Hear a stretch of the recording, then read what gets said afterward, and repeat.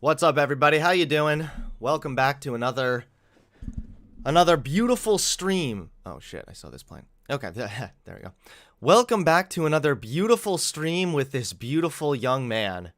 You can see that I have my new notification system up, where all little pictures of me, there's me grooving out. That's pretty cool, huh? And including new super chat images also. So whenever you fucking super chat, you'll see the picture of me having a spaz out. How's everybody doing? Hope you're well. I'm here fixing up my hair like a girl. But you know what? Who cares, right? Who cares? Beautiful, it's debatable. Okay.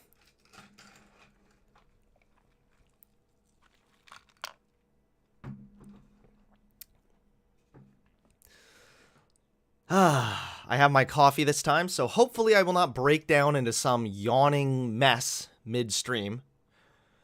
We will have to wait and see, though, because you know how it is. Sometimes that just fucking happens, and there's nothing I can do about it. But anyway, how's everybody doing today? Hope you're doing well. I'm on a call with Carissa. I can hear you streaming in the background. That's very unlikely, considering the fact that I am all the way in the basement. So I don't know how you would hear me in the background, but maybe somehow. Maybe Carissa's like snooping in on me. Maybe she has the stream on in the background. I don't know.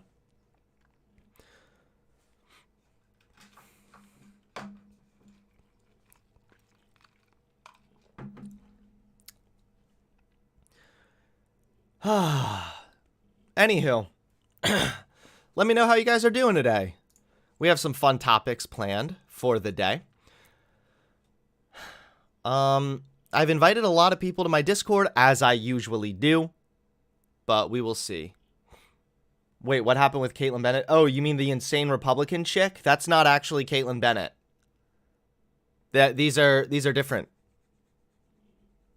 This is a different insane Republican chick, all right? Caitlyn Bennett's breeding. Doing all right. Programming sucks. You know what? I've heard that programming is really, really challenging. Fuentes said he wants to debate you. Yeah, I know. He's been fiending for a debate with me for, like, fucking forever. I was going to do a panel with him, actually, not too long ago, but my little son's birthday party was happening. First, it was happening on Saturday, and I said I can't do the Saturday because I have my son's birthday party. Then I found out that actually my son's birthday party was on Sunday, not Saturday, and I got the fucking date wrong for my own kid's birthday. Well, not his actual birthday, for his birthday party. And so it ended up getting moved to yesterday night, which was Sunday night, which was actually then the time that my son was having his birthday party. So I was like, I'm sorry, it's just not going to happen this weekend. Not going to happen. That is merely an insane Republican chick? True. Yeah. Yup. New insane Republican chick just dropped. Wow, Father of the Year. Okay, I know when my son's actual birthday is, okay? William turned 2 on May 17th. His birthday party was on a different day. So I'm exempt, okay? You can't shit on me for that one. You're not allowed. Now, as always, we got to begin this with a shameless shill. If you are watching, if you want to help support the channel, then please put something into the super chat. Your donation will pop up on screen. And now there's a new donation picture of me having like some freak out gasm. Okay.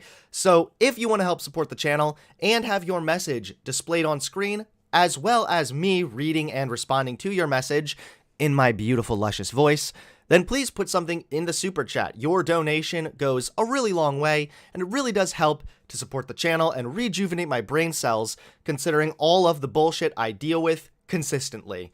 If you're watching on Twitch, then you can also send a donation via PayPal. You can attach a message that way, and I will read and respond to it. You can also attach a message via Streamlabs donations. So there's a lot of different ways to donate if you want to help support the channel, and if you want your message read and responded to live on air. Lastly, I also do have a Patreon. If you want to become a patron, that is an option as well. Either way, it is Never expected. Donations are never expected, never required, but they are always significantly appreciated. So if you guys want to help support the channel, rejuvenate my brain cells, and have your message read and responded to live, then please consider donating to my Super Chat or my PayPal. If you're a broke loser, then click the thumbs up button on YouTube. Or if you're watching on Twitch, then click the follow button. Those things are free, and it also helps to support me. Mark Haas, thank you for the $2 donation, and congratulations. I love seeing my GIFs in their full glory. Ta-da, look at that. Wow, look at that one, huh?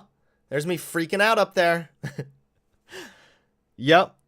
Congratulations to Mark Haas for designing these beautiful GIFs.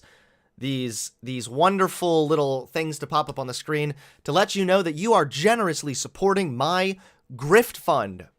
Obviously, I don't become a liberal grifter for nothing. I have to make money, or else I'm not actually a liberal grifter. So donate, as George Soros says, or you will surely perish. As God says.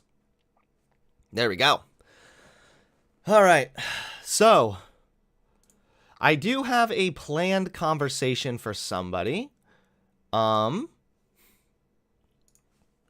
He wanted to talk to me about Trump.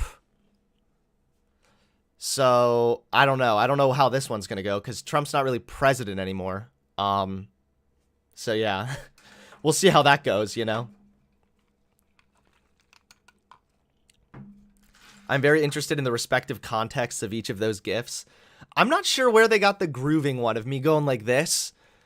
The one of me freaking out was just edited when I was pretending to be a conservative soying out over censorship. So let me go ahead and get this shit up on my side screen so that I'm able to see all donations that you lovely people send me to help out the Grift Fund.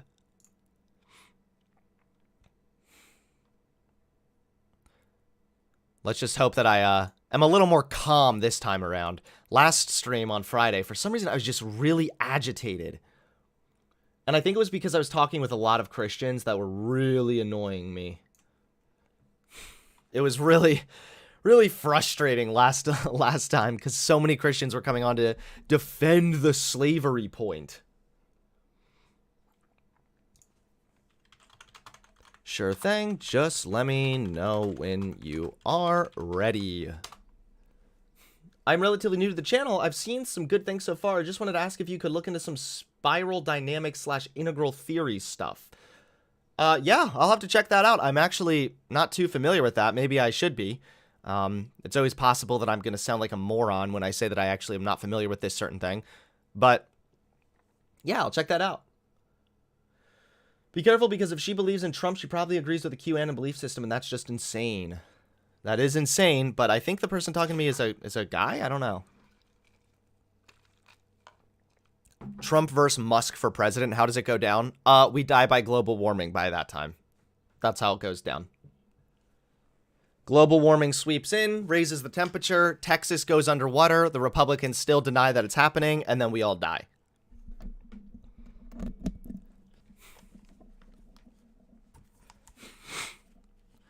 I'd argue you're losing more brain cells than you can rejuvenate through donations at this point. You know what? Maybe. But it doesn't hurt to try, okay? When you guys donate, that helps support the channel. It also helps support my brain cells. So maybe I am losing more, but you know what? Maybe not. It really depends, okay? It depends on the size of the tip. All right, well, this person's going to call me in about 10 minutes, so let's just kind of look over some other shit for the time being. Why don't we just talk about Elon Musk? Let's just get this out of the way right away, okay? Now, obviously, you guys are aware at this point about Elon Musk. First of all, I hate, and I mean this with a sincere passion, I hate his fan club. They are so annoying. Anything he does, they just worship. They bow down at his feet, and they start kissing his boots like he's the second coming of Christ, or he's like, Tony Stark, ooh, because the dude was able to send a Tesla into the sky or something. It was so fucking annoying, honestly. But recently, Elon Musk came under some unique fire. What's now being called Elon Gate. That's right. Elon Musk has been accused of sexual harassment, or I guess they're saying sexual assault claim, from SpaceX flight attendant. She says he exposed himself during a massage. So, okay. Where do we even begin? Now, of course, he said that political attacks are going to escalate on him for some reason, and then he also said that he's now becoming a Republican. That's right, guys. Now Elon Musk is a Republican. Let's go ahead and pull that tweet up, too. Hold on. Let's see here. In the past, I voted Democrat because they were mostly the kindness party. But they have become the party of division and hate, so I can no longer support them and will vote Republican. Now watch their dirty tricks campaign against me unfold.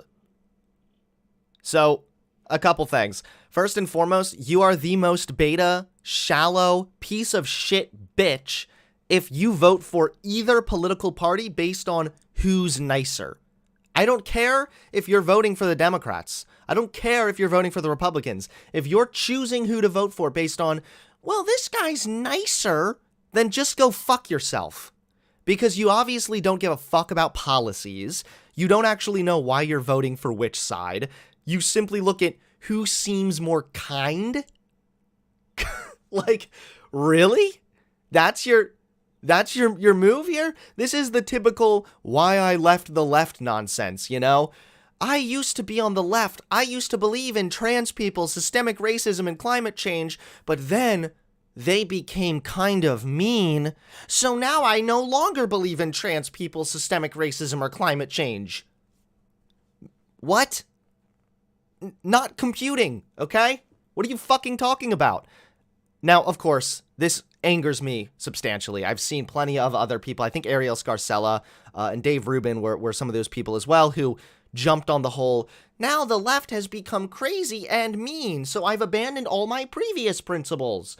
It's really, really infuriating. That unironically makes me super mad. And people will probably say the same thing about me, but here's the thing. I never left the right because they were mean. That had nothing to do with it. And I never considered myself a liberal or a soc dem because they were nicer. It was literally because I didn't agree with what the right wing was pushing, and I agreed more with what social democracy advocates for. There you go. That was why I decided to vote differently, rather than Elon Musk, who apparently is just changing his politics because they're nicer. So, he says this. He also says, watch their dirty tricks campaign against me unfold, right? Now, at this point, Elon Musk had been contacted for comment regarding this story. He knew this story was going to come out. He knew there was going to be a shit show. And so it almost seems as though he made this tweet and then ended it with this dirty tricks campaign, to kind of obfuscate, to make it seem as though the Democrats are just throwing shit at him because he dared to say he voted Republican or he's going to vote Republican. And a bunch of dipshit conservatives are buying into it. Blair White, for one, who unironically has no brain. I think when she went through gender transition, they accidentally transitioned her brain also. It's really crazy how that happened. I think they removed her human brain and replaced it with the brain of a chimpanzee. And she said, just saying, babes, it's kind of weird that right after he said he's Republican, suddenly this story breaks. Here's my question. Did Elon Musk become a Republican? Or wait, no. What was my tweet? Sorry, I messed up the joke because I forgot what I was going to say. I made this tweet yesterday. Yeah, did Elon Musk get accused of sexual harassment because he's now a Republican? Or is he a Republican because he was accused of sexual harassment? There's the real question, okay? There's one for your little thinking caps. We all know that the Republican side is the side with more sex scandals, and it also is a demonstrable fact now. I believe there were even studies and statistics collected on this, that Republicans will stay loyal to their candidate, to their Republican side, even if that Republican is accused of rape or sexual harassment. because they don't actually give a single fuck. All they care about is left bad, left bad, left bad, like a bunch of NPCs. So if they have the sexual assaulter serial rapist running for president, well, left bad. So I guess we gotta vote for this chuckle fuck. It's the same story every fucking time. Now, of course, I'm being a little spicy with this tweet, but it does kind of, you know, it makes you think a little bit. Why did he actually become a Republican? So anyway, let's scroll through this. He denied the sexual assault claim and called the story a politically motivated hit piece.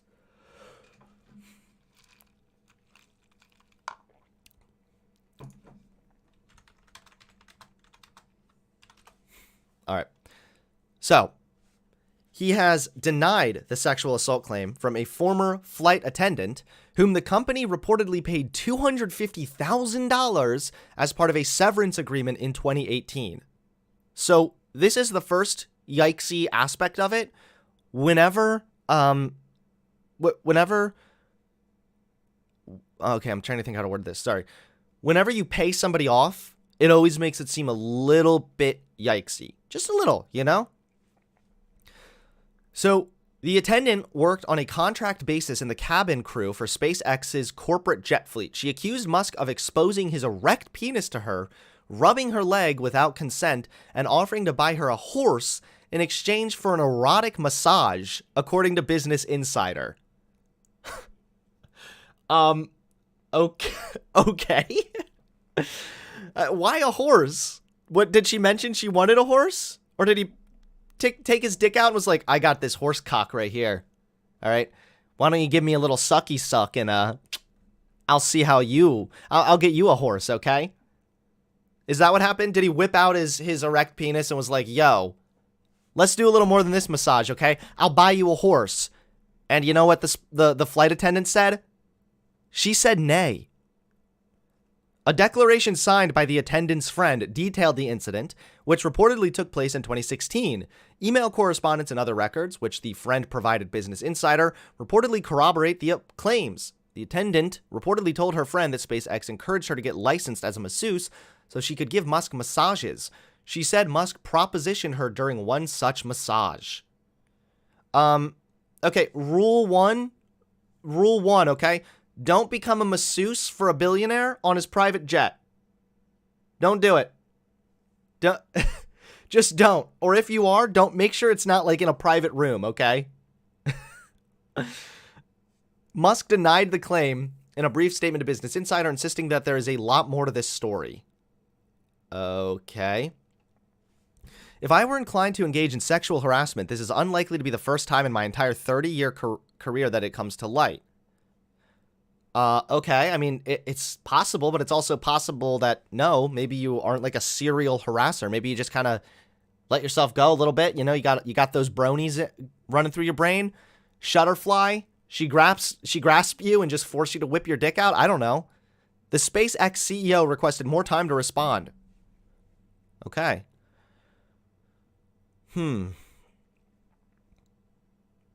Anything else here that's interesting? He has challenged the liar who claims that their friend saw me exposed. Describe just one thing, anything at all, scars, tattoos, that isn't known by the public. She won't be able to do so because it never happened. He should have gotten more specific. Oh yeah? How long is my dick? What do my balls look like? Was I shaved or not? All right, was I smooth or wrinkly? You can describe this one right here, okay? Oh, God.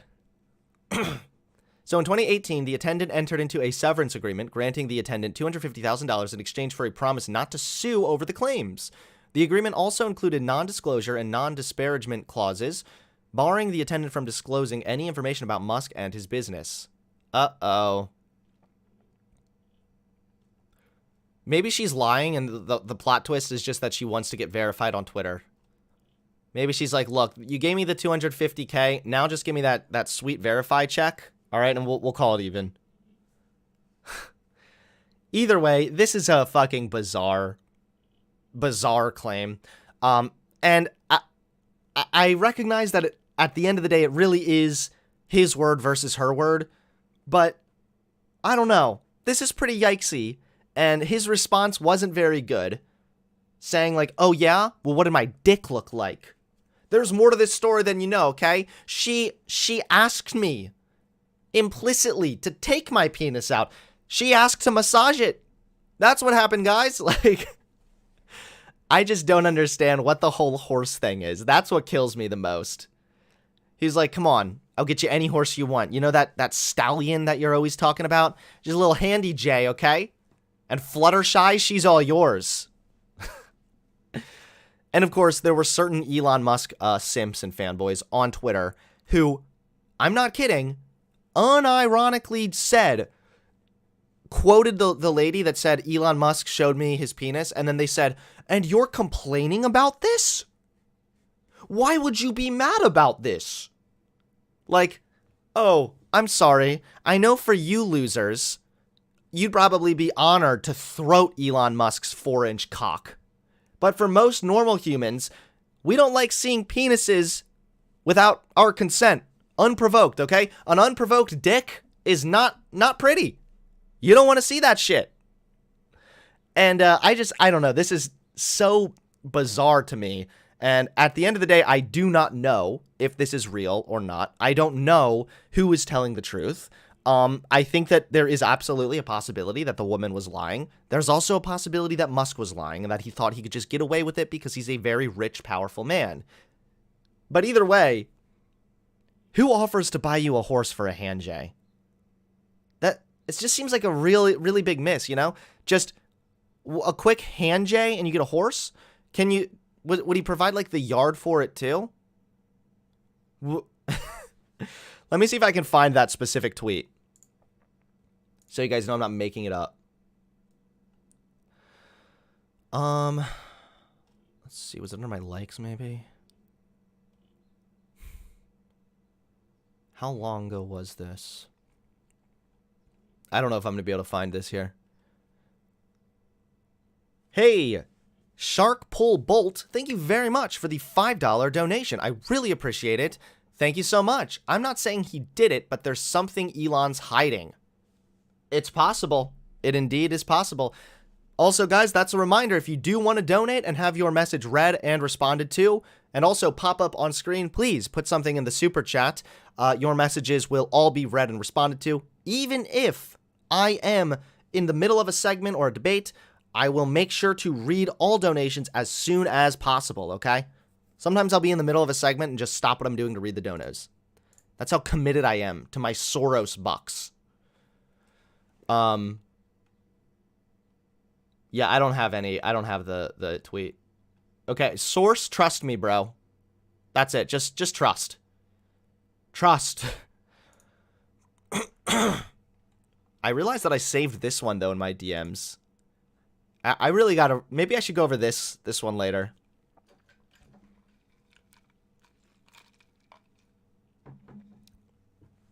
Women are burning down civilization. Now, I'm kind of tempted to check out this video. I don't know. We'll have to see. Either way, that's the Elon Musk story for you. That's Elon Gate.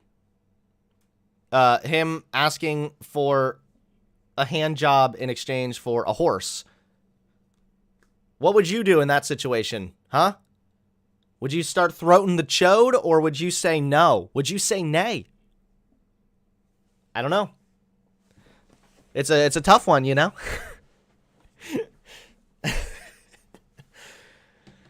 It's not a tough one. It's not at all. Hey, Booksmarts just rated us with a party of 35 people. What's up, Booksmarts? How you doing? Thank you so much for the raid, and if you are here from Booksmarts community, then please click that follow button. It doesn't cost you anything, and it helps support my Twitch. Thank you very much, Booksmarts, for the raid. I've watched some of your videos. I've watched you debate Destiny. I've watched you give rhetorical trips to Vosh. Either way, very cool. Thanks so much for the for the raid, my friend. I really appreciate that. And Ian Cron, thank you for the $5. Hey, Hunter, reminder to you and your viewers to get regular exercise. Literally one of the best things for physical and mental health. That is absolutely true. I know this comes as a shock to a lot of people. However, sitting around in your room with the blinds closed, gorging on cheeseburgers all day and never really getting out of bed is actually really not good for your mental health. I know it's bizarre. It's insane how that works. But thank you, donor. Thank you, Ian, for the $5. All kidding aside, he's right. Getting a little bit of exercise is absolutely a good thing to do. In fact, for a little while, I would just run like 1 mile on the treadmill. So like nothing much. It took me like a little bit. Honestly, I'm kind of embarrassed how long it would take me to run a mile on the treadmill. But either way, I wasn't doing it to how fast can I do this, you know? Instead, it was like, hey, let's do this shit. And it actually helps a lot. All right. And Nova Nocturne, thank you for the $2. Feed the algorithm demons by liking the stream. Amen. Click that like button if you too want to feed the algorithm demons. Queen Madison 27, thank you for the $2. Been a fan since 2016, Hunter, and I'm still a fan. Well, I love you. Thanks so much for sticking around. I'm really glad to hear that you're still watching and still enjoying the content. Thank you, my friend. All right, let's go ahead and call this guy up. He's been wanting to talk about Trump.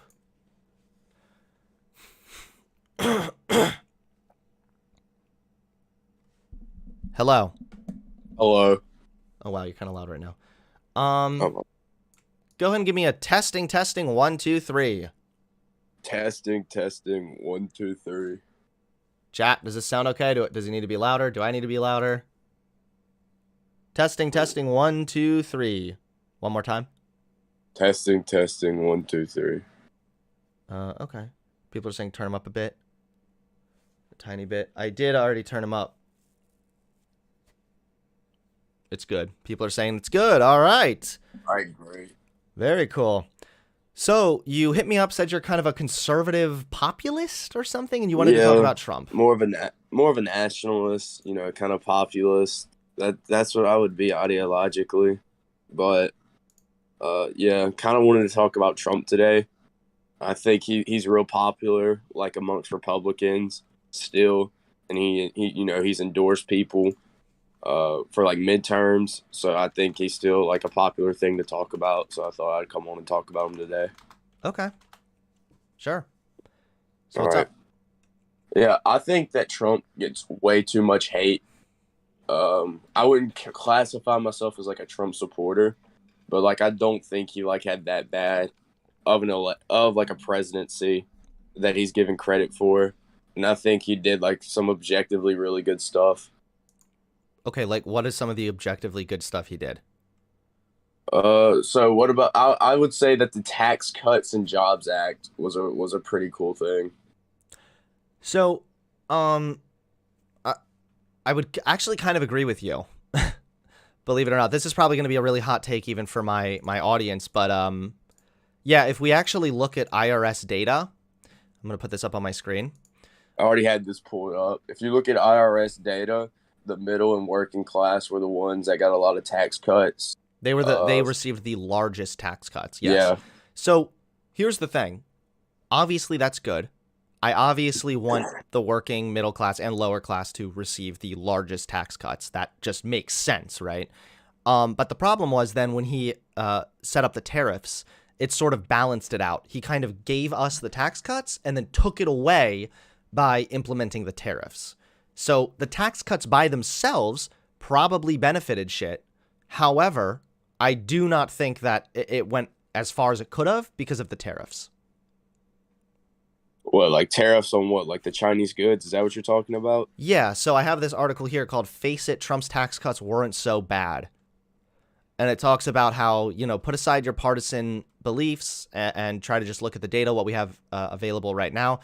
And it shows that it did have some benefit. That's part of the reason why also Joe Biden doesn't want to raise the corporate tax back up to 35%. He's just going to boost it up to 28%, whereas Trump had it at 21%. But they also mention how, let's see. Second, a month after Trump signed the tax cuts into law, he slapped tariffs on imported solar panels and washing machines. That began a series of trade spats that led to tit-for-tat tariffs by the United States and China. Many economists think the uncertainty and higher costs created by this trade war may have caused enough companies to defer their investment plans and seriously undermined the effectiveness of the tax cuts. What Trump gave with one action, he took away with another. So it might be true that the tax cuts just by themselves on the surface, benefited the working class to a degree, which that's good. I'm fine with that. I'm not the type of dude who's going to just say that every single thing Trump has ever done was horrible. I talk about how he had a really good idea in regards to the opportunity zones as well. Although upon looking that up, you'll see that it was mainly exploited by more wealthy investors. But still, the idea was a good one. I like the idea of giving tax cuts and tax breaks to companies that invest in these lower income areas to provide more jobs and boost the local economy. The thing is that what's the trade-off for this, right? So sure, maybe we get some tax cuts. Sure, maybe he had a good idea here with the opportunity zone. But what is the trade-off? The trade-off is having a insane person who denies reality when it comes to the election results, when it comes to COVID, and when it comes to January 6th. Massive things that I think greatly overshadow any benefit that we may have received in regards to the tax cuts. So with January 6th, I do think that he was a little bit immature with that. He kind of like accused or alluded to that it wasn't his supporters that did it, that it was like Antifa. Yeah, and he also pretty clearly instigated his supporters to do what they did. I don't think he did that. And I don't think he incited the January 6th thing. I don't think he incited it. Really? No, I don't. Have you read what he said? Yeah, I heard what he said. I read through some of the speech, like the transcript of the speech, last night, right before our debate. But Senate acquitted him. So I'm just saying, well, of course they did. It was a massive Republican Senate. So yeah, they were going to. Well, then legally, since they acquitted him legally, I don't think you can accuse him of inciting it. No, being acquitted by a Republican Senate means that he's not legally classified as inciting it. But we're having a debate on whether or not his words played a role during the January 6th riots. And I'm pretty sure they did. I have up some quotes right here. We will never give up. We will never concede. It doesn't happen. We will stop the steal. We won this election and we won it by a landslide. If you don't fight like hell, you're not going to have a country anymore. I think that this is probably the worst quote of his. Because yeah, but I still when I hear that though, I don't hear go storm the Capitol. Like that's not what I hear. But that's the problem. When we're talking about incitement, you're raising the bar to an insane degree. Obviously, Trump isn't going to say, go up to the Capitol and on the left window, you'll see some flimsy glass, then punch it in. Like, he's not going to give it direct instructions. When we're talking about incitement, we're discussing whether or not his words played an overall role in what later took place. So if you have the president of the United States who is consistently lying that the Democrats stole the election, consistently telling his audience that he actually won and that this is an illegitimate election, which is not based on anything in reality, and then says, if you don't fight like hell, you're not going to have a country anymore, he's feeding them a lie, and then he's simultaneously making it sound as if the stakes are astronomically high, that if they don't do something, they will lose everything. See, saying fight like hell and you won't have a country without it, that's not inciting like violence. Like I hear many like Democratic politicians say like, you got to fight for your rights. Them saying you got to fight for your rights, would that be them inciting like riots to happen? Like, I think it was just strong rhetoric. I don't think that like this is what caused all these people to go march into the Capitol.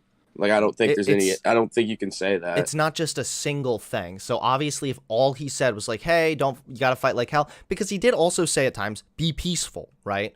So it's not just. Yeah, exactly. But it's not it's just. Such a high bar. It's such a high bar to, like you already said this, it's like you're setting the bar real high to prove that he incited the Capitol riot. No, you're setting the bar really high. Well, it's already incredibly high. You got to prove him inciting them storming the Capitol. Like, it's already an incredibly high thing to prove. And you're not going to be able to prove it. Because you're not going to be able to prove it. This is the thing with Trump that I really don't like either, is that the way that he speaks, he consistently gives himself plausible deniability. So he'll say, don't fight like, or if you don't fight like hell, you're not going to have a country anymore. Let's go to the Capitol. This election was stolen. And he'll raise the stakes and build up all this bullshit about how important it is to quote unquote fight for your country. But then he'll also at times be like, be peaceful, LOL. So he kind of says both. He speaks out of both sides of his mouth so that people like me, who aren't a big fan of Trump, can say, dude, look what he said. He said, if you don't fight like hell, you're not going to have a country anymore. And then people like you, who's more okay with Trump, can be like, yeah, but he also said be peaceful, right? He gives himself that plausible deniability. I don't know if it's intentional or not, but it works really well because you can never quite pin him on anything. And I think that's really dishonest at the end of the day, too. I don't think it's that dishonest. I think Trump was just saying, because he thought the election was stolen and a lot of other people thought the election was stolen. So I just think it was him saying, hold these people accountable. No, the election was not stolen. That's exactly what the election was no, not. I'm not. Do you think wait. Do you think the election was stolen? No, I don't think the election was stolen. Okay, I think there was he's the president of the United States. Let me. He has access to superior knowledge. He knew the election wasn't stolen. He peddled it anyway because he didn't want to accept defeat.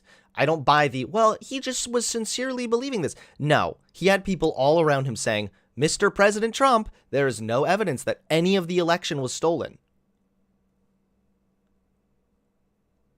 I think he legitimately thought it was stolen, and that's why it took him so long to recognize Biden as president. No, because he didn't want to accept defeat. He was literally peddling the idea that it was going to be stolen before the election even took place. Well, either way, if he didn't think it was going to be stolen or didn't, you cannot prove that he was the one that incited the Capitol, right? Like you can't prove just with rhetoric. I can't prove it, but I think that I can deduce that it is reasonable to say, at the minimum, he played a huge role in what happened. Because I will agree with you that incitement probably needs to be more direct and more explicit. However, if we're going to pretend that his rhetoric didn't play a role in what happened on January 6th, then that would be just delusional. Okay, so I'm going to bring up an example, and I need you to give me your opinion on this. Well, I'm going to bring this up really quick first. Trump admits that he calls polls fake when they don't favor him. If it's bad, I just say it's fake, declared former president of the Conservative Political Action Conference on Sunday. So, just to be clear, I don't think he was sincerely just, I think it was stolen. No, this dude knew what he was doing. He knew he lost, and rather than just accept that he lost, he decided to peddle forward this bullshit lie that the election was stolen. So, just making that clear. Okay. You can think that if you want to, but I want to bring up this example, and I want you to tell me if you think this is an example of a politician inciting a riot. Okay. So, I already know where you're going with this. Oh, you know where I'm going with this? Yeah, you're gonna read some Democrat and ask me if it was incitement. Yeah. Well, just listen to me. So, Maxine Waters said that there needed to be a guilty verdict for Derek Chauvin, and if they didn't get it, that they had to be more confrontational. So, would you say that, that was, almost an incitement of violence if there wasn't going to be a Derek Chauvin? If Derek Chauvin didn't plead guilty and then there was riots, could you say that was her inciting violence? I don't know if I would say that was incitement. However, that was absolutely a bad statement to say. I'm pretty sure it's not a good idea for a politician to be pressuring judicial results. So I would be hard pressed to determine if that was incitement or not, especially because that never happened. So it's hard to make that conclusion. But I would definitely say that statement was not a good statement. If you're going to say, unless we get this verdict, we need to start being more confrontational, it's open to interpretation, just like Trump's statement, fight like hell. What does it mean to be more confrontational? Does it mean burning down more buildings? What does it mean to fight like hell? Does it mean going out and protesting, or does it mean actually physically fighting and trying to break into the Capitol? I would say that statement from Maxine Waters is absolutely inappropriate and was wrong. All right, so that's fair, but I'm going to ask you this other question about Trump. Can you define what you mean by him inciting the Capitol riot? Well, I've already kind of acknowledged that I don't know if I will be able to directly prove he incited it, but my claim that I think is much safer and more provable is that he played a huge role in what took place. Incitement, let's see, what is that actually defined as? Incitement is not a crime under the First Amendment unless it meets certain criteria. First of all, it has to be intended to cause violence. It also has to be likely to cause violence. If I go downtown and say to two drunks standing in the front of a bank, let's rob this bank right now, I haven't really incited anybody because it's not very likely they'll rob the bank. If I say, let's meet here tomorrow and rip things up, I'm not inciting because, in the words of the Supreme Court, where there is time for better counsels to prevail, the remedy for speech is more speech. Okay, this makes sense. The speech has to be likely to cause, and this is very important, imminent violent action. It's also quite rare that somebody can be convicted of incitement. In applying that to the president's speech at the rally, it's an agonizingly close case. So those are some crucial details there, right? It wasn't like he said, hey, in 3 days from now, we're going to march down to the Capitol. It was from his speech to the Capitol riots. It all happened in one swift thing. So there was that issue. But like I said, I don't know if we could ever actually prove that he incited it because, I mean, I don't know how to prove his intent. I don't think you can do that. Just like you aren't able to prove that he actually thought sincerely that the election was stolen. What we have to go off of is what did Trump say? And when Trump is consistently reiterating lies that the election is stolen, he's undermining the democratic results of the election. He's then saying we need to fight like hell. He's then again reinforcing more lies that he is actually the true victor. I mean, I think that he definitely played a role in what happened on January 6th. So there's two things I'm going to tell you, or one I'm going to ask you, and there's one thing I'm going to tell you. First, the January, like when you say he played a major role, you mean his rhetoric. You don't mean like he was literally organizing the thing, because that's not true.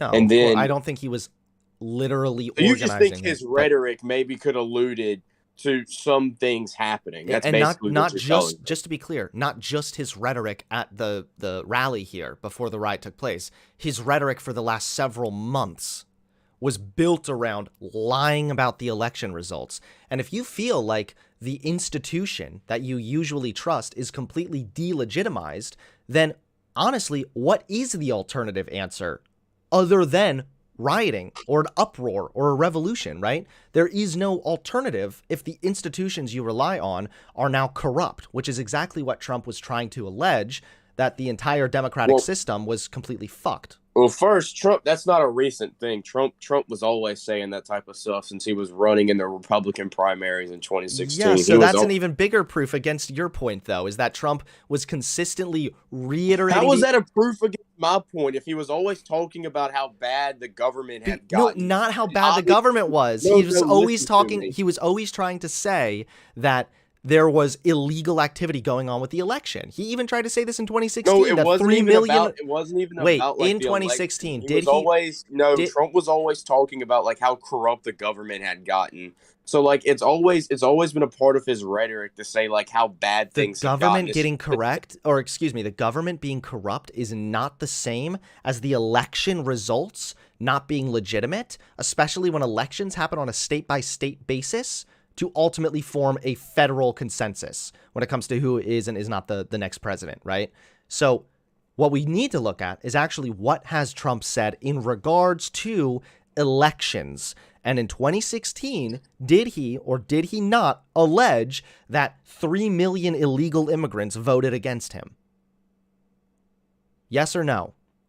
That he said that 3 million illegal immigrants voted against him? He said something along the lines of 3 million illegal immigrants voted in the 2016 election. Well, you can't really prove that, but we're getting... Wait, I can prove that he said that. No, you can prove that he said that. You can't prove that happened. I know you can't. My point that I'm making is that Trump has been holding on to this narrative forever. Since the time he started to run, even when he won, he was consistently reiterating this idea that there was some kind of illegal activity to go against him because he had to play the victim. And when you, again, make his base feel as though they are being subverted, that gives them an even stronger desire to rise up against this quote-unquote subversion. So Trump was doing this now for a long, long time. That's what I All was right. saying, is that Trump has been Okay. consistently lying about election shit. So when it comes to what like people were protesting on January 6th, they were protesting for the Electoral Count Act procedure to take place. They were protesting against it, yeah. Oh yeah, whatever. And Trump has a consistent narrative of concerns of electoral integrity, and people have undermined this legitimate methods to it. Could you say So that last like, part again? I'm sorry. What did you say? He has a legitimate what? so Trump has a consistent narrative of concerns of electoral integrity, and people have undermined his legitimate methods to it. What are his legitimate methods to it? Because you just Well, said I'm that just he saying couldn't that's what people prove were. that the 3 million illegal immigrants voted. Well, that's like what people were protesting, was it not? Was they were saying there was like legitimacy to saying that there's problems They with were the buying into a election. lie. They were buying into a lie that the election was stolen and that there was some kind of a deep state cabal or some way or another that fake votes were cast, and that's I how. don't think it was not that deep. Wait, I don't think yes, it was. I argued with people about this at the time. I followed the whole entire issue with the election fraud thing. People were constantly saying, look at this video caught in 480p of people taking votes out from under a table. Oh, how spooky. And then when you actually analyzed it, it was just the way that they would store votes and then count it later. Or that was just how it was, or how the process went. A lot of it was just people not understanding how elections work, and then seeing videos of things happening that were actually quite normal, and then just extrapolating that to mean some kind of a fucking conspiracy.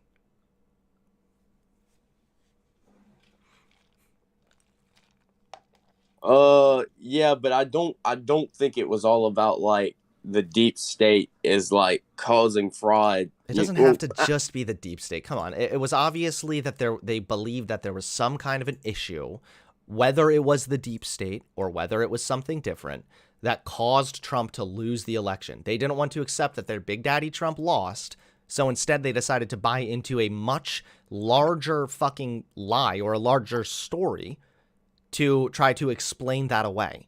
Which also, to be honest, is a clear indication that they are not acting rationally, because the rational thing to do, if you need to choose between two things that happened, is you go with the one that is more likely and is a little bit easier to explain. So what's easier to explain? An election took place, there were mail-in ballots as well, people voted for Biden, Trump was highly divisive, and so Biden got more votes and he won the election.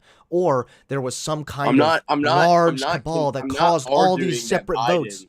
I'm not arguing that Biden I'm not arguing that the election was fake and that Biden didn't win. That's not what I'm saying. So what are you saying? Oh, what I'm saying here is that Trump didn't incite it, and what they were protesting was all right, here's an example, right? So let's take Ted Cruz, for example. Ted Cruz wanted the legislative system to register concerns state by state and refused to certify and open up a senatorial commission. And this commission is a procedure in the Electoral Count Act for the legislative branch to address fraud concerns. So, like, it wasn't, I think it was just like them protesting to get like try to get more things done. No, they to weren't. Prove that I don't know how close you were following this, but no, the people were protesting on January 6th because they thought the election was stolen. That's why Trump reiterated that bullshit right before the Capitol riots happened. That the election was stolen, that we won in a landslide, that fake votes were put in, whatever he had to say. And also, if you want to talk about, people having concerns about election fraud, it's not like they were all just written off as conspiracy theories. There were investigations, and they found no evidence that there was any kind of election fraud. Well, yeah, there was investigations, and they investigated the fraud, like, and that's what that was like what the whole protest was about, to investigate the fraud because they thought the election was fraudulent. Yes, which is what I just said. That's why we will stop the steal. We won this election. We won it by a landslide. We will never give up. We will never concede. Like, this is what Trump was saying on the day that the Capitol riots occurred. And I agree that it's really tough to prove incitement, that it's a super blurry line there. But, I mean, if you're unironically going to tell me that the people protesting there just wanted some kind of a committee to look into the election fraud, that's not true. I'm just wondering what's your overall argument here? Like, what? I'm not saying that you believe election fraud, and I'm not saying that you necessarily. My argument was one thing, that Trump did not incite the Capitol riot. That was like my whole thing. Okay, let's change the word incite then. Do you think Trump played any role in motivating the people to riot in the Capitol? Probably, but it was very small, because I think January 6th would have happened even if Trump didn't give that speech. How was it? Okay, it doesn't just have to be the speech. We're backing away from incitement now. Whether or not Trump had a role in motivating what occurred. You really think that Trump only had a small role there? You realize that his speech was simply a reiteration of what he had already been saying for the last several months, that there was some kind of election fraud going on and that he was actually the true president. So you think Trump you think January 6th would have happened without Trump saying that there was election fraud? I mean, I don't know, but I think it would be far less. The answer's obviously like yes. No, it's like, not. There would have been... Trump was the one who initially posed this whole bullshit idea about election fraud. No, a lot of Republicans this is kind of anecdotal, but even if Trump would have conceded, there would have still been a lot of protesting happen, because even now after Trump's conceded, there's still a lot of Republicans. No, protesting is not the same thing as rioting, because you believe the election was stolen. People still think the election is stolen after Trump conceded. So I don't think Trump ever conceded.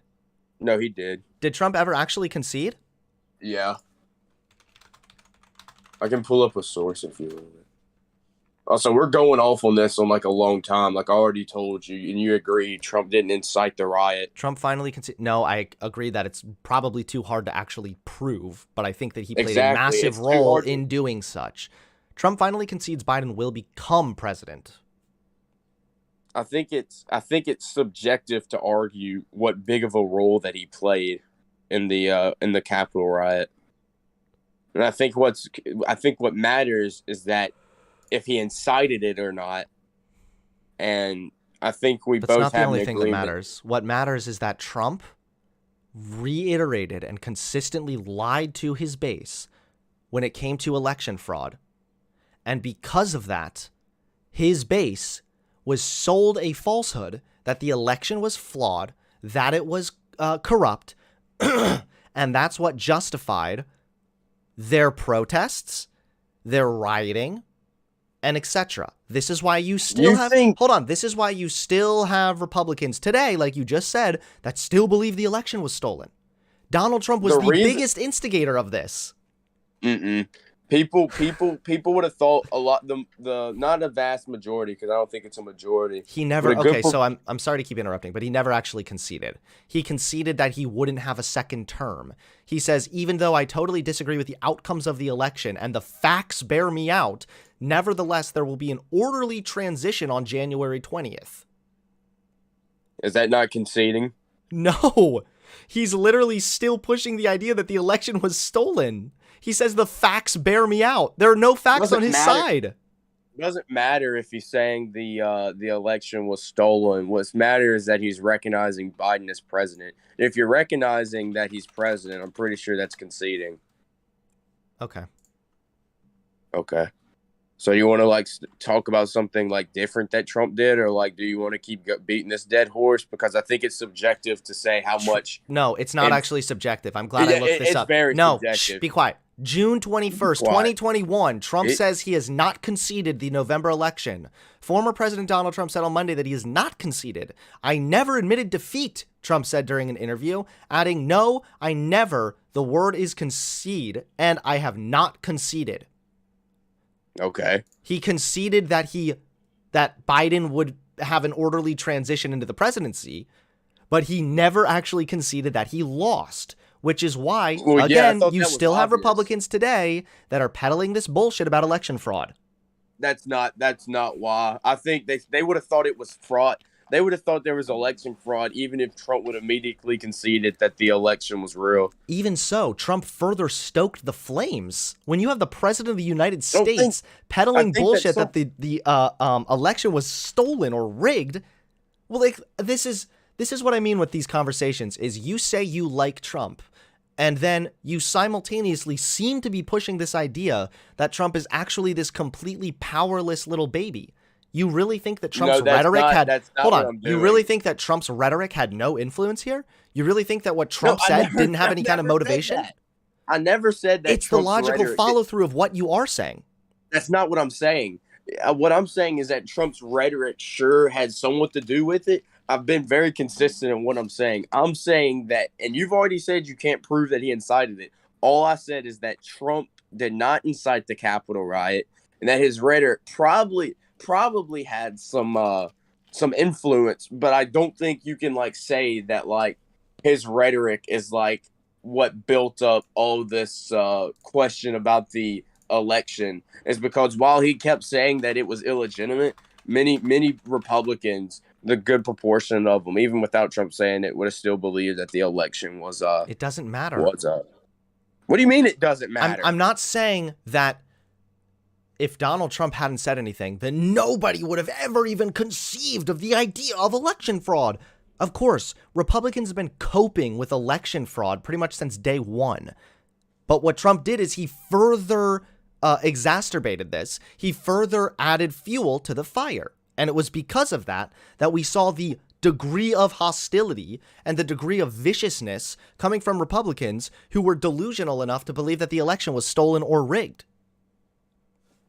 Okay, so wait, can you repeat that, please? Can you repeat that? Yeah, here's an article here that now it tells me I have to pay for it, but the headline is there was an Arizona audit which was literally happening as a result of the false claims of election fraud from Trump. Here you have how Trump's false election fraud claims fueled a Michigan GOP meltdown. The ex-president's refusal to accept defeat is taking a toll on the party in a key battleground state. Interesting. Sounds like he's not conceding.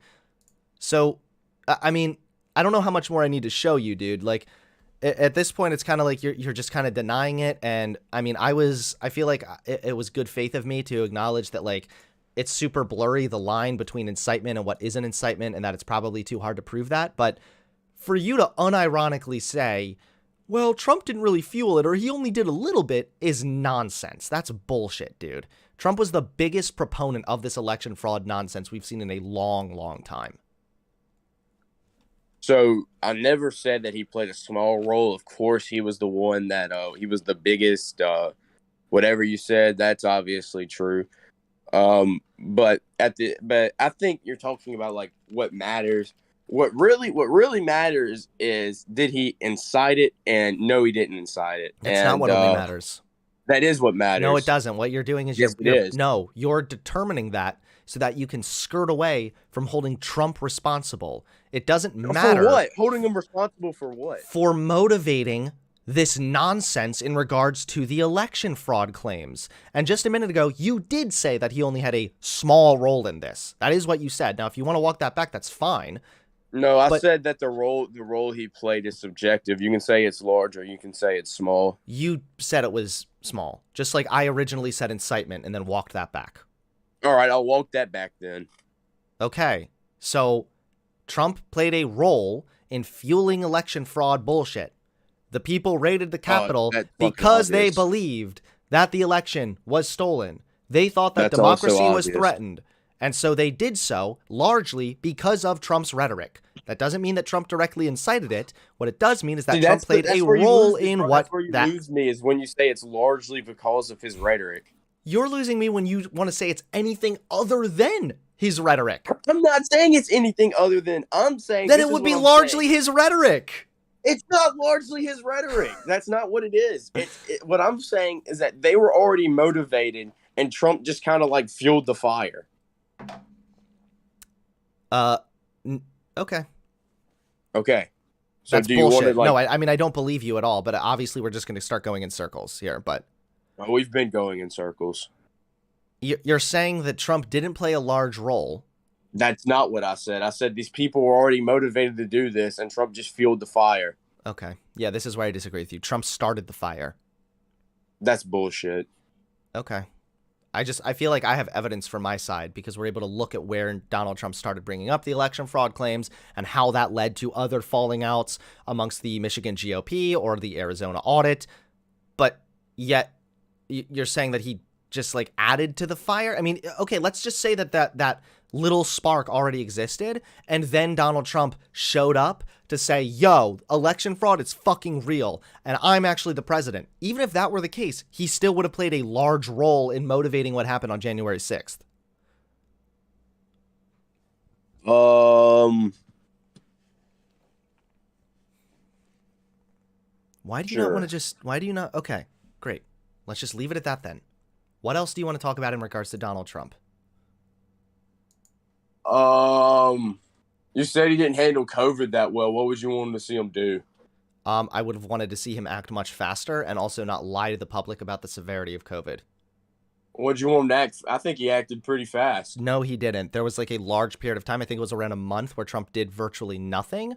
And again, he consistently lied to the public that it would just be the flu and that it was going to go away by summer. Well, what did you want him to do?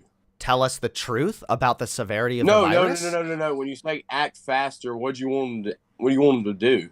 I mean, I'd have to look up a timeline of events. Like I said, this has been a long-ass time now since I've talked about this, but I can... Like 2 years ago. Yeah. That's not that long. I talk about new political things every day almost. Like, or do you want to talk about Biden then? I mean, what?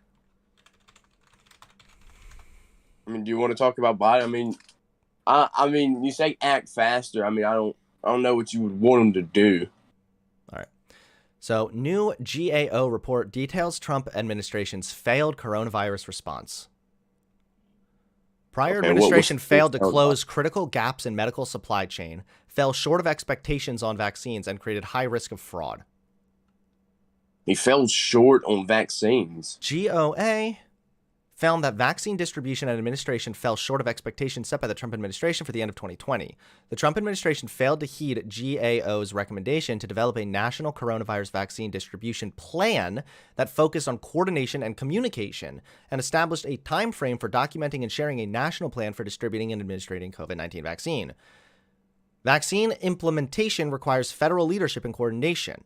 So Trump failed in that. Trump administration failed to address supply shortages. He failed in the corporate relief programs. He failed to protect the workers. Today's report states that GOA identified concerns about federal oversight of worker safety and health amid the COVID-19 pandemic. Specifically, gaps in OSHA's oversight and tracking of its adapted enforcement methods prevented the agency from assessing the effectiveness of its enforcement methods during the pandemic, ensuring that its adapted enforcement methods do not miss violations, and ensuring that employers are addressing certain identified violations. So yeah, not only do we have Trump falling short here in his response, on top of this, we have him provably lying to the public about the severity of COVID. So yeah, I have a big problem with that. Yeah, that seems valid. Okay, cool. So is there anything else you want to talk about? Yeah, do you want to talk about it? I mean, his response to COVID is what drew me away from it a little bit. I was just wondering, what would you want him to see him do? Yeah, I would have wanted to see him act much faster and take it more seriously.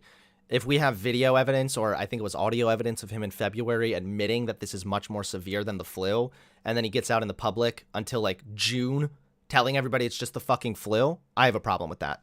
Yeah. Yeah, I got a problem with that too, then. Okay, cool. Well, at least we can agree on that one. Sure. So, you like expanding the child tax credit, right? Yes. Trump did that. Trump extended the child tax credit? Yeah. I thought that was a Biden thing. Trump did it too. Okay, well, it was probably the Biden tax credit that went further then. Well, I think it should be more. He urged Congress to pass an extension of the 2021 enhanced child tax credit. So yeah, maybe Trump may have set the groundwork there, but Biden ultimately pulled it through. Well, in my opinion, I think it should be a more permanent thing. I agree. Yeah. Okay, because like with the child tax credit, like it helps out, but then like right after it was finished and expired, child poverty like soared, and then like it had been as high as it was since like late 2020. I think it went up by like 41% Yeah, I mean, after I'm the reading child right tax. here that how so it was the Biden-backed American Rescue Plan, which resulted in Congress expanding the child tax credit, and that yeah cut child poverty and child hunger substantially. Although the impact would be greater if all eligible families were receiving the payments. So I mean, I'm looking at it right here. It says doubled the child tax credit from $1,000 to $2,000 per child and expanded the eligibility for receiving the credit. yeah, This so is so under like I said, it's possible that Trump laid the groundwork, but then Biden was the one who ultimately like pulled it through. sure, but my point when it comes to like the child tax credit is that, in my opinion, I think that a more permanent thing should happen, is because we saw like positive results and it was very temporary, and then as soon as it expired, like you saw child poverty just like soar. Okay, well, it sounds kind of like we're in agreement then on Trump's Okay, COVID response and the child tax credit thing. So it seems like that's we might cool. disagree with the January 6th thing, but it also seems like we're kind of reaching a middle ground. I'm not a Trump supporter. I just think it's somewhat still important to talk about what Trump did, because I see him being the Republican primary I mean, candidate in the thing is 20. I don't know how familiar you are with my content, but I don't just sit around and pull the Trump bad all day. Like I said, I commend Trump for the idea of the opportunity zones, and even though that didn't really work out the way it could have, it was a good idea. I also commend Trump's Operation Warp Speed, which got the vaccine made faster. Okay. There are things that Trump did that I absolutely think he did well, or were good ideas, even if they didn't ultimately play out well. And I'm going to commend him for that. I'm not like a partisan hack who's just like Trump Okay. bad, Trump bad, Trump bad. I mean, I just think that ultimately Trump's negatives when it comes to his threat on our democratic processes substantially Uh, outweighs any good that he did when it came to like Operation Warp Speed you or think he was like having a a good threat to idea. democracy? You think he was like a threat to democracy? Wait, yes. He was literally undermining our confidence in the electoral process. That's Yeah, kind of that's kind of base though, to undermine democracy, right? no, it's not. And this is It's probably not. where we're going to disagree far more Okay. because that's not based at Sure. all. Okay, sure. I mean, you can believe in democracy if you want to. I'm fine with What do that. you believe in? I believe in democracy, but I don't like liberal democracy. So, what kind of democracy do you want? Just some type that like limits the private interest in government. Can you expand on that, please? What Well, do you I think mean? I think I think there's been studies about this, and it shows that like what the wealthy prefer is has a lot more bearing in what policy gets passed. I think that So that's exaggerated, actually. So, it's true that what the wealthy prefer does get some priority at times, but I think that that's oftentimes overstated. Similarly to how I could say the incitement thing might have been a little overstated at the beginning of this conversation. It's overstated when we say that like the rich control the government kind of shit. I Like wouldn't say that's that, that's but just not true. I think that there is bias when it comes to policy making, and I would just prefer um What do you think a is a more biased? What policy do you think is really biased? what can be a good example? Let me think of an example, but I'm pretty sure there was a study done by professors at like Vanderbilt, and they Hmm. just found that the government just has more I think like leniency towards wealthier people, and that they have more like prominence in what Okay. they Yeah, I mean, prefer. I think that to a degree again. Yeah. But as long as you're not going full blown like lefty commie, the government or the rich control the government, because if that were the case, we simply would not see the amount of restrictions that Congress puts on large companies. We wouldn't see companies like Facebook quivering in their boots whenever Congress talks about putting like legislation on top of them. So, yeah, I mean, Do you think there should be legislation on like social media platforms? legislation? Yeah, like you know, like saying that like you have a right to be heard on social media. No, I think that would be very dangerous because these social media platforms are private companies at the end of the day. I know you said you're a nationalist. Yeah, I don't know if you would private consider property, yourself fascist or not, but usually maybe, okay, but that's okay, sure. neither here So nor when there. you say that you're not in favor of liberal democracy, but you like your version of democracy, and then you say you think that the government should co-opt private companies to make them a governmental asset, then we're kind of getting into fascistic territory there, my dude. Well, yeah, cause you know I am, but either way, I don't think that like there should be. I don't know. I don't like that. There's a lot of companies that have like a monopoly over social media. Like you have Twitter, you have Facebook, and then you have like a couple others. But then like there's like a huge monopoly, and I think that can be somewhat dangerous because I mean, if you want to get semantic, like we did with the word incitement, they're not actually a monopoly. They don't qualify as monopolies. Okay, sure, but like they're still like very big, and so they're pretty big. Well, you don't think like Facebook is big? No, I think they're big, but I don't know why this matters. Like, what do you think should be done about any of this, and why do you think that there should be some kind of legislation enacted on? I don't Facebook? think there should be legislation. Like I like Elon Musk move to like I think like buy Twitter. It would be cool if like more conservatives could try to just like more conservative like free speech people who would like be down to like have like allow more political discussion. Like if they could a lot like of political discussion. no, that's not what I'm saying. I'm saying like if there could be like conservatives do because I think it is dangerous to have the government get involved in free speech stuff. But I think like if we could get like more conservative rich people to buy social media platforms, then yeah, I think that'd be cool. Like what Musk did with Twitter. Okay. I don't. Why? Yeah. I would prefer that.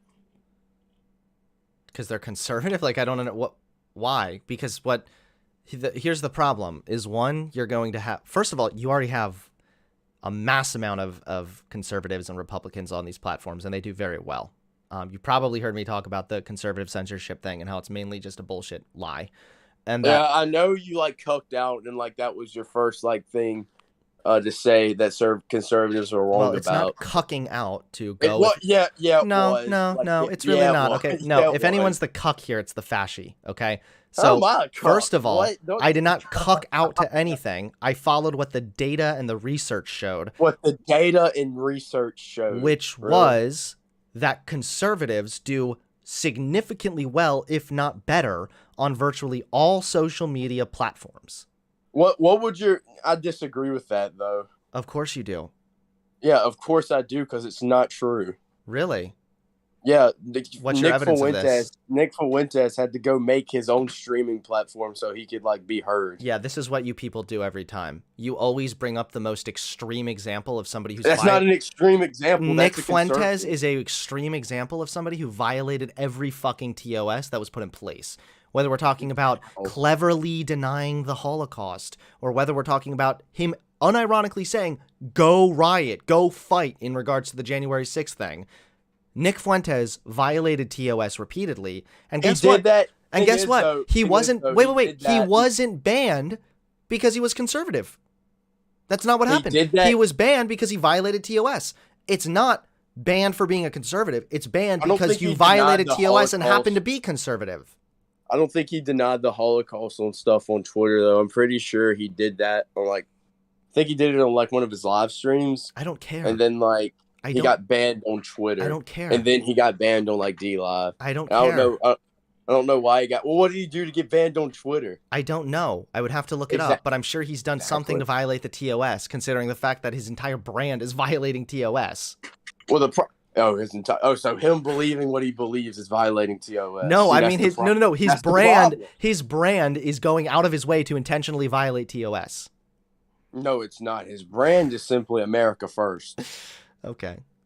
And I'm not even a Nick guy. Like, I don't even like him that much. But like, it's very clear that like some conservatives are allowed, but like that, like it's always like the boomer like neocons that It's are always the allowed. conservatives who are usually not conservative, but more like fascist, and who peddle a bunch of misinformation so and violate I'm way TOS. better at like fascist ideology. Wait, it's not, no. I want to get back to this for a second. It's not just conservatives or boomer neocons or whatever. It is that when you violate, no, it's not. When you violate TOS, you get banned. If you want to be America first and talk about how much you love America, go for it. But the minute you say, we need to make this country a white country and get rid of the fucking degenerate immigrants, now you violated TOS. You have broken the rules that you agreed to when signing up for that platform. Last I checked, it is not a conservative belief to deny trans people their like basic decent respect on social media platforms. Of course, that's a conservative. It's not a no. It actually isn't. It's a conservative. Maybe you'd say it's a social conservative thing that doesn't that is not actually intrinsic to anything to do with conservatism. What do you think This would be like if a bunch of atheists got together, right? And then they all started saying like, you know what, dude, let's just go fuck up trans people. You know, I hate those fucks. And then they started getting a bunch of atheists got together. And yes, they're conservative atheists, yeah. And then they started getting banned and then started crying that this was atheist censorship. So denying trans people's existence is not a conservative. Like, it doesn't need to be a conservative position. It's a very conservative position to not like trans people. You're right. To not like trans people, sure. And they're not even getting banned for not liking trans people. There are a lot of very popular conservatives who enjoy a very privileged position on these social media platforms, and they don't like trans people, and they talk about it pretty openly. Who? Like who? Ben Shapiro? If you think Shapiro's a conservative, then like I got news for you. This is what I mean with you people is when we that's talk. What I meant. No, when we talk about conservatives, you go to these fucking neo-Nazi fascists and say, "Look, they're always getting banned. Are they getting banned for simply saying like, hey, I care about America. Consider me America first." Ooh woo. That's not why they got banned, dude. They got banned because they were violating TOS. Okay, so what did Jones do to get banned? Alex Jones? Yeah, what did he do? Are you retarded? Are you oh, okay, nice fucking... Alex Jones unironically denied the Sandy Hook shooting. He received personal calls from YouTube themselves. They said, yo, you are suspended. You need to stop streaming and posting content on other channels because you are violating the rules. Please stop doing this or I am going we're going to have to ban you. He received personalized calls from fucking YouTube, and he didn't listen, and then he continued to spiel off his nonsense, and then he got banned. I wasn't talking about YouTube. Okay. I was just asking why I got banned from Twitter, and it was clearly an organized thing that happened, because as soon as he got banned from one thing, the same day he got banned from everything else. So is Alex Jones to you like a conservative? Yeah. Okay, well then that's a cell phone for you, my dude. Do you have anything else you want to talk about? Because I don't know what you're trying to tell me. How's that a cell phone for me? If you consider those people conservative, then I feel very sorry for you. That's okay. A cell phone. How is Shapiro? What do you think conservatism is? Then I'm just wondering. There are varying degrees to conservatism. There are some people like Nick Fuentes who consider themselves conservative when in reality they just want to quote unquote conserve the country by making it white. Then there are people who are quote-unquote conservative, and they just want to conserve whatever social norms they happen to be born into. I would say that Shapiro is an example of that. He was born in an area where... Shapiro's an example of, like, he was neoliberalism. Born in a time where it was very acceptable for black people and white people to be together, but trans people and gay people are a little new, so he's against that, even though he's not against other forms of integration between white people and black people. However, had he been born maybe 50, 60 years prior, he would be. Isn't that kind of just like liberal though? Like you're like, I'm fine with this, but it's this I'm not okay with. Why is that conservative? But you have someone like Nick who's saying, no, we need to actually preserve what the foundations of our country was. Don't you think that what's that's the more foundation of the country? He would say it's a white country, which is a lie.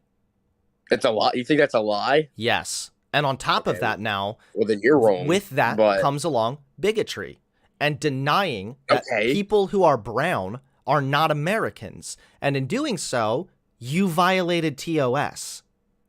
how is that violating TOS? Suggesting that brown people are simply not Americans or No, that's not what I'm asking. illegitimate in the I'm asking- country? I think that's probably a violation of TOS, yeah. No. I meant like advocating for immigration restriction. Why would that be TOS? That's not TOS. People do that all the time. Pretty sure it is. No, it's not. People can talk about immigration restrictions all the fucking time. But if you're talking about it on the basis of race, then we have a different subject. Isn't that what like most immigration restrictions based off of? No, and if it is, then you're doing it wrong. Well, I mean, that's what, I don't know if you can get like other arguments that like hold up for immigration restriction that's not based off like a cultural or ethnic basis. Okay. Yeah, that's bullshit. Usually people would say something like, Okay, then what they're is a it then? strain on our economy. They're a strain on our welfare programs. They're taking away jobs. Stuff like that would be a common conservative argument. Not, well, the white population's really declining. We need to keep brown people out of here so that we can keep on reproducing and keep the white race alive. That's bullshit. When I listen to all of these immigration debates, usually that's what it's about, is keeping America a majority white country. Yeah, because those are the more extreme radical people who are also racist and also have no understanding of what the foundation of America is actually about. What do you think the foundation of America is actually about then? America was founded on the Enlightenment, which was liberal. I don't know if you know which about this, were- but most of the people during the Enlightenment were like kind of racist. I know. So what? Oh, okay, so like It if was you're founded saying on it's the based off ideas like of the Enlightenment, which was the idea of self-worth, freedom, autonomy, fighting for your own rights. Or I think they probably believed in some level of like ordained rights or divine rights as well from God, because a lot of them were theists. So you a lot have of them the are Christians. Okay, Most of sure. them are Christians. Sure, you have, yeah. But again, that doesn't mean that the country was made for white people, because then we have to get into the nitty-gritty. What is a white person? Well, I can answer this question for you, but I don't really think America was made for white people. Okay, so why did you contest it when I just said it a second ago that was bullshit? I think it's a white country in the same way that it's like a Christian country. Like white people and Christians dominated the status quo. Okay, either you're backpedaling or you're purposely being obtuse. Do you think that the country is a white country in the sense that it needs to remain white? Or do you think the country is a white country in the sense that, well, there's a lot of white people here? Does that mean when white people inevitably... Okay, so when white people inevitably become the minority, then it will be a black country? No, it just will be a more of a mixing pot. Okay. I don't know if you're telling the truth anymore, to be honest, because... What do you mean? Because when people make a claim that this country was a white country, they're usually meaning that as in it was meant to be a white country. Let me restate then. I think that this country has been dominated by white people, and that's why we see systematic differences among the races. Okay. Okay. Sure. Maybe. But it wasn't just because it was dominated by white people. There was also a lot of racist policies that were put in place specifically. Racist white people. Because people had a bad perception of race and whatnot. Racist white people. And then they would affected black people. And then... Okay, all I'm saying is that when you make a claim like America, or if I say they think that America was meant to be a white country, or they think America's a white country, and you say, well, yeah, what's wrong with that? What I mean by that is that if you say it's a white country, what you usually are saying is that it's meant to be a white country, and it's meant to stay a white country. Okay. So do you think that it should stay a white country? No. Okay, good. Because I think white is defined negatively, and I don't think it's a good identity to have. And I think that it doesn't matter. The race of people? Yes. Okay, good. Well, so you're not a race realist then, so that's good. I think that No, well, I think white is inherent to like um class, and that's why a lot of Inherent? other it was initially. Wait, when you say, again, let's go back. What do you mean by inherent? Do you mean that there was a large trend of white people being in a privileged position? Or when you No, say that's not what I inherent, do mean. you mean there was some kind of Uh a uh uh genetic uh uh component to that? What I think white is inherent to class is like take Franklin for example. Ben Franklin? Um, yeah, Okay. uh, said that Germans and Italians and Irish couldn't be white. Yeah. Which is a It direct slap in the face to the people that think it was meant to be a white country. was meant to be an Anglo-Saxon. If you want to go by I know. what the like predominant uh stock was, and that's what decides it'd be Anglo-Saxon Protestant, and that's dumb because most of the people who I see wanting it to stay white are usually Not uh even white by that standard. Mediterranean. They're like from Mediterranean. They're from Mediterranean countries: Italian, Mexico, Cuba, All right. Well, stuff let's like that. start. Why don't we start wrapping up this combo then? Because it sounds like Okay, it doesn't I sound want to like you're a press you race on real quick. realist, but I still have a problem when you say nationalist. I don't know what you mean by that, but it's I want definitely the leagues government. above a white nationalist. So there's that. I want. No, I'm gonna am that. I just want that. I think America should put its best in. I think the government should put the best interests of Americans. That's just what I think. Yeah, I think that. Okay. Yeah, that would probably be a discussion for another time. But ultimately, it sounds like we agree then largely when it comes to the Trump COVID stuff. It seems as Yeah, I though think we that's what agree really messed mostly when it up. comes to white That's probably nationalism what messed bullshit. up Trump. I think that's probably what messed up Trump the most was his COVID response. I agree with that. Yeah. That was Do also you? a pretty big slap in the face for me because I was still on the fence when that all happened.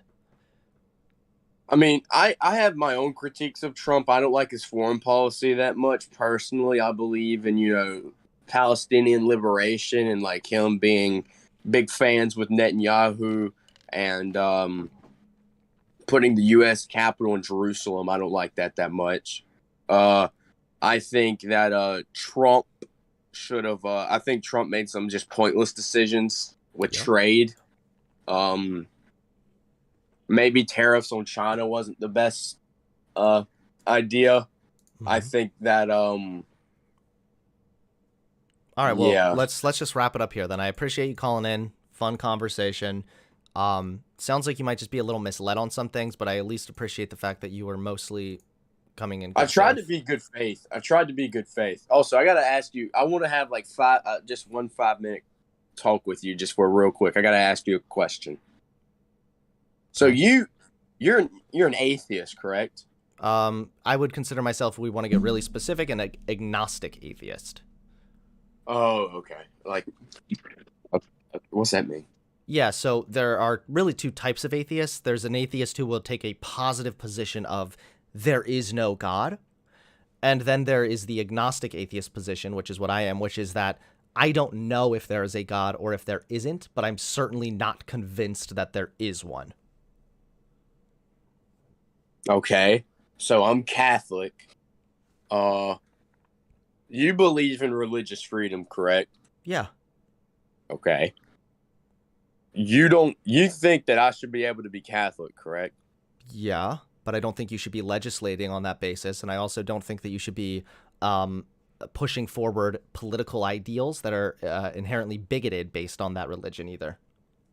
What's bigoted about social Catholic teaching?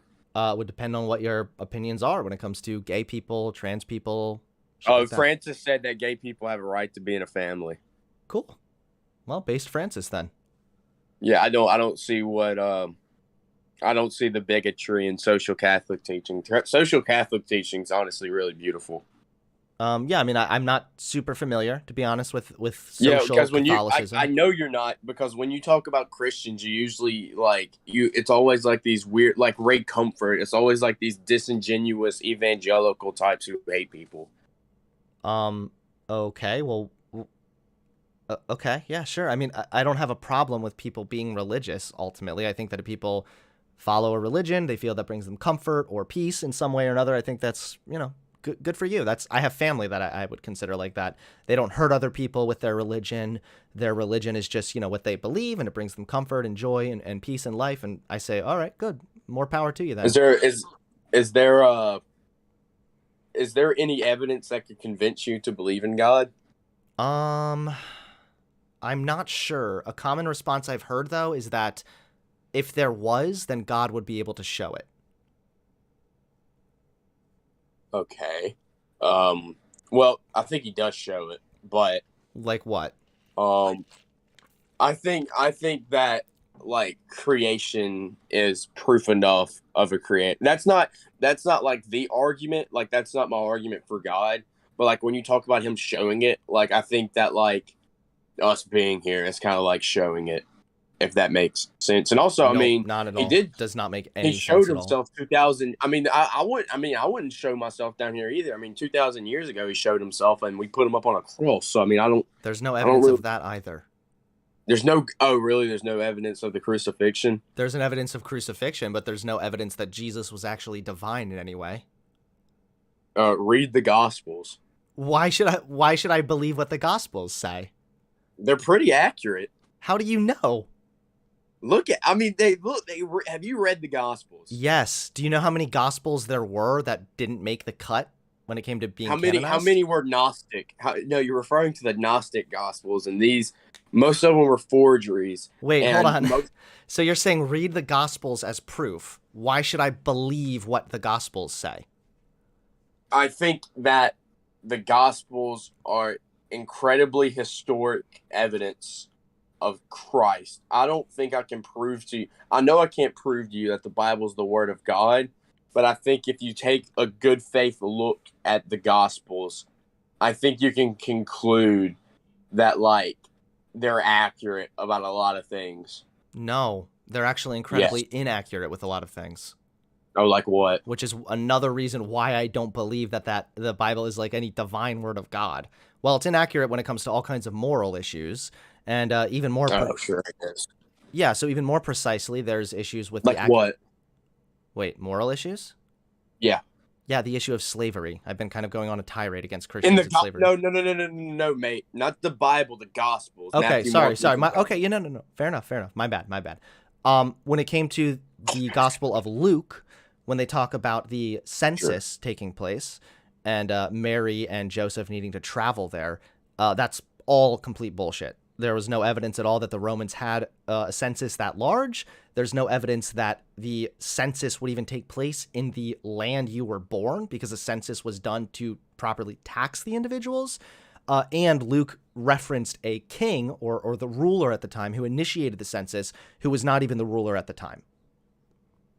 I think you're wrong, but give me a second. Okay, I'm going to... how much longer do you want to talk here? Because I got to go to use the bathroom for a minute.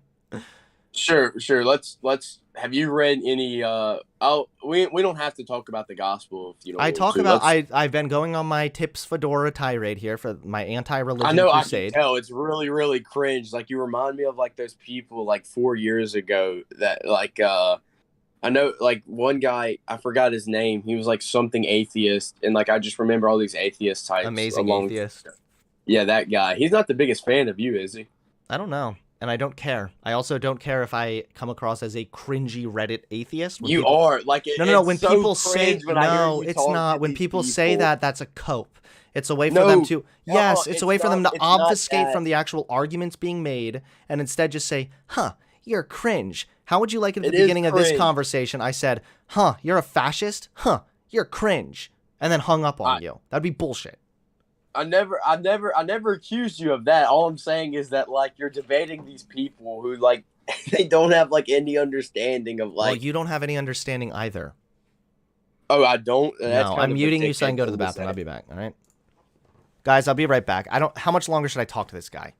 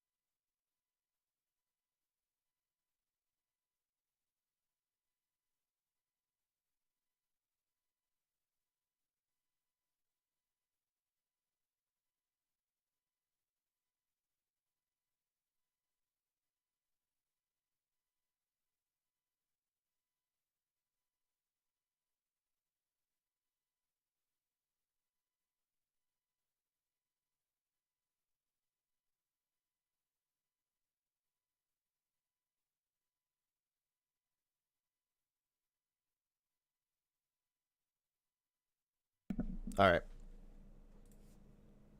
All right, dude. Let's I shit. think I got to get back to other callers here because this combo's been so like diluted and all over the place. It's probably not going to even make a cut. The cut How's price it segment, so. diluted? I thought it went pretty well.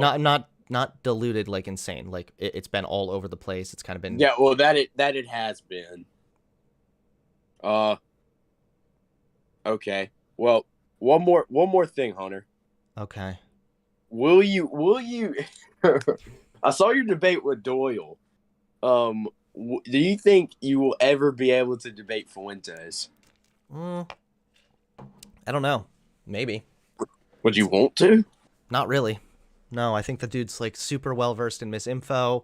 I think that he's not on any mainstream platforms. It would probably be a violation of TOS for me to even have him on my channel. So, But he made his own platform and it's like pretty large. okay. Well, either way, man, I appreciate you coming on here. Thanks for the talk. See you Yeah, later. for sure. Thanks for letting me on, bro. Okay. All right, let's go over donos real quick. Guys, this is why I need you to donate, okay? Because these are my brain cells are dying quickly. Bert Mustin, thank you for the $2 donation. Thank God Biden won. Wait, why are we happy he won? We're happy he won because he is a better president than Donald Trump. AK Green, thank you very much for the $6 donation. I really appreciate it, my friend. I got a bonus this month from George Soros. Here's a little something for you. Also, did you ever watch the GOP Jesus video on YouTube? First of all, thank you very much to George Soros. I really appreciate that. Thanks so much. I did not watch the GOP Jesus video yet. Zyro, thank you for the $5. Now all we see is the gaming chair. It's divine nature watching down on us like a condescending deity. Praise the holy gaming chair. Amen, brother. Amen. And guys, once again, I will say this while we have a few more viewers here. If you'd like to support the channel and have your message displayed on screen, please consider putting something in the super chat. Donations are never expected and they're never required, but they are always greatly appreciated. So if you'd like to show your support, have your message pop up on screen and have me read and respond to your message, then please consider putting something in the super chat. It helps my grift, okay, George Soros says, and also it helps rejuvenate my brain cells. If you're watching on Twitch, that's also totally cool. You can send a donation via PayPal. Attach a message that way, and I will read and respond to your message that way as well. These are various different ways you can support the channel, and I will greatly appreciate it all the same.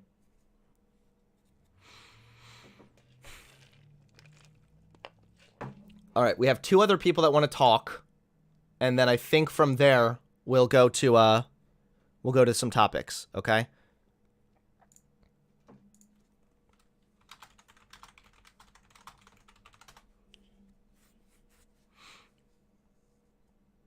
I'm back from the dead. What's up? All right, I'm calling you Mark.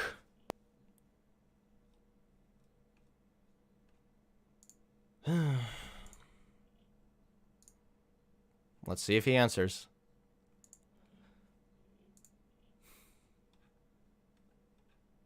I'm calling you Mark. Let's go.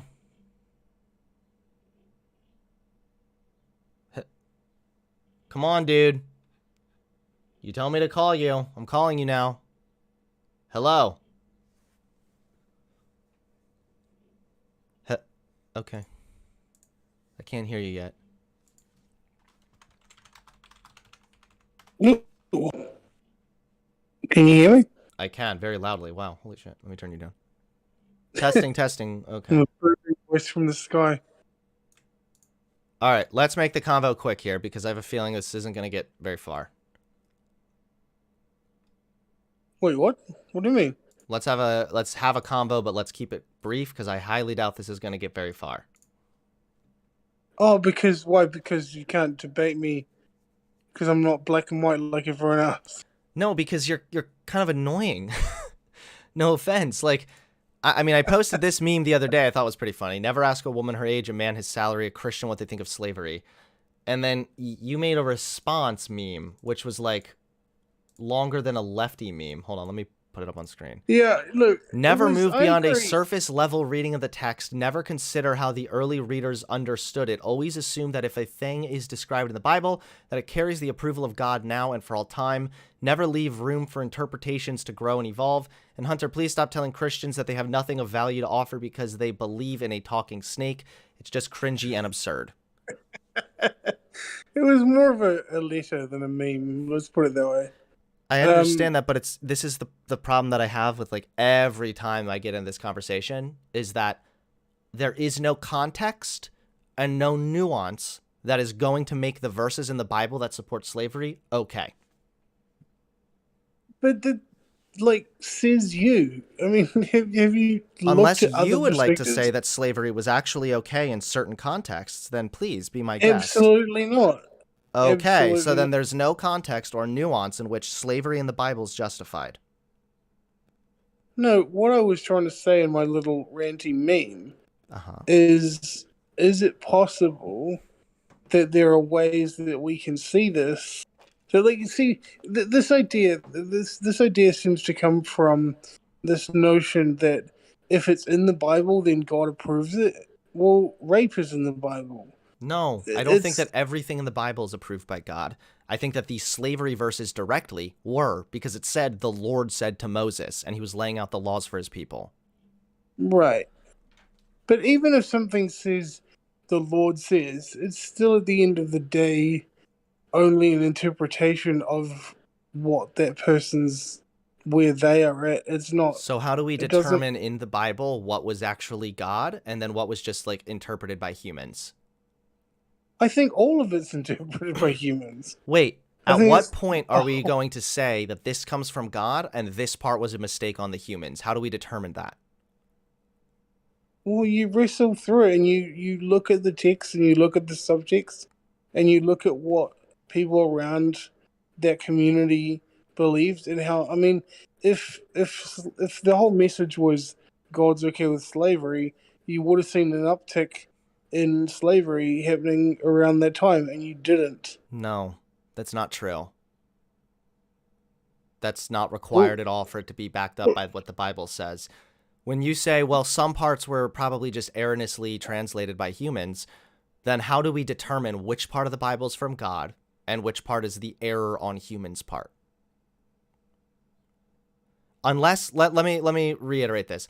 Unless it's obvious, like of course there are some things in the Bible that are obviously descriptive, right? I'm not saying every word in the Bible is God's word. There are some things that are descriptive. The Canaanites went from west to east. I don't think that that's God saying that, of course. I recognize that there are parts in the Bible that are descriptive, but when the Bible says the Lord said this thing, or the Lord appeared to Moses and gave him these laws, how do we determine which part of that is actually from God and then which part is like, well, it says God did it, but that was probably yeah. just a little mess up. So let's go to the slavery thing because I don't want to dodge around that. Um, I'm not pretending to have all the answers either, but I think that you. It's like okay, in that time when that book was written, slavery was a thing, right? Slavery existed. Okay. So the question I ask is, and I can give another example to hopefully clarify. But the thing I ask is this text bringing humanity forwards or backwards? I would say And backwards if you're supporting slavery. not in a time when slavery already existed, Wait, because hold you're on. giving What them else already more. existed in that time? People would wear mixed fabrics and plant their seeds in different fields and eat shrimp. And God Totally. said not to do that. So if there are already things that are going on in the Bible that are cultural, that God was able to say, hey, don't do this, then God could have also said, hey, don't own people. Yeah, he could have put pedophilia in the Ten Commandments as well. But He should have. He should have put the no slavery in the Ten Commandments. That probably would have been a good move. but again, okay.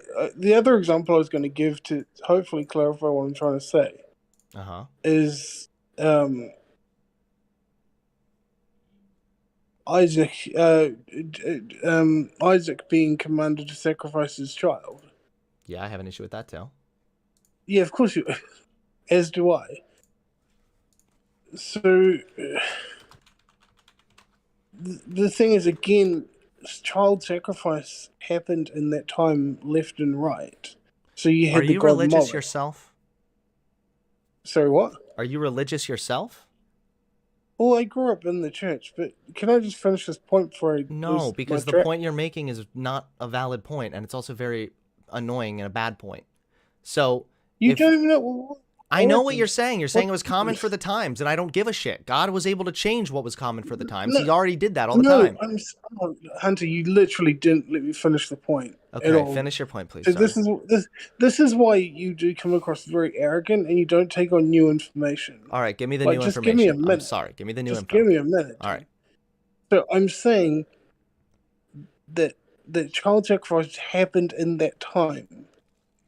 People, because like if the rain didn't come or the crops didn't grow, they would have to sacrifice the gods to please the gods. There was no clear understanding of what God wanted. They would just cut themselves and throw the babies in the water and blah blah blah. The movement forward was God speaking to Abraham and saying, take your firstborn, blah, blah. There was clarity. It was like there, and again, we look at it now from our perspective and we go, of course that was wrong, and of course it was. But again, in that time, you got to understand the Bible as a progression, as an unfolding narrative, rather than a prescriptive, here's how you live for all time. If you I take don't. the Bible as a Okay, I'm book, cutting you off now. I don't think that's what the Bible is. I don't think that people say, "Oh, since there was slavery in the Bible, now I should go get a slave." That's not what my argument is. It's never been that. My argument is that the Bible includes, allegedly, the divine word of God. And if we are going to talk about an all-powerful, all-knowing, omniscient God, then a God who is essentially held to whatever cultural standard was at the time a norm doesn't sound like a very powerful God. In fact, this sounds more like humans writing down stories that fit in line with whatever their cultural norms or were at the time. yeah, it does. So this isn't God. This isn't divine. And if God is subject to whatever cultural norms were the norm at the time, then why the fuck what makes him God then? Why is he special? Well, I still think there's mystery to discuss in the world. I still think there's like, what do we end up as? Like, just materialists that believe that What do you there's believe? nothing. What are your beliefs? Well, I'm explaining what I believe now. I'm saying, are we saying that what's real is just what you can touch with your five senses? Like, is that No, what not real is? necessarily, because you can also like mental health is real. You cannot necessarily touch that or smell it, but you can also see the results of it and the effects of it, and you can demonstrate it. You can't do any of that with God. Okay, I definitely agree with you. That was an interesting example. I can definitely relate to that one. I don't know. Look, What's your belief? Are you religious or not? I don't like that question. Why? Because you don't want to answer it? No, because I think it's boring. Okay, well, this is why I didn't think this convo is going to last very long. I appreciate your meme, I guess, but like nothing you're saying changes this, and that's why these conversations are getting shorter and shorter. This is why these convos get shorter, and this is why I get more angry and This is the aggressive longest every time. conversation we've had. This is why I get more But see, aggressive. Hunter, No, not conversation with to- you, with conversations with people in regards to the biblical verses regarding Right. slavery or Christianity in general. These conversations are getting shorter and shorter, and I'm getting more and more agitated quicker because they're all the exact same argument. There is no point or nuance or context that changes the fact that either one, the all-knowing, all-powerful divine God was chill with slavery, or two, the all-knowing, all-powerful divine God was fucking wrong the first time when around. You learn math at school, right? Like plus and minus, right? Like math. Does the teacher come in and teach you division from day one? No, Why not? because you haven't learned it yet. Because you're not ready for it. So the humans just weren't ready for slavery, so God had, or for abolishing slavery, so God kind of had to ease them out of it. Well, that's one way to say it. Yeah. Yeah, no, then fuck that God. Why would I ever follow someone like that who's totally chill, flipping the law on its head when it comes to, again, eating shrimp, sowing your crops, or how to purchase animals, or they had rules in regards to if a bull gorges people or something. But then when it came to slavery, he was like, let's just ease into this one, buddy. No, I reject that. So what's the alternative? If you like, let's take religion. Let's take does God exist out of this conversation for a second. If you are a God and you are trying, or if you're a leader or whatever you want to say, and you're trying to teach people morality and how to live and how to go well in the world, how do you do it? Do you just come down from on high with edicts and prescriptions and say? He seemed to be able to do that just fine when it came to the 10 Commandments. Well, that's another whole conversation as to what they were, but I mean, the 10 Commandments, if you want to get into that, I mean, that came out of the Israelites being in slavery for 400 years. So they'd essentially lost their humanity. They'd lost their dignity. They've been treated, they were just brick makers. And then God comes along and says, we're going to create a culture where we're not going to lie or steal or, blah, blah, blah. So, but slavery was still cool. Yes, slavery was still cool. Okay, then I don't care. None of this is relevant then. All of it is irrelevant to me. I love your reductionist. I've been watching. This isn't reductionist. This is actually the follow through of the point you're making. You're trying to muddy the waters by saying, well, look at the context. Look at this. I don't give a fuck. If your all-powerful, all-knowing God is unable to say don't own people, then he's either one, not all-knowing and not all-powerful, or two, he's not all good. Jesus, man. There's no way there's no way you can explain away this one. And that's why I always bring up the slavery verse, is because it puts religious people in a position where they have to either acknowledge that their God was chill with slavery, or two, their God, who they believe is all-knowing and perfect, actually made a massive fuck up the first time around. You're in a really antagonistic place when it comes to religion. And it's fun to watch. You keep going back to this, you're tone policing again. No, I'm not. I'm saying... You are. You're telling me that I'm antagonistic. Of course I'm antagonistic when people come over here and try to make excuses for a book they base their morals on when that book says slavery is cool. But you invite people to come talk to you with these talking points. Just to go, oh, you believe in this, you believe in that, you believe in the talking snake, you're an idiot. Like, it's just so prescriptive. It doesn't feel like real dialogue. What real dialogue is there to have when you're saying, well look at the cultures, look at the norms. There was this time where they had, God had to ease them out of slavery, but he was fine. You might kick me off for saying this, but listen, when I talked to you about 5 years ago on my channel for however long we talked, I at least felt like I was talking to a real human being. I don't know what the fuck has happened to you, dude, but you've changed, and I don't think it's for the better. Okay, you can say whatever you want. I don't really care, but at the end of the day, you said that you want to add the context and the nuance to the Bible verse regarding slavery. The context and the nuance does not help your case. It either makes God look like an idiot, or it suggests that God is actually just a massive asshole. Are you a Christian? Maybe God's prepared to look like an idiot. Are you a Christian? No. So why do you care to defend this then? Because it's still part of my life. I mean, I understand if you have like friends and family that are religious, like I do too, but I just, like, at the end of the day, I just don't care. Like, it's a problem. It's a problem when people base their morals on a book that endorses slavery. That's a problem to me. And especially when people who do that, they believe that their God is all-knowing, all-powerful, and perfect. So if God is all-powerful and perfect, why then did he have to ease them out of slavery? Because humans need to do things slowly. Um, Except for some things. Like, thou shalt not lust after a woman. Thou shalt not covet. yeah. Don't plant your seeds in a different field. Don't All wear right, mixed so fabrics. They were able to just do that instantly, but the slavery thing, God was like, Separate and let's give it recon some to time, you know? yeah. No, look, this. I'll be honest with you, and this is the first. I literally, I had a big conversation with a friend tonight, and literally concluded that I don't call myself a Christian. Like literally tonight. So you're like the first exclusive platform that I've shared that on. So there you go. Well, good. Yeah, don't be a Christian, but also don't make excuses for the worst parts of Christianity.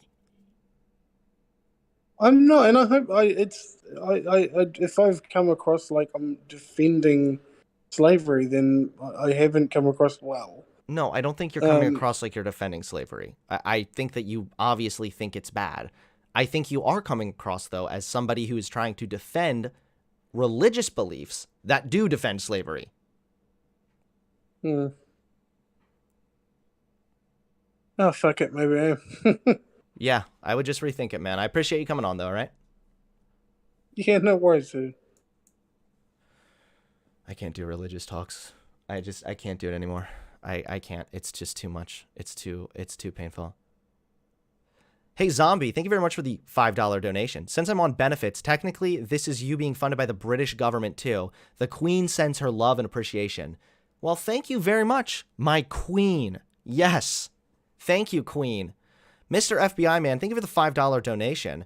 They must have thought Abe Lincoln was the devil back when he woke up and chose to go against God's word. Yes, they probably did. In fact, the Bible was used to justify slavery, chattel slavery, for a very long time. It's very sad.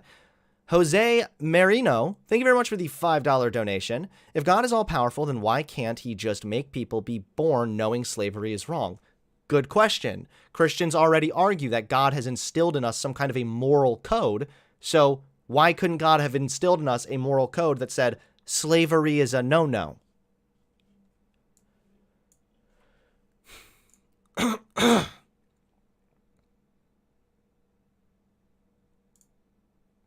All right, let me call this guy up now, and then we'll get on to some topics, okay?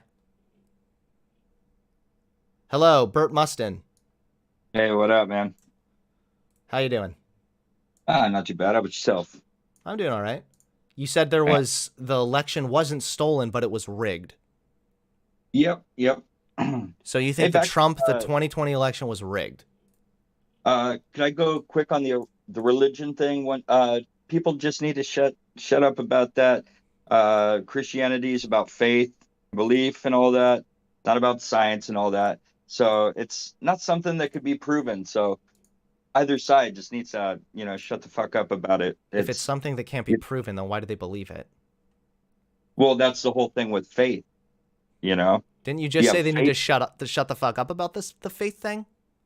No, both sides need to shut the fuck up on the topic, just because no side's gonna win. No, It's I'm not not going to shut the fuck up on that. If we have people who have blind faith in some sky daddy and they're legislating on the basis of that, then that's a problem. Well, you know what? Like I said, we could go on and on about this, and you just said you don't want to go into the religion stuff. True. Let's go off that topic and back to the stolen, not not rigged stolen, election. How was the election yes. rigged from Trump against Trump? Okay. Well, for one point, there was the social media and just the media in general hiding all the Hunter Biden facts. I don't know if you've ever seen the statistics on afterwards. If I have a question. Do you think that the election was rigged against Hillary in 2016? Not one bit. Okay, then your argument completely falls flat. Do you want to talk about How another so? point?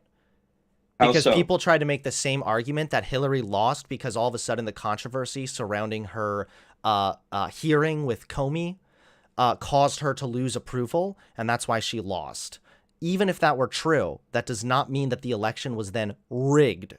What it means is that there was certain news that came out at an inconvenient time. The Hunter Biden thing, I think that it was censored at the time because it included personal information, like a dox of somebody. Second of all, why would somebody not vote for Biden because of something his son potentially did on the laptop? Like, you could read about that anywhere you wanted He was to. involved in it. He was literally involved in it.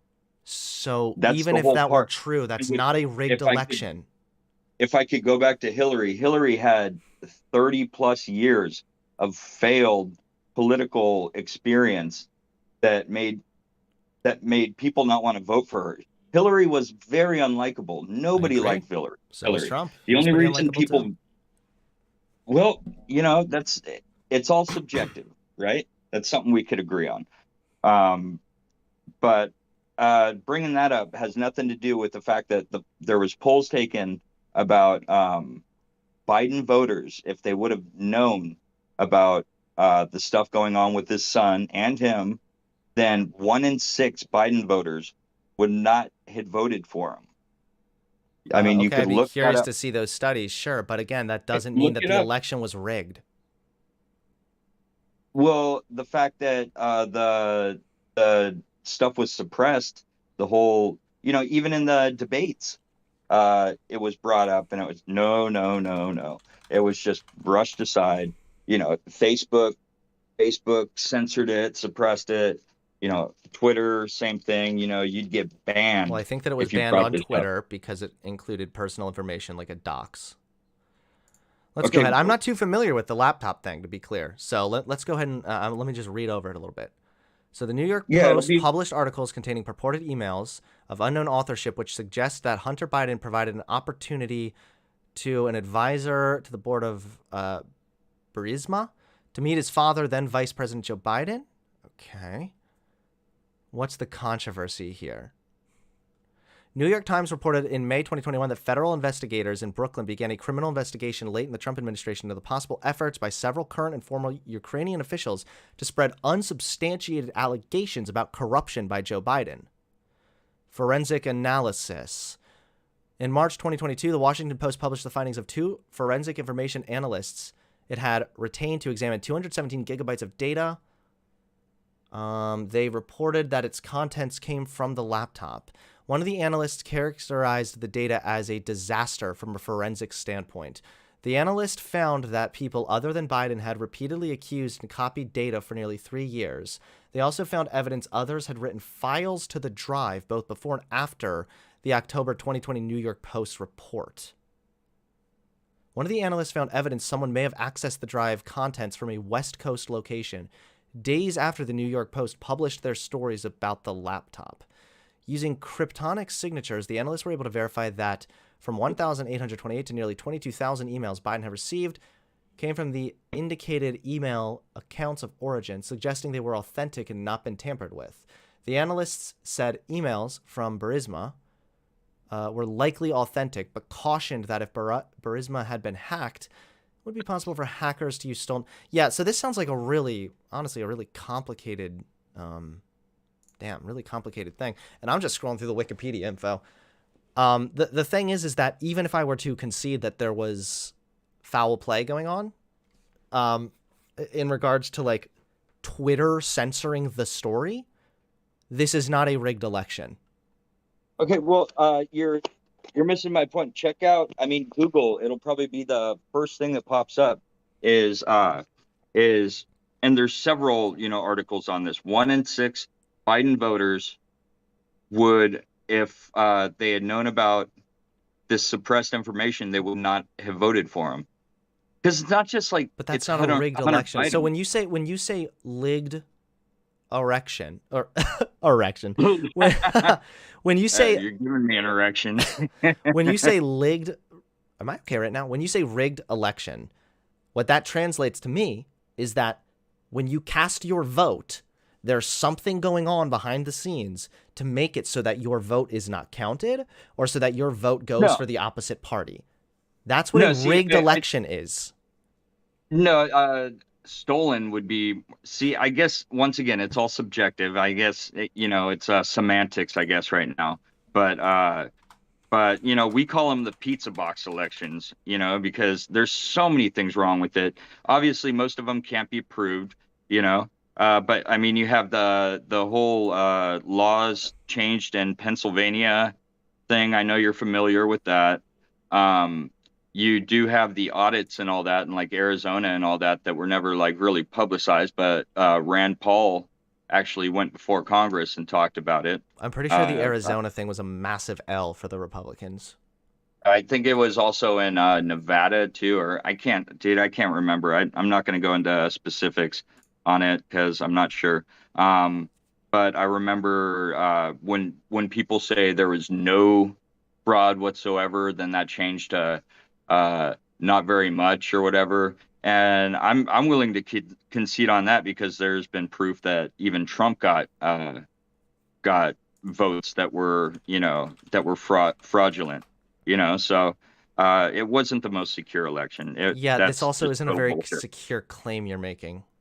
I hate to tell you. Okay, how so? So the 1 in 6 Biden thing comes from a Federalist article, which is massively conservative. So I clicked to what the actual report was. It comes from a thing called Media Research Center and Newsbusters, which is dedicated to exposing and combating liberal media bias. So it's possible. I'm not saying that necessarily means the poll was wrong. Okay. What I am saying, though, is that it's a little sketchy if the only poll we have that suggests this comes from a obviously biased source. Okay. See, that's funny you say that because when 90% of the media is left wing, when you finally have like an article that, is against it, then it's sketchy. Newsbusters media bias rating is right. No, it's not just that. It's that if something is reported in the mainstream media, then it links to something else. It's not just like NBC saying this thing, and then you can actually analyze the study. And if the study were done by some kind of a right-wing bullshit thing, or even a far left thing, then yeah, it shouldn't be like it shouldn't just be like blindly trusted. Yeah, none of this shit should. That's why you have to use your own eyes. That's, No, we don't use our, okay. Okay, then tell me why. Because I don't know what you mean by use our own eyes. Well, use your own brain, okay? Sorry. People tried to do that and they thought the election was stolen. Oh my God, dude. Come on, give me a break, dude. With somebody who believes, OSHA is, legit and all that, and just what you were talking about earlier with that one dude who wouldn't shut the fuck up.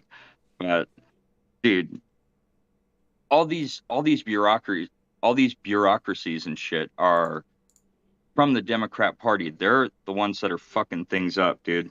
And when you think about how about with Facebook investing $450 million into the election, what the fuck is a private company doing investing money into an election? How much was it? 450 million? I believe something like that. Yeah. Let's go ahead and look this up. All right. Yeah, it was for Mark Zuckerberg spent 419 million on nonprofits ahead of 2020 election. Yeah, we all know how secure nonprofits are and how legit they are. Hold on. To turn out likely Democratic voters. But this wasn't traditional political spending. He funded a targeted private takeover of government election operations by nominally nonpartisan but demonstrably ideological nonprofit organizations. Analysis conducted by the New York Post demonstrates this money significantly increased Joe Biden's vote margin in key swing states. Wait, it sounds like you're just talking about buying like advertisements and whatnot to get people to vote. Okay, what about the drop boxes and shit like that? Because hold on, Trump, for example, Hillary spent way more money than Trump, and she still lost. Just paying to get the word out or encourage people to go vote or vote Democrat, I don't think that this just sounds like a kind of normal thing going on with elections in general. Well, the fact of the matter is with Hillary, she couldn't pay to win because she was so unlikable. She is like the worst fucking person you can imagine. Nobody, well, except for, I guess her voters or whatever you want to call it. Hold on. I'm trying to read this right now. Hold on. Yeah, no worries. Facebook founder Mark Zuckerberg donated an additional $100 million to help local election offices prepare for November, even as some conservatives are stepping up their efforts to stop the funds from being used. So how is this going to be used? That's the question.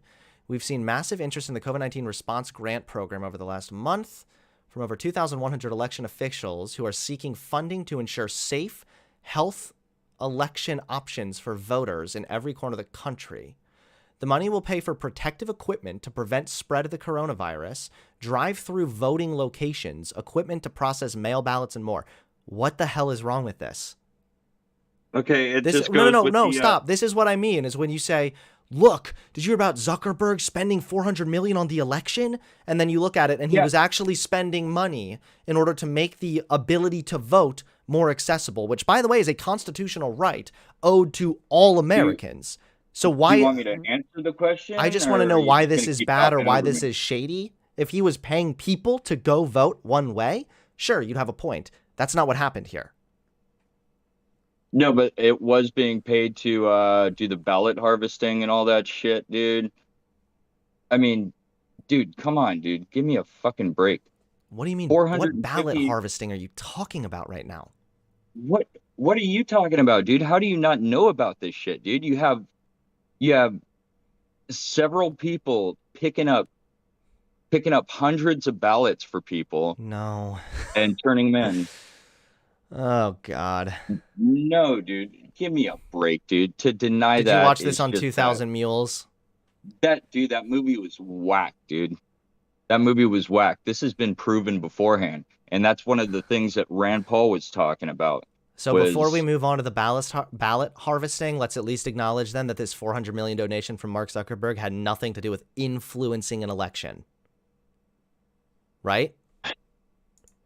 I don't know, kind of hard to how is allowing it so that the election is safer, so that you can go and vote via drive-through voting, for example? How is that buying Democrats' votes? Like, what does this mean? Dude, all these different places that were set up to all these drop locations and shit, and you've seen how.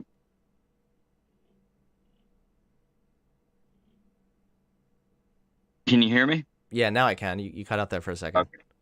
Yeah, no worries. All right, what were you talking about? Oh, the 450. Yeah. I mean, explain to me what it was used for. Like, what, $450 million? Yes. You really need $450 million for Dropbox locations? It wasn't Dropbox locations. The money will pay for protective equipment to prevent spread of coronavirus at polling sites, drive-through voting locations, equipment to process mail ballots, and more.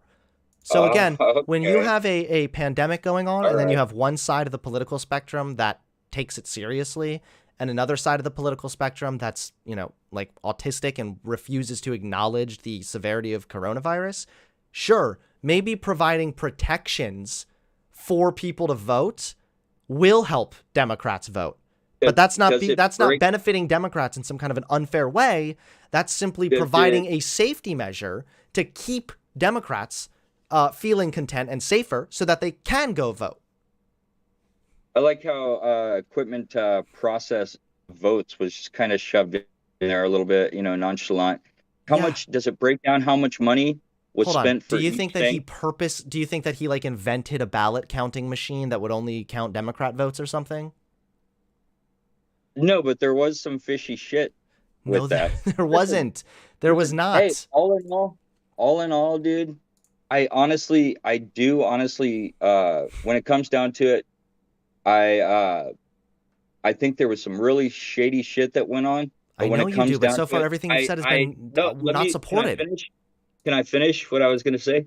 I honestly do think that there were enough Americans that hated Trump more than they liked Biden.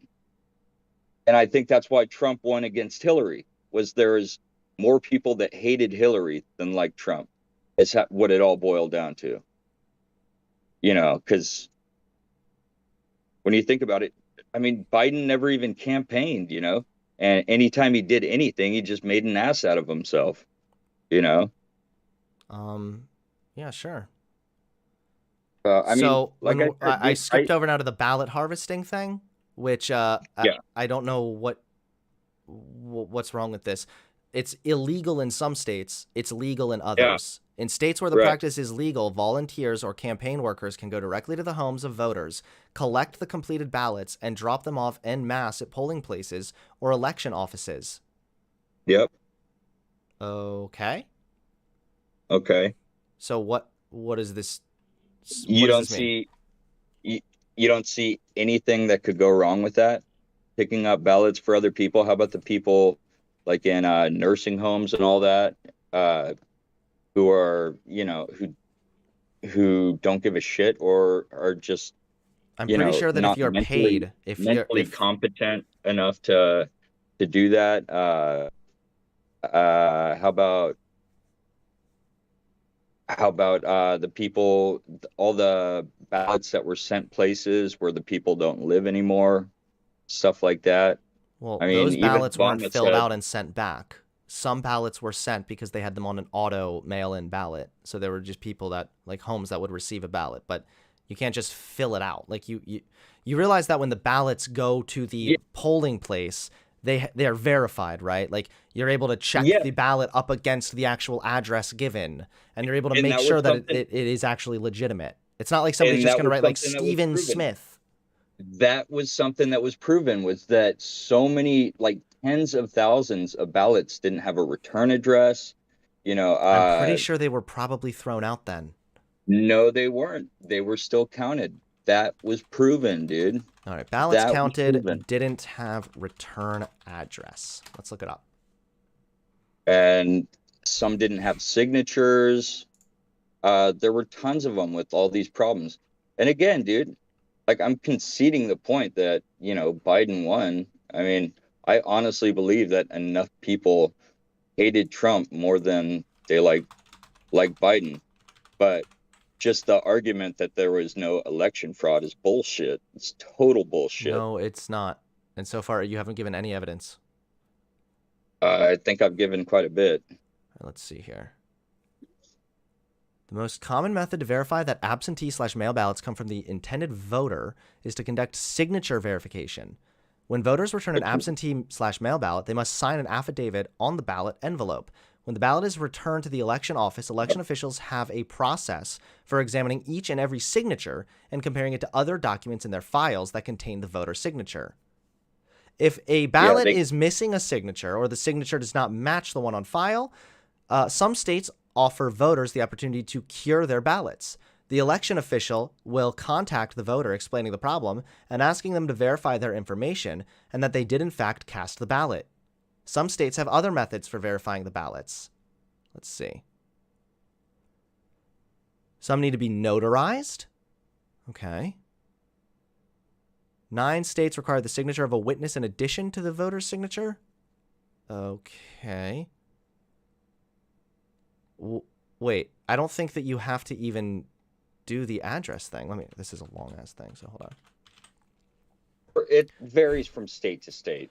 Yeah, in Arkansas, the voter statement on each absentee ballot must be signed by the voter under penalty of perjury. The voter must also provide verification of registration or a copy of a photo ID with the returned absentee ballot. If the County Board of Election Commissioners determines that the absentee application and the voter statements do not compare as to name, residential voting address, date of birth, and signature, the absentee ballot shall not be counted. In North Carolina, the absentee ballot contains a certificate that the voter must sign. The certificate must be witnessed by 2 persons at least 18 years old or by a notary public. The 2 witnesses must indicate their addresses. So what? So what is this? You're naming different laws from, a few different states. Where did they count ballots that didn't have a return address on it? And even if they did, in certain states, I don't think that's what actually matters. What do you mean it doesn't matter? They verify it via signature, not return address. Yeah, exactly. That's one thing right there. And it's matched from the envelope, right? Yeah. I Googled ballots that did not have return address. What happens when the envelope is separated from the ballot? There was there was proof of that right there, where they were separated and they had nothing to match it. Can you stop saying So there's they proof? just Because they every sent. time you've said there's proof, we then look it up and there's no proof. So Okay, first it see, was that's first why they no. wouldn't First it audit it. was, oh look, they would have voted for Trump had they No. known about this story. We look it up and it comes from like a right-wing hack page. Then you say, Yeah, oh, yeah. Mark There we Zuckerberg go. donated 400 million to the election. We look it up and actually Yep. he just donated to make sure it was safer in regards to COVID. Then you said so many ballots were cast that didn't have a return address. We look it up and I can't find a single source claiming that happened. On top of that, it doesn't even matter if it has a return address because they verify it via signature. And now you're onto another thing. There's so many proof of this, blah, blah, blah, blah, blah. You keep No, saying it's the all, same dude, it's bullshit. all We look one it of up the and then it's things. nonsense. Dude, this is what you keep doing. This is what you do to a lot of people, is that you talk over them when they're fucking making their point. Okay, 1 in 6 Biden voters. See, you're taking that information right there, and well, that's just a hack. That's just a fucking hack information right there. Hack newspaper, whatever. And so just discounting that. No, here's some proof. Nah, well, fuck your proof. It And wasn't proof. then There's the Zuckerberg thing, no proof. I'm not talking about the Zuckerberg thing. I'm talking about the 1 in 6 Biden voters. And I told you that doesn't necessarily prove it wrong, but what it does prove is that the election was not rigged the way that you're alleging. I also want to make another clarity. Someone's correcting me in chat. The signature is not matched by what's on the envelope. It's matched to other documents that they already have on file. So I don't know, maybe I said something earlier. That may have been a mistake on my well, usually if people have their name and their ID attached to the ballot, you're able to then look up their records on file. Most people have some kind of a file, especially if at that point they're voting. Most likely they're registered with the state to vote. So there's that.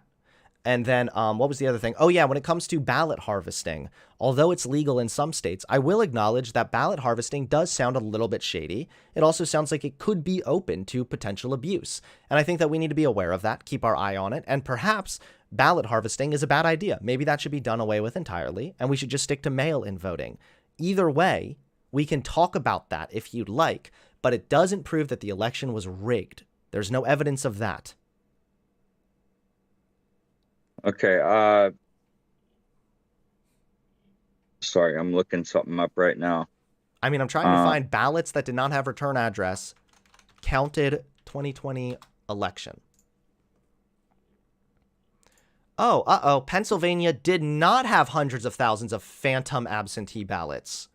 Claim Pennsylvania election officials mailed out 1.8 million ballots, but counted votes from more than 2.5 mailed ballots.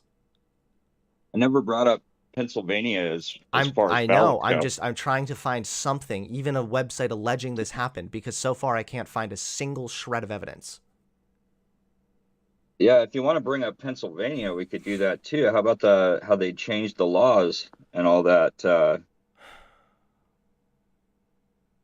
Here, let me see. I'm trying to read this right here.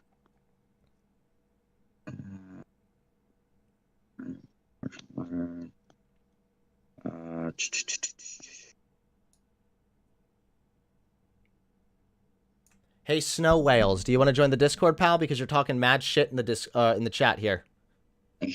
Mods, keep an eye on this guy, Snow Whales. Hopefully he joins the Discord.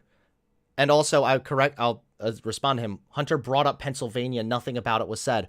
I know, because I'm trying to find evidence of where people are alleging there were ballots counted that didn't have return addresses. I just clarified that. Are you deaf? Get in the Discord. Yeah, I got you on that. Most mail-in provisional ballots got counted in past U.S. elections, but many did not.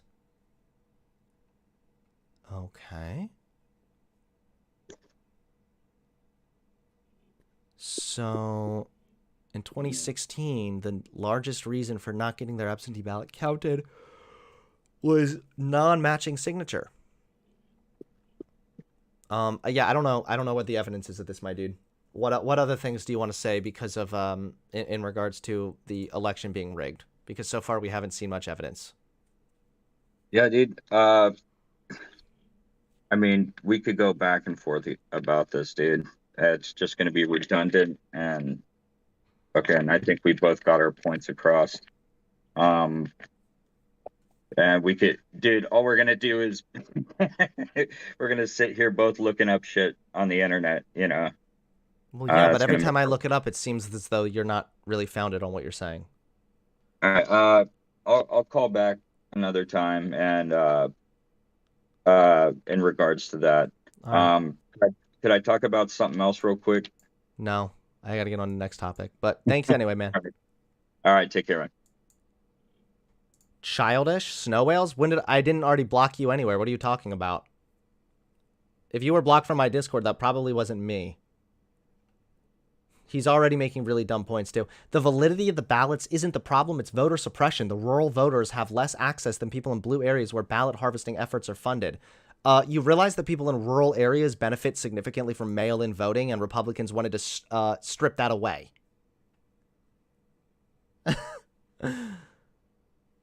So what?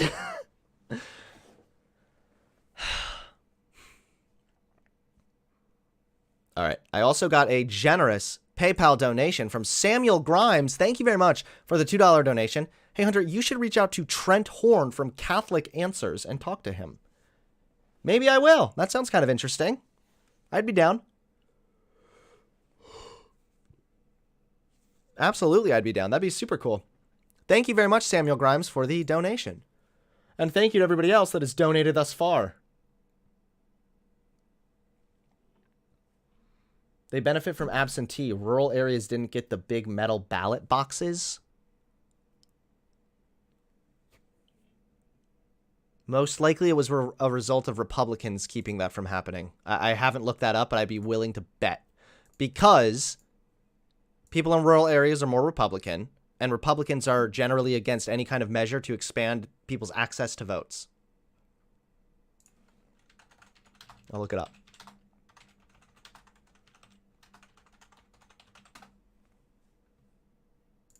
Wah, wah, wah, wah, wah, wah, wah. Well, thank you. I should have bet money. GOP push against ballot drop boxes hits rural places.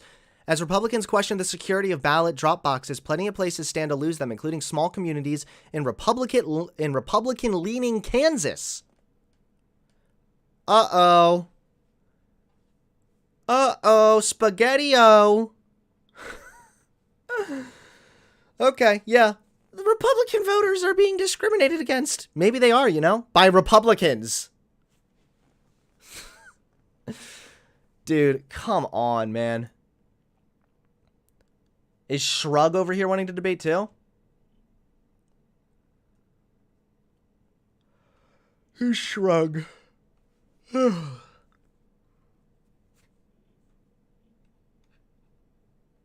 I'm in Discord. Okay. What is your name in Discord?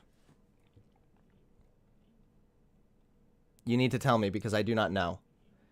Corey Springer, thank you so much for the $5 donation, my friend. The election wasn't fair. Hunter just admitted it. No, it was fair. I never said it wasn't fair. I said that when you complain about the ballot boxes, if they didn't have access to certain ballot boxes, that is a fault of the Republicans. That's not the only way to vote. Now, I think they should have access to the ballot boxes, but for you to pretend like that swayed the entire election is nonsense. It's complete conjecture. And again, it's the fault of your people that that was the case. So maybe stop voting for Republicans. Also, this dude, Snow Whales, you're permanently banned now. Goodbye, because you're not joining the Discord. So fuck you. That is not voter suppression, dude. Or if it is, it's not the kind of voter suppression that you were originally alleging.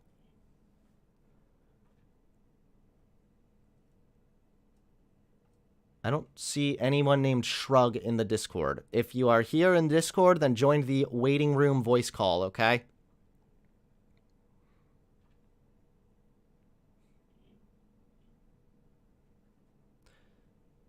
Shrug believes that every president in American history is part of a single bloodline and that it's part of a mass conspiracy. Oh my gosh.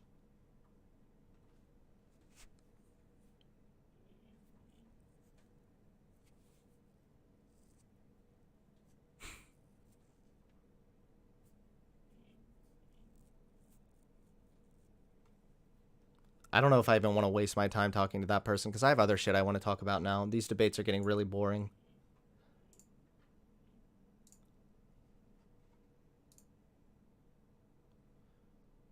Believes the left controls everything. It seems like we got a lot of chuckle fucks in here. You know, if they join the Discord and get in the waiting room voice call, then maybe we'll do it. But for now, let's actually go over some topics, man, because I'm getting bored of the debates. He said he was high also.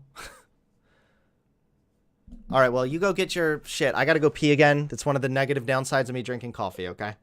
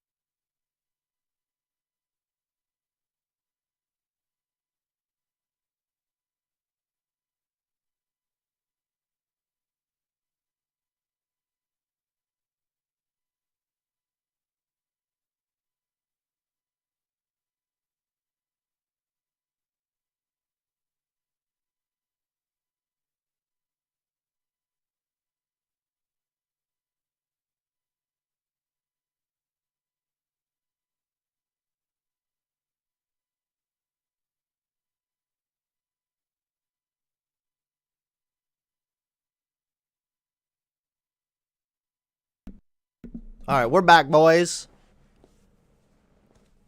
Chris Guyana, thank you for the $5 donation. Please better debates. You're boring streamer. Well, thank you very much for the donation to just tell me that I'm boring. But, yeah, I'm trying, man. I'm trying, okay? I'll... Shrug, what's up, man? Streamer. Hello? Hello. Hello.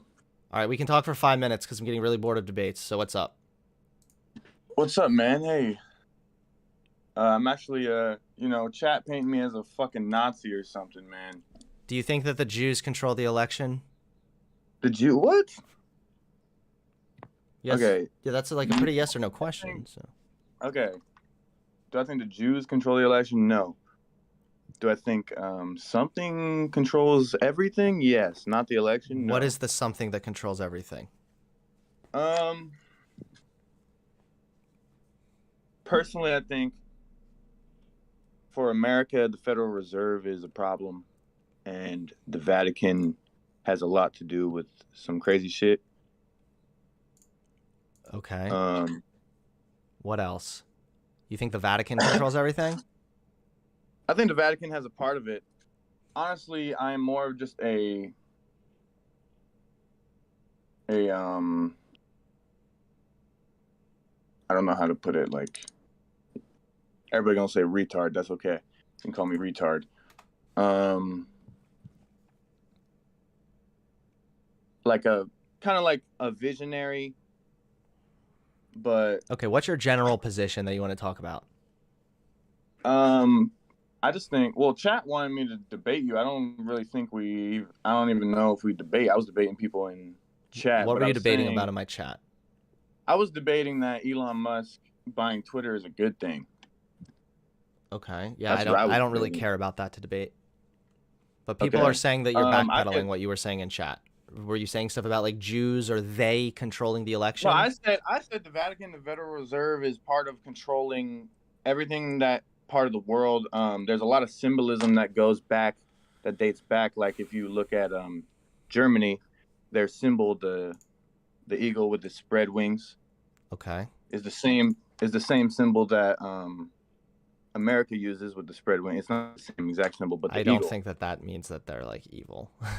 No, I'm not saying that means they're evil, but I'm just saying that symbolism dates back. Like, I was just trying to say to the dude in chat, and his name's Eric Killmonger, that symbolism has a part to play in a lot of, especially in, say, like the music industry or media or. Yeah, let's just talk about this another time. I appreciate you coming on, man. Okay, man. All right. Let's actually do some topics now, okay? So, ladies and gentlemen, get excited, okay? Because a new crazy Republican chick dropped. Brand new crazy Republican chick, fresh out of the factory, okay? She's here, she's not queer, and she is not going anywhere, sadly. So, here is this individual.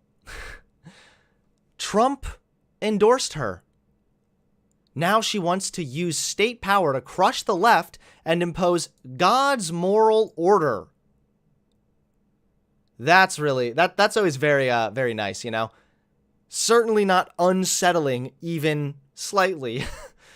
Yeah, she does have the crazy eyes, for sure. And, wait, they're gonna make me pay for this? I didn't have to pay for it last time. Why? How could you? Damn it. Hold on. Let's see if it works in private mode. Ha! No! Jerks. Okay, whatever. We'll just do this because I have the full interview. Anyway, this is her, ladies and gentlemen, endorsed by Donald Trump. She wants to impose God's moral order on all of us. What does that mean? Well, I don't know. That's the main problem, is since we don't really have any kind of consensus on God or who God is, then I'm pretty sure God's moral order is just whatever this crazy bitch thinks is right and wrong. Her name is Jackie Eubanks, a Gen Z zealot running for state office in Michigan, vows to make contraception illegal, so that's always nice, insisting God's morality is for everybody. Well, here you go, ladies and gentlemen. Go away. So here you go, ladies and gentlemen. Conservative Sharia law. It's here. Hell yeah. It's time. She really does look insane. She has those kind of crazy eyes, you know? She's kind of giving me the, like... She's kind of giving me the, like, I must impose God's moral law. It's God's moral law that contraception is illegal. I don't know why, but it is. She's doing the big thumbs up with Trump. Ugh.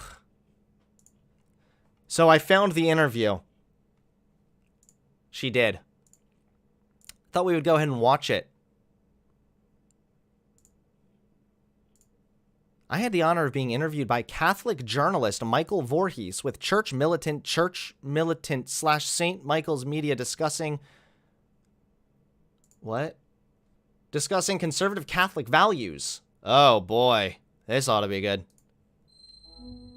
Oops. Why am I such a boomer? Sorry.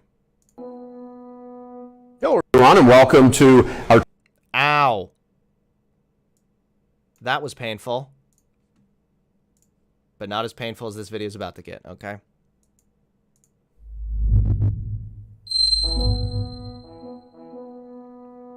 Hello, everyone, and welcome to our Church Militant interview and our continuing cavalcade of interview of Catholic candidates, solid Catholic candidates. Today we have with us Jackie Eubanks. Hello, Jackie. How are you? Great. How are you? Very good. You are running for a state representative House seat here in the state of Michigan. Yes. I think the very first thing everybody would say is, are you... It's still too loud? Now they're saying sounds good. Okay, hold on. Let me turn this down a little more then. kidding me? Is she old? Ah!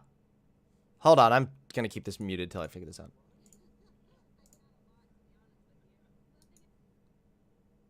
Okay. What the fuck? Because I think we need more What is wrong?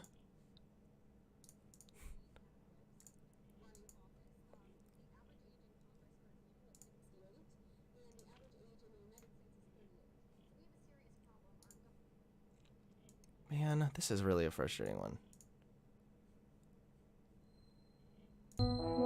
I think I got it. Hello, everyone, and welcome to our Church Militant interview and our continuing cavalcade of interview of Catholic candidates, solid Catholic candidates. Today we have with us Jackie Eubanks. Hello, Jackie. How are you? Great, how are you? Solid Catholic candidate. Solidly insane, maybe. Instantly, I get creepy vibes from this person. Very good. You are running for a state representative House seat here in the state of Michigan. Yes. I think the very first thing everybody would say is, are you kidding me? Is she old enough to run? I get that a lot, to be honest with you. But the thing is, I think we need more Gen Z Catholics running for office. The average age in Congress, for example, is 68, and the average age in the United States is 38. So we have a serious problem. Our government does not represent the people of the United States, and I'm trying to represent Gen Z and Catholics. So instantly she's complaining that the government doesn't represent the people, and then she wants to impose God's moral law. Okay. What the fuck? You know, it just doesn't represent the people anymore, but thankfully I will represent the people who follow the Lord Almighty. Is there a bit of a conflict, do you think, between, like you see all these polls and information with Gen Z, they don't believe in God, they don't believe in this, they don't believe in that, they're all down with abortion, they're all down with, same-sex marriage, blah, blah, blah, and all this stuff and everything. Are you on a little bit of an island in your generation? Actually, I like how he even puts this question forward because, again, it proves that she actually does not speak for the people. Gen Z doesn't believe in God. Gen Z is pretty fucking progressive. And now she says she wants to run and represent the people, yet she's not representing the people. She's not even representing her alleged base, her voter demographic. So I don't think so. I think that... Oh my God, I'm gonna fucking lose my shit.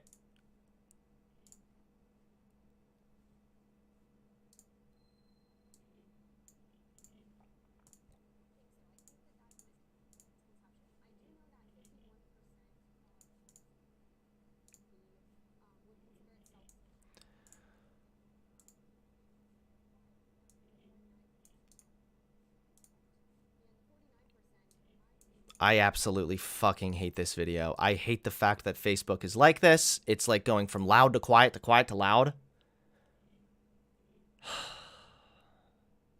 All right. On a little bit of an island in your generation?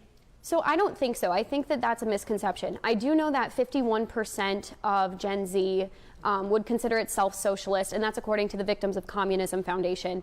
But that means that 49% don't. And the 49% I'm seeing more and more are actually returning to traditional conservative values. Oh no. Well, what's conservative traditional values? Oh no. What is that? What's the conservative traditional values? No abortion and no contraception? That's good to hear. Tell us about your district. Okay, it's Chesterfield Township, which is kind of, if you do the Michigan thumb thingy for people, it's like kind of up here area. It's the state got redrawn with obviously the 2020 census results. Your district is a brand new district. Yes. So tell us about the dynamics of that. So what's really nice about it is it's split 50-50 between Macomb County and St. Clair County. Both of those went red in 2020. And I love Macomb County, and I love that it was a bellwether county and that it went for Trump in 2016 and 2020. St. Clair County is a little bit tougher for me because I'm not from there. And it's a bit tough to put your new name and face into established politics. So there's people on Twitter talking about how this woman looks way too old to be the age of 25. And then the televangelist dude just said she seems way too young to be running. I'm going to leave my opinions about her appearance off the table, okay? Because I don't really have many nice things to say in regards to her appearance. However, I can also recognize what is wrong with statements just like that, with, she's too old, I can't believe she looks so old, she looks so young, because it does kind of reinforce this idea that women and their value comes largely from their appearance, which is not true. But at the same time, I can understand why some people would be surprised to hear this woman is 25. Being a conservative definitely does age you. But at the end of the day, I don't like that people on Twitter were kind of obsessing over her appearance, because women are a lot more than their appearance. Like, this girl isn't a problem because she's not really attractive, in my opinion. She's a problem because she's batshit insane. Like, let's focus on what's really going on here, right? She's more than her appearance. She's fucking ludicrous. She's a fucking lunatic. Politics, Yeah. and it's definitely establishment over in St. Clair County. How do you weather this? You're shortly 25. You graduated from Hillsdale here in Michigan, which has a reputation of being sort of like the Catholic, not Catholic, Catholic college in the country.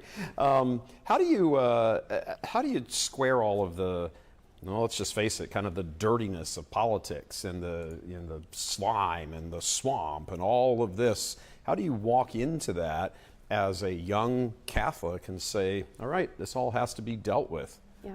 So first of all, you need to be praying the rosary every single day. You need to be going to Mass every single week. You need to be receiving the Eucharist. If you have. Wait, what's the rosary again?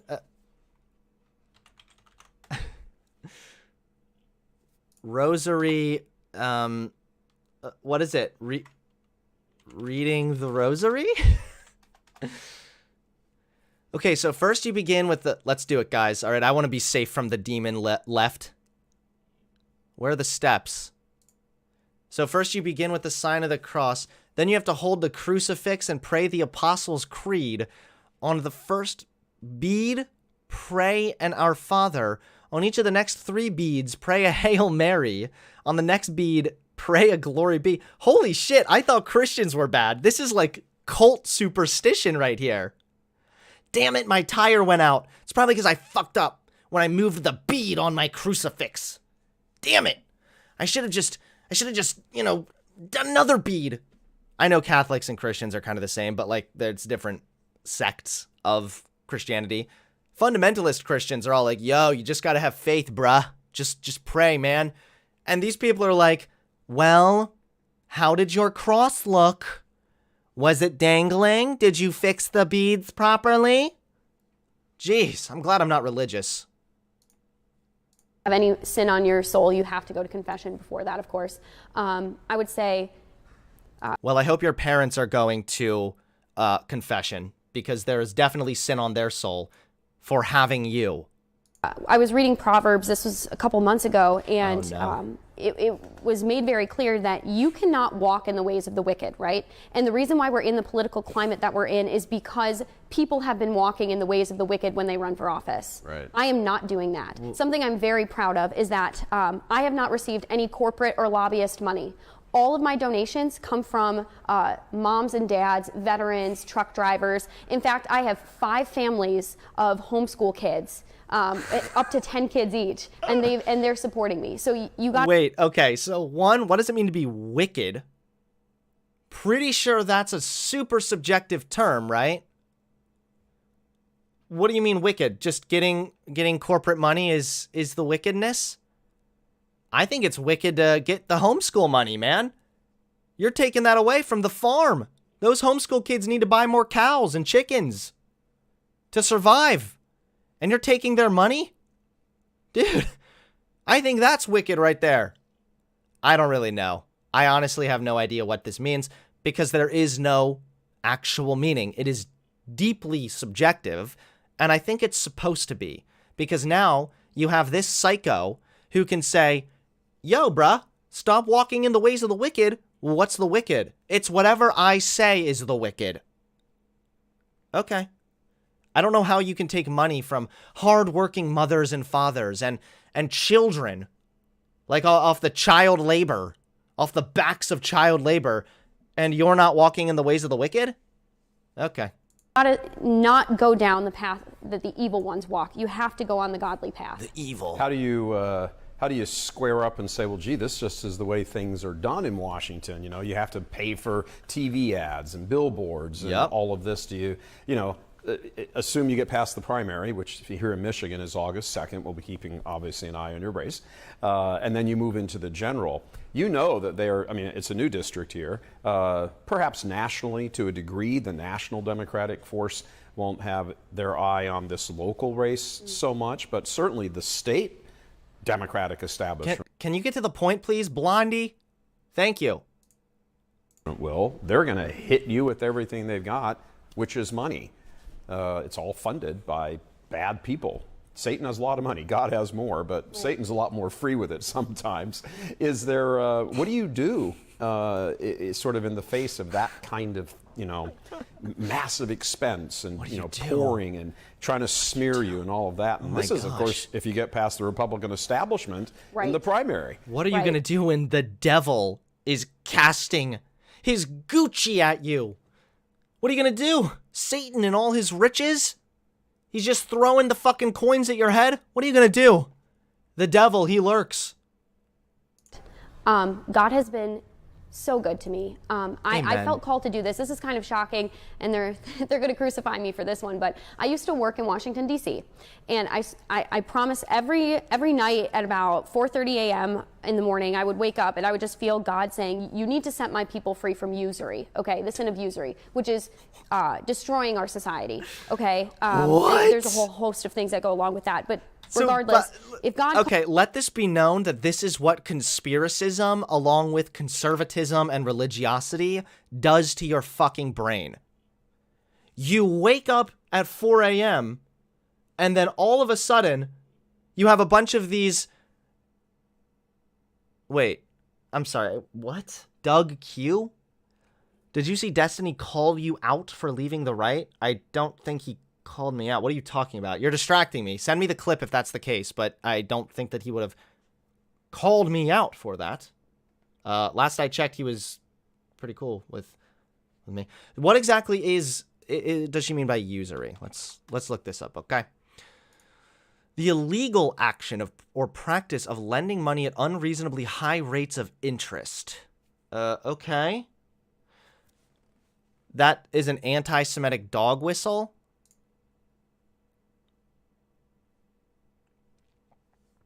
I don't know. Is it a dog whistle? Let's find out. I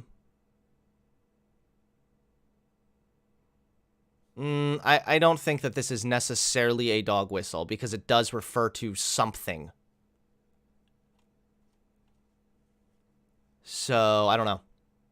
But either way, this is what religiosity does to your brain. Keep in mind, there are already a good amount of studies which show that the more religious you are, the more susceptible you are to other conspiracy theories. And that's what we're witnessing right here and right now. Now that she's religious, she's opened her mind up to other conspiracy theories. She's become this authoritarian psycho bitch who is now set on instilling God's moral law. And this is what happens. She wakes up at 4 a.m. and just thinks it's God. Was it just the gentle graze of God's hand on your face? Yo, wake up. Wake up. Or maybe did you just eat dairy and you were feeling kind of nauseous? So you woke up because you had to use the potty. And instead of just accepting it for what it was, you were like, you know what? God probably woke me up on purpose for this. This was God's will. I think God wants to set us free from irritable bowel syndrome. What are you talking about right now? But this is literally what religiosity does to your brain, my friends. Calls you to a mission. There is nothing that the devil can do to stop that. If God is going to make a way, he's going to make a way. And so there was a point in time where I was hurting for cash, and I got down on my knees and I prayed, and I asked everybody in my circle to pray. And within 5 days, we brought in $31,500. So I'm sorry, but if you're strapped for cash and your response to that is instantly to get down on your knees, that's not sounding like God's moral law, lady. And I was at a point where I needed door knocker volunteers, I needed an event scheduler, I needed somebody to do my social media and do it all for free. And God has provided overabundantly in all of those fields. Amen. So I do believe that this is God bringing together a coalition of true conservatives to help save this country. And I know that we've all. So this is what these religious, superstitious losers do all the time, is she's running for a position in politics. She needs money, and then people donate money to her, and she says that that was God. Like, you did that, lady. You needed money. You made it happen. You organized this coalition. You talked to people. You spread the word. And now we're supposed to just believe that God did it? What? This is why I coined this concept, okay? And I say this all the time, but I'm going to say it again because this is my concept, okay? It's got the TM at the end of it. It's the God box. And this is why Christians or religious people in general will attribute everything to God, so much so that nothing is not God. So, for example, she prayed for money while also organizing with a bunch of her friends. Then she made money. It's God. When you pray for somebody to get better when they're suffering from an illness, right? They go into the doctor. They take medicine. The doctor treats them. And then when they get better, praise God. God did it. It was just God, my dude. God did it. Yes. And then what happens when somebody dies, when you pray for them, and then they pass away? Well, it's just God's will. God gave us free will, okay? God had to allow this to happen because he has a greater plan. No matter what happens, it's God. Again, so much so that nothing is not God. And when you reach that point, you then need to ask yourself, how am I determining what is from God and what isn't from God? You can't. Watch Destiny's video released 19 hours ago. Skip to 105. There's the clip. What do you mean by called me out? Do you mean he mentioned me, or do you mean like he threw me under the fucking bus? I'll put the timestamp down and go over it after this because I'm curious what he said. But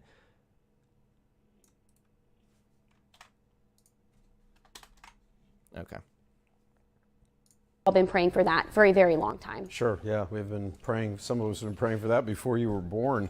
That's why for me, it's kind of a personal pleasure to be able to sit here and interview candidates like you who are Catholics. I've been saying for years, we're the Catholics. We're the Catholics. We're the Catholics who believe. We know there's tons of Catholics with a K. Biden and Pelosi and all the sort of the big name crowd of them, Kennedys and all that. It's like, where is the sort of groundswell of people who understand the faith, believe the faith, understand that there has to be a convergence of faith into politics, and it has to be formed that way. So for me personally, it's always a great pleasure to be able to sit here and do this. We interviewed John Gibbs sitting here, who's running for seat here in Michigan. Get to the point. I'm sorry for the we don't care. Blah, blah, and all that and everything else. Yes. So, you're the type of candidate for office that the left would be terrified of.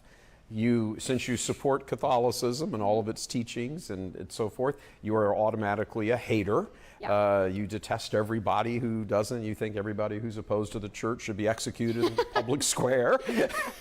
That's the way they'll portray you. Sure. But talk about how important your faith is to you on the political level. Oh, no. If laws or things are going to come up, we see everything going on with Roe. It's Sharia time right now, and all the left, becoming completely uncorked, losing their minds.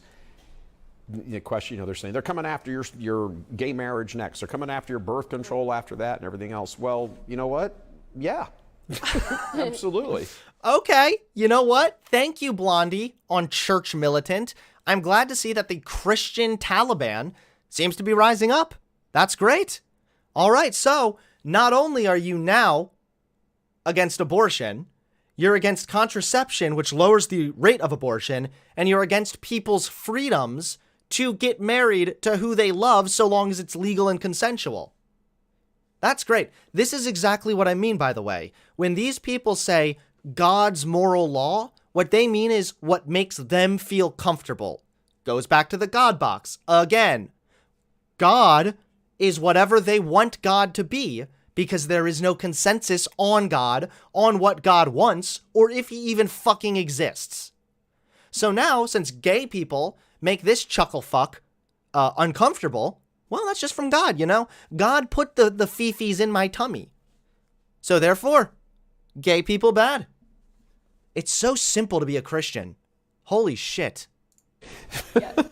Yes. So we need to make a plain statement of fact, which is the reason why the West is great is because Western civilization's underpinning is Christianity. Oh my God. And Christendom was Catholic, majority Catholic, for the majority of Western civilization. And so you cannot have a successful society outside of the Christian moral order. Okay, so, oh my God, so many things are wrong with this. Holy shit. So first of all, America was founded on the Enlightenment, right, which was actually more of a liberal idea and included freedoms from religion. Because again, why did people originally come to America? They came here to get away from religious tyranny, where you had to worship the Church of England, and if you didn't, then you were an outcast or you were treated poorly. Were you executed? You may have been. Either way, that's why people originally came to America, 1. 2, she's right to a degree. I know, shocking, right? But she is right to a degree that America did get some influences from theists, from people who believed that God instilled values into human beings. That's why humans have values and why they deserve intrinsic rights and so on. But guess what? You can still do something good while believing in a lie. This is what people fail to understand, is that if I believe that we were all created by aliens on the planet Mars, and that aliens told me humans are good, do not hurt fellow humans, and then I go out and I build a society where we lower the murder rate, well, I'm doing something good. My motivations come from me thinking humans have value, but that's ultimately based on a lie. So you can do something that is good. You can provide people with freedoms and rights, and even view humans as being intrinsically worth something, intrinsically owed rights, and still have that based completely on a lie. There's a reason why, lady, religiosity is plummeting in this country while scientific research and progressivism is rising. People are becoming more accepting. People are becoming more aware of how the sciences work, and they're becoming more and more aware of how scientific research can provide you with answers, whereas the whole God nonsense does nothing but slap a Band-Aid on it. You haven't actually helped us get closer to a moral foundation by just saying, but God, because then all I have to do is say, well, I don't believe in your God, so I guess I don't have that moral foundation. No, you're able to create morals via secular means. I've explained this, although I am still in the early stages of fleshing this out. There is absolutely a way that you can build morals from common agreements among society. For example, health is preferable to sickness, life is preferable to death. That might not always be the case, but I think you could go up to almost any human and ask them, hey, when you live your life, do you want to live your life well, or do you want to live your life sick and not having access to the resources that you need? Most people are going to say, I want to live my life well. I care about my well-being. Okay, cool, because I care about my well-being also. So if I care about my well-being and you care about your well-being, then we have to work on how to create society to benefit our well-being. And even more so, since humans are at the center of this society, if this secular moral framework revolves around human flourishing and human well-being, then it is in my best interests to also create a society and live in a society that benefits other people. If I steal repeatedly, then I'm going to eventually contribute to an issue at that store. I'm going to contribute to inflation. That's going to affect other human beings, and that could affect some human beings to turn to crime, for example. I don't want to live in a society where I have a high likelihood of getting shot in the head while walking down the street. So it's in my best interests to care, to a degree, about other human well-being as well, We all live together here. When some humans suffer, it has the very real potential, and it oftentimes does, negatively affect us. It negatively affects me. So get out of here with this bullshit. You saying, my God is my morals doesn't do anything. It gets us nowhere. All you've done is slapped a fucking Band-Aid on the situation. I don't know why I should follow God. I don't know why God is the arbiter of morals. I don't know why. What if I say I don't think that humans have intrinsic value? Maybe I just reject that God completely. Now what? You have to actually have a reason and a logical follow-through as to why this thing is moral if you are ascribing to certain axioms like, I care about human well-being, I care about human flourishing, sickness is preferable to death, or sickness is preferable to, or excuse me, health is preferable to sickness, life is preferable to death. Once you can agree on those very basics, then all we have to do is talk about how we achieve those results to its maximum. This is such an easy one, man. It's so cringe whenever they're like, well, how do you get your morals? We already believe in a God, or at least you do. Where are your morals? How come people in other countries who believe in gods are totally chill with baby murder and cannibalism?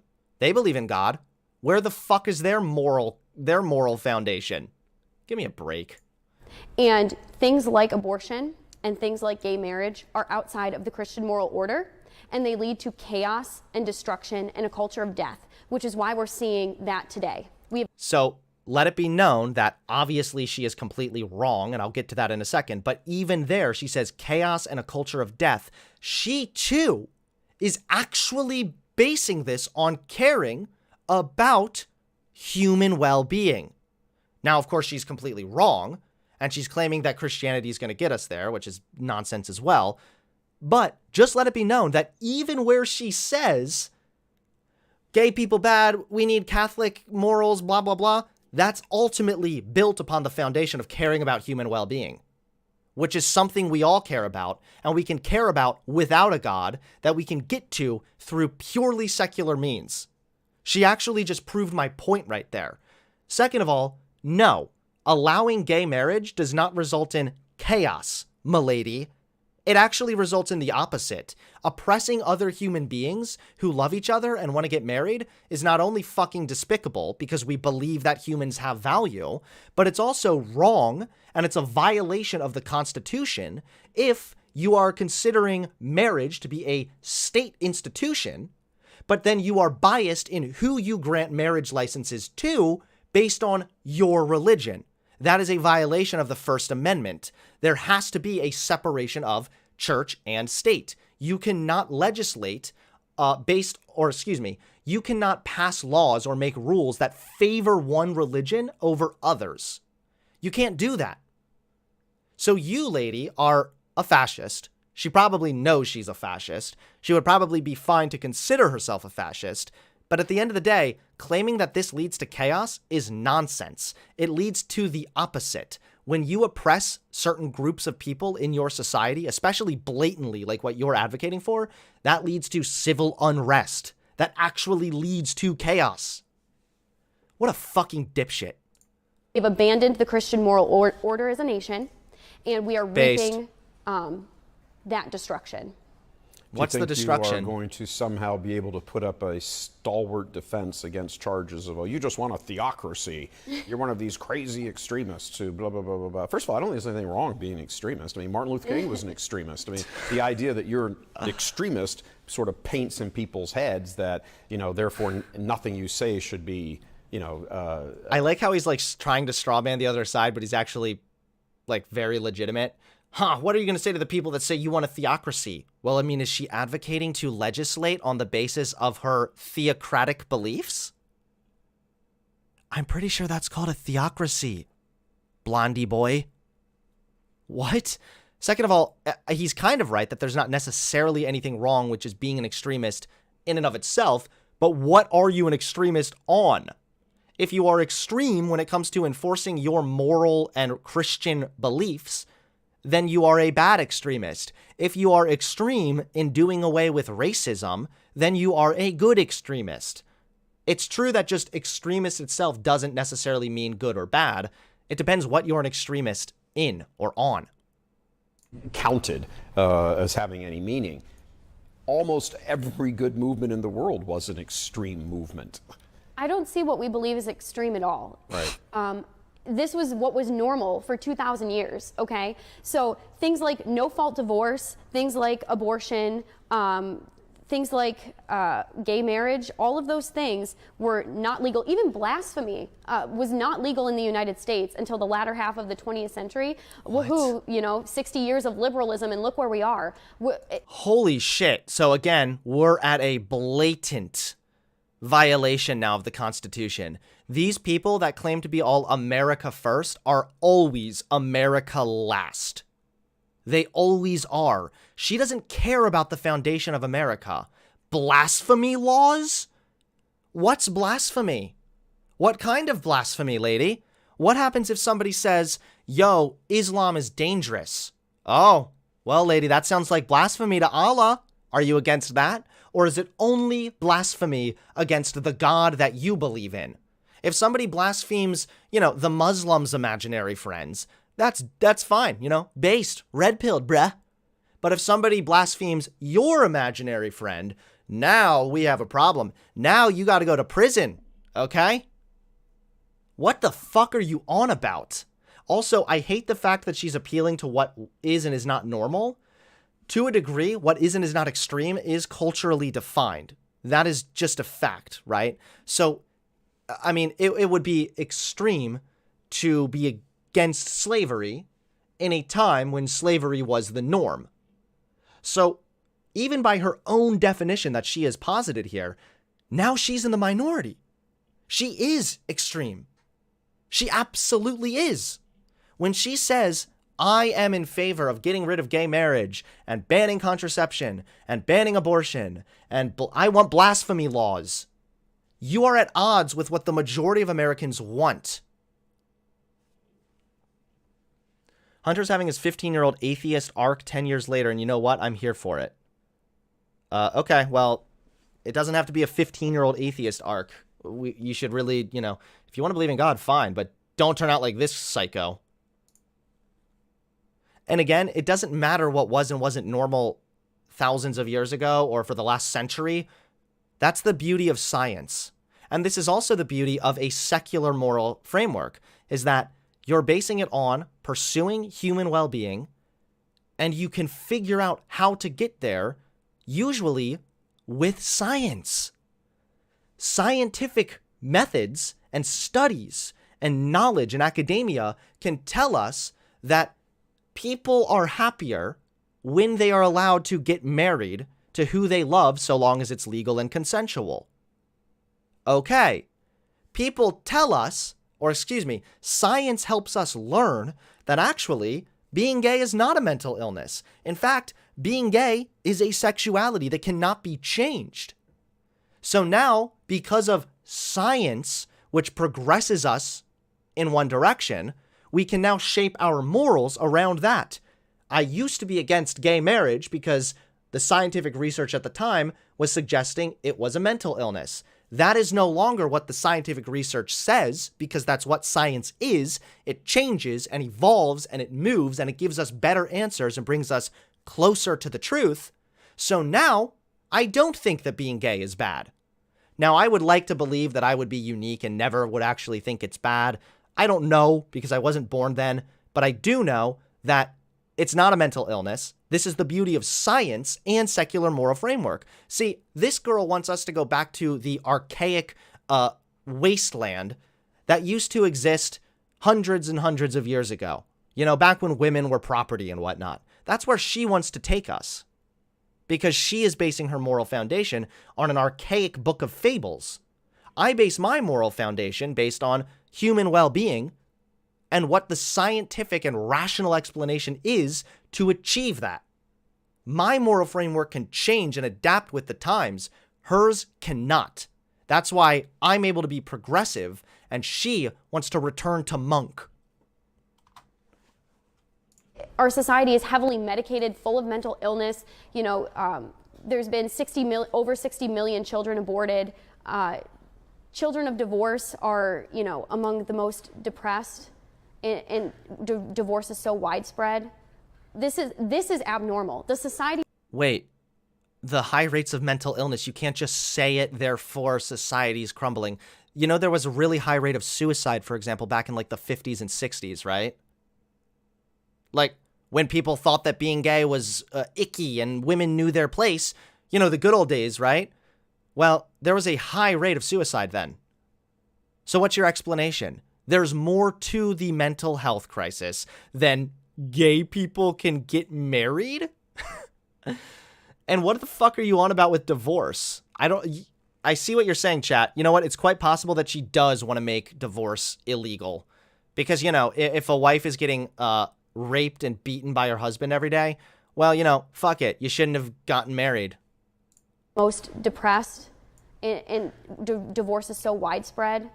This is abnormal. The society we're living in today is abnormal historically. You're abnormal. And we internally feel that it's abnormal. But I think that the real radicals are the ones who decide that we're going to turn to a Marxist secular utopia on Earth. Those are the ones who are really radical. I'm saying we need to return to God's moral order. That's not radical.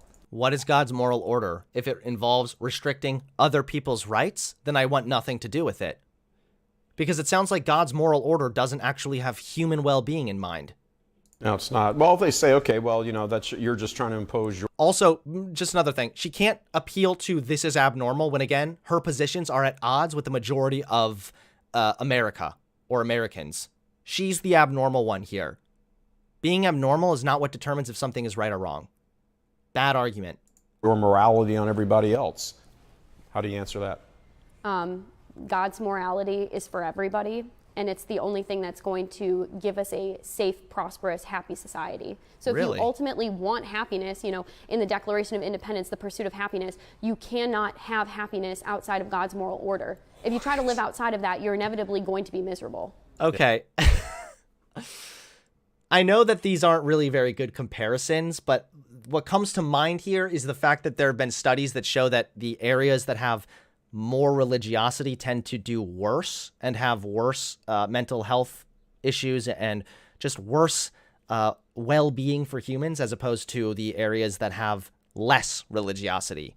Now, of course, there is a lot more to the story there. It's not just religiosity. It could be, is this a third world country compared to a first world country?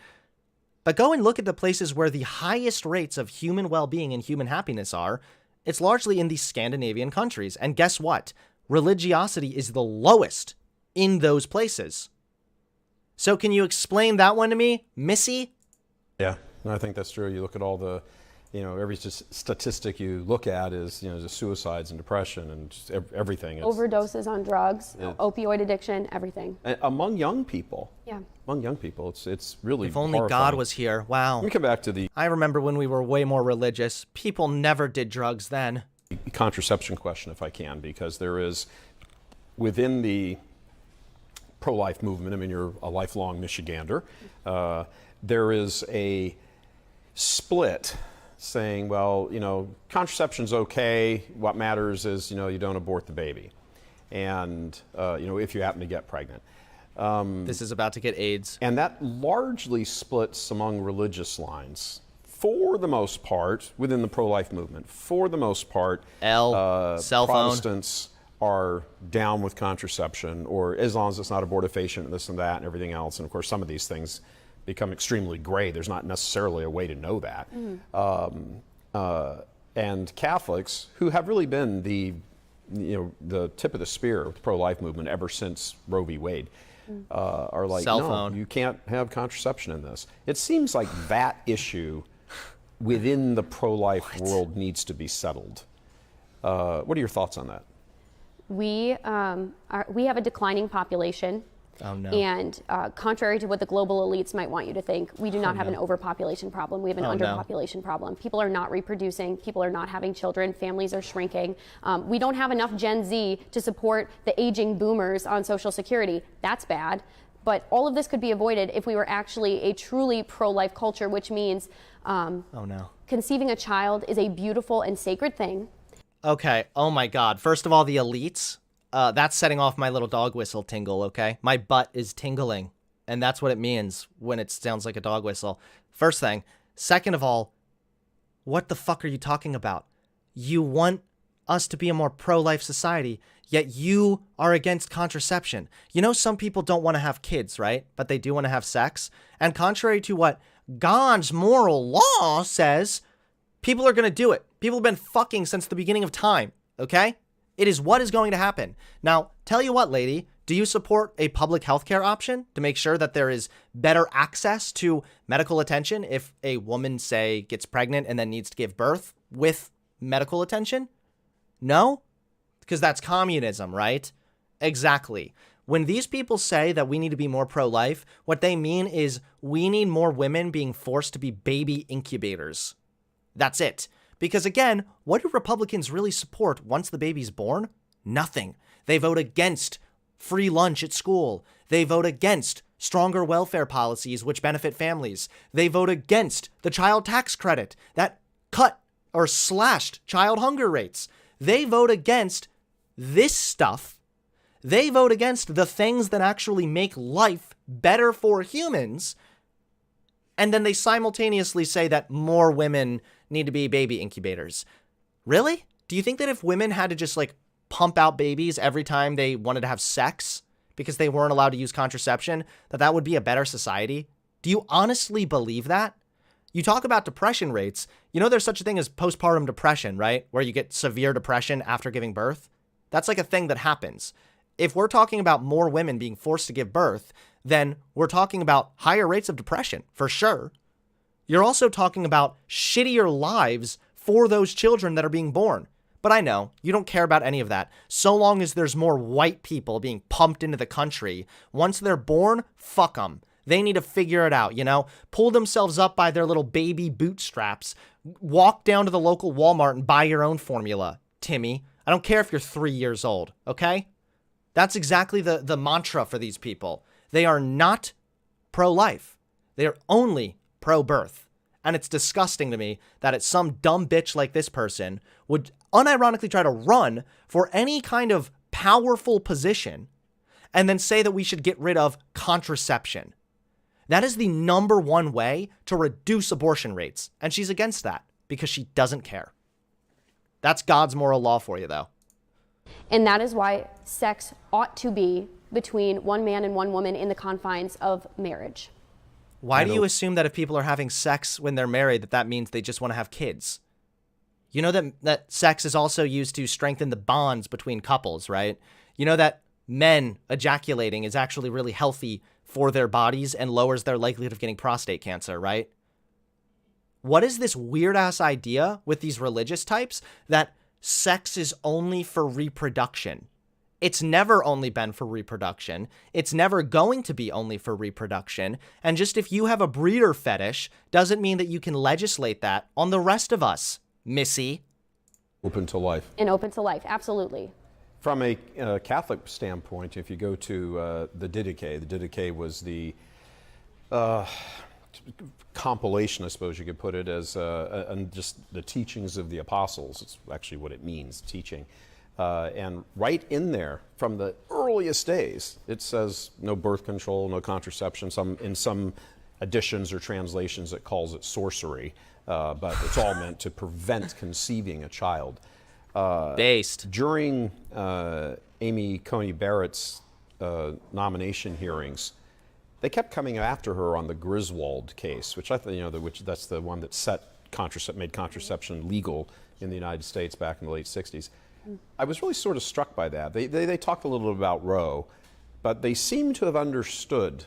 Kuhn and Blumenthal, the Democratic senators, seem to understand the connection of contraception and abortion.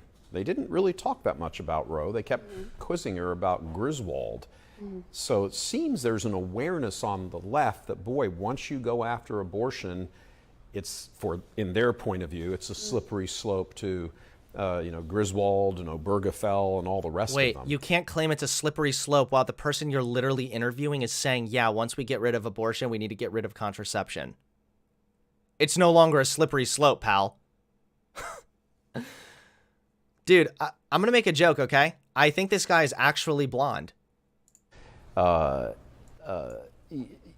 It's probably impossible that this sort of thing isn't going to come up in your campaign.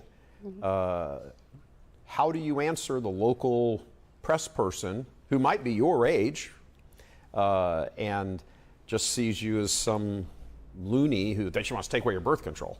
Yeah, because you are. Well, In the state of Michigan. sure. So I guess we have to ask ourselves, would that ever come to a vote in the Michigan State Legislature? And if it should, I would have to side with it should not be legal. And Of course you I think wouldn't. that people believe that birth control is it's better, like you said, because, oh, then you won't get pregnant and you won't need to have an abortion. But I think that it gives people the false sense of security that they can have consequence-free sex, and that's not true and it's not correct. But if you... What?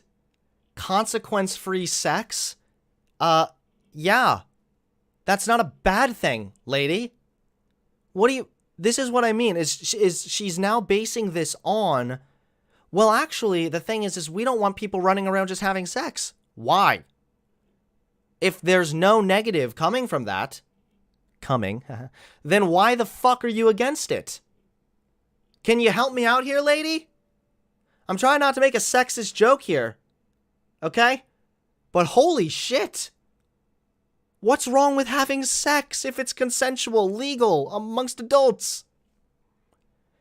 And also, I don't think it gives everybody a false sense of security. It probably does for some people, but this is why the answer is not only contraceptives, but also better sex education. People need to know how to use their birth control properly. People need to know how this works. How does the pill work? How do you actually put a condom on properly? These are things that need to be taught, obviously in an appropriate way. But like, if you're just told contraception's good, dude, then well, okay, cool, but how do you effectively use that contraception? How many guys do you know who use 2 condoms, thinking they're just doubling up? Yeah, dude, when in reality, that's actually super fucking bad. It makes it more likely that the condom will tear and that you'll get that lady pregnant. Like, there's so many problems with her mindset here. It ultimately stems from wanting to control people. It's just disgusting. Again, lady, just if nobody wants you, doesn't mean that, like, you gotta legislate this for the rest of us, man.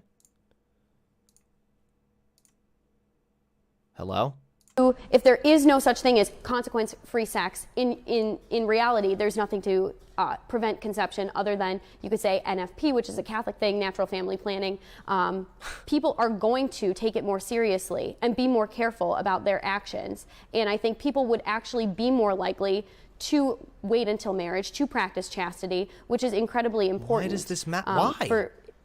I think that the birth rate of children outside of wedlock would probably go down in that case. Yeah, what is there certainly seems to be some... this just doesn't make any sense to me. Like, personally, I would have preferred to have waited till marriage to have sex, looking back now. But at the time, I was like, no way, dude, I'm ready to get rid of my virginity. All right? It's showtime. But that's my own opinion. That's my personal preference. That is not me making a moral prescription for everybody in my state or in my country. I don't understand this idea of, well, people think they can have consequence-free sex. What is wrong with people having sex that doesn't result in a quote-unquote consequence? Not to mention, there are consequences, of sleeping around. You have higher risks of STDs. Women do oftentimes get more attached via sexual activity, whereas men, not so much. That's a potential consequence that can happen. There's a lot of consequences that can happen outside of having a child. And again, you're against people having children out of wedlock. Do you really think people are going to be like, well, let's just wait till marriage? No, they're probably going to pull out, or they're just going to hope for the best. Or if you were actually a sane person, you would let them have contraception, which would make it easier for people to wait until marriage to have children. And why is that important? Not because, oh, consequence-free sex, blah, blah, blah, blah, blah. It's because a child, the best environment for a child is being raised by 2 parents who are either married or who are committed to each other and in a stable environment, in a good socioeconomic situation. This applies to straight people and gay people. That is the best environment for a child. That's why you should wait to have kids until you are married, but that has nothing to do with sex. data analysis to suggest that as well. You have if I can read your statement here, I am uncompromising in my belief that human life begins at conception and ends at natural death. That is pretty darn close to almost, I think you cut and pasted from the catechism there. Good for you. Do you think there is, within the wider circle right now, because now as it sure looks like Roe is going to be overturned, we don't know that for certain, but it sure looks like it. Roe is over, as we're sitting here doing this interview today, that's the likelihood, which of course everything goes back to the states, Sure. which makes a position that you're running for all of a sudden become massively important. Yes. Yes, so the Michigan Constitution says that abortion is completely illegal in the state of Michigan. And there's going to be an active effort on the part of the Democrats. Already they're underway. They filed lawsuits to keep abortion legal in Michigan if Roe v. Wade is overturned at the federal level. I would never vote to legalize abortion. If it came to a vote, I would never do so. Well, yeah. When you see the... Wait, do you expect applause for that? Yeah, no shit, lady. We know, okay? Obviously, if it makes the lives of women easier, you're going to be against it. We knew that already. Establishment here in Michigan, the Democratic establishment, really put in place by the lethargy of the Republican establishment back in the last election cycle. How much more time is left? Gretchen Whitmer, during COVID, kept all the abortion chambers open here. I'm stripped of me, and they're going to try to label me as crazy, which is very funny because I graduated with honors from a college that is more academically rigorous than Harvard University, but whatever. So yeah, they're going to try to label me crazy, and basically, if they do that, I still, as a state rep, would have the ability to subpoena, to investigate, and I would just investigate everyone for corruption. I mean, our state is the most corrupt in the... Wait, where you went to school has no bearing on whether or not your political beliefs are crazy and unhinged, lady. Has no bearing on that. You realize that, right? I don't know, guys. I don't think my brain cells can handle any more of this video. I'll leave it with this. Why do these traditional bitches never just take their own advice? Lady, what's your name? Jackie or something? Go back to the kitchen. Please. Get married, get pregnant, and shut the fuck up. Let the men do the talking, okay? You're crazy, and I don't care what school you went to. Go. Go in the kitchen. You have steak to fry up for your hubby. Go do it. Follow your own beliefs, your own rules, okay? If you want to go live off in a farm in the middle of nowhere where you're nothing more than an incubator who takes care of the house and fucks your husband whenever he wants and then cares for the children, then do it. Get out of here. There are at least 5 sandwiches that need to be made right here and right now, and you are sitting here talking to a man out of your place, mind you. All right, you're breaking traditional values, and it's disgusting. It's despicable. It's offensive. Lady, shut the fuck up and get back to the kitchen. And I can say that without being sexist because I merely support her traditional values. Although I only support her traditional values for her personally, no one else.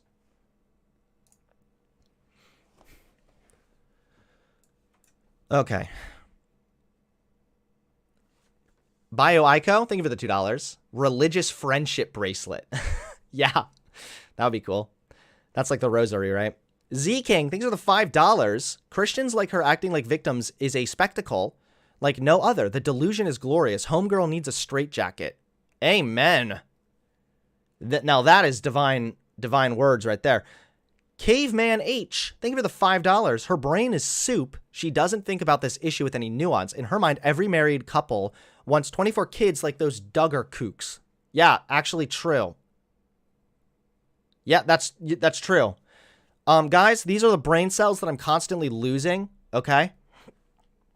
So if you want to help support the channel, please put something in the super chat. Let's see, how long have I been streaming now?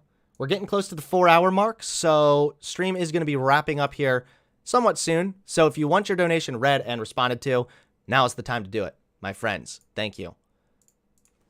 All right, people are saying to watch the Destiny clip. Okay. 1 hour 5. Is it the newest one from 2 hours ago? Problem, sir, is you Released 19 hours ago? Okay, though it's not this one. 19 hours ago. Oh, 20 hours ago. Okay. playing it with somebody. 1 hour, 5 minutes. Okay. Go back a little. Now as a minor figure online. I still am like a minor figure online, right? Like I'm not like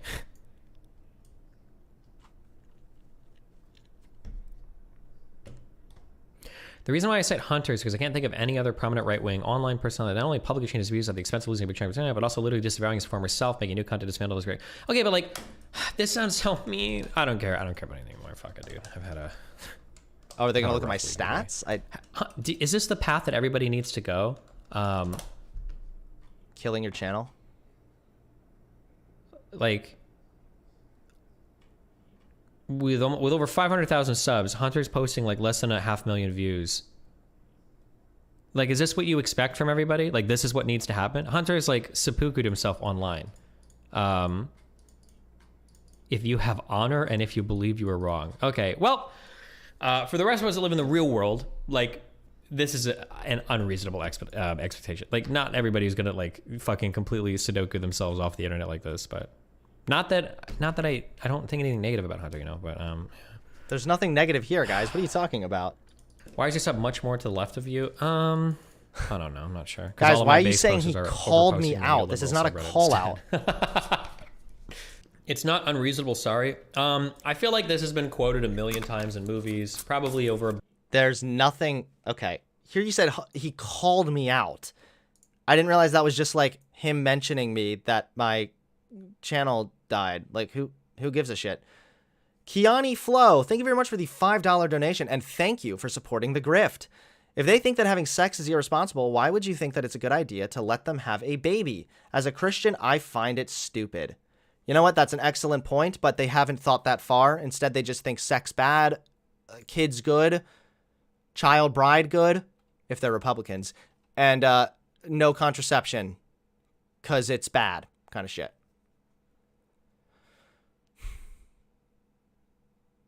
Okay. Yeah, here I thought that here I was expecting like some kind of a weird call out, but he specifically said he thinks nothing ill of me, and I knew that he didn't because we've talked before, and me and him are pretty chill.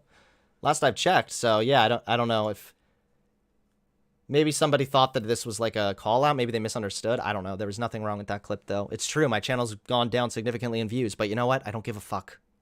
Because I like to do what I like to do what I like to do.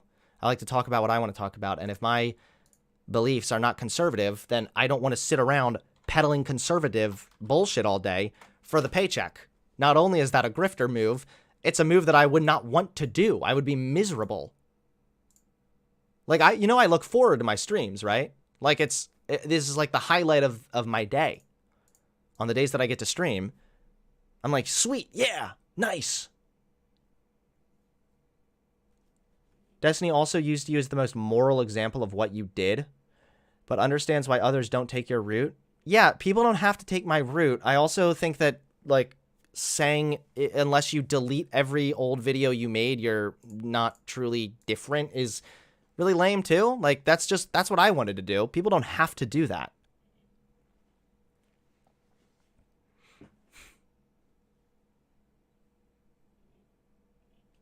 Yeah, I don't know. Here I was expecting something a lot more dramatic than that. All right, let me see if anybody's DM'd me here.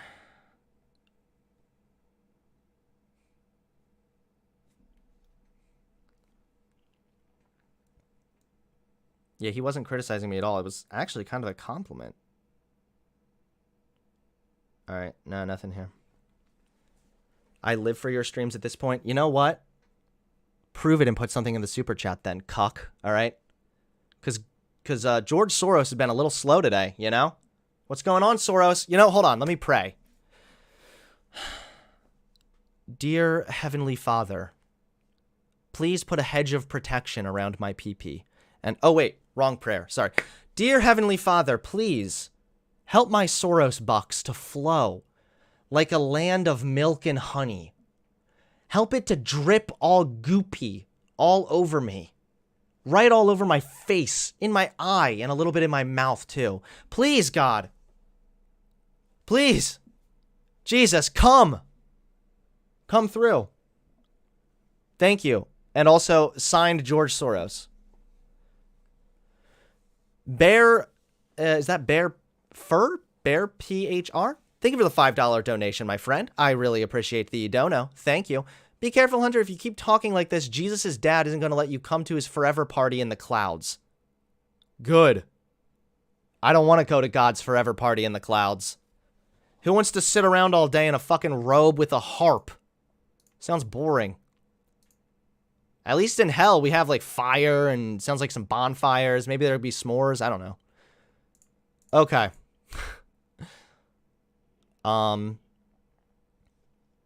We have a few other things to go over before I inevitably turn to watching like a video while playing Fortnite like a loser. So, I feel like we have been kind of going over a lot of Christian conservative stuff. Yeah, that's a we in the background. Yep. See, right there. All the good music is aligned with Satan. You know what? I know that you're being sarcastic and kind of making a joke, but when I started listening to more like Satanist rap or like demonic rap, it is way better. Now, I have a weird taste. I like the dark horrorcore rap, and people would probably call me cringe for that. The kind of shit that I like, though, the best stuff comes from like demon worshippers. They make good music, you know? Hey, the Obsidian Simp. Thank you very much for the $10 Canadian, or the 10 Canadian dollars. Thank you. It seems as though Jesus has come. Have you seen the TV show Midnight Mass on Netflix? It's a detailed criticism of religious dogmatism. It's the director's passion project. You know, I have not seen that, but that sounds like a really interesting show. I will have to check it out. Either way, thank you so much for the donation, my friend. I would give a shout out to George Soros, but I think that this is really all you, my dude. Thanks very much for the generous support. I appreciate that. Thank you. I also keep closing down my PayPal, and I keep wanting to check it to make sure that I'm not missing other PayPal donos. Okay. The links aren't working. Which link? The Discord link? Oops. Hold on. There you go.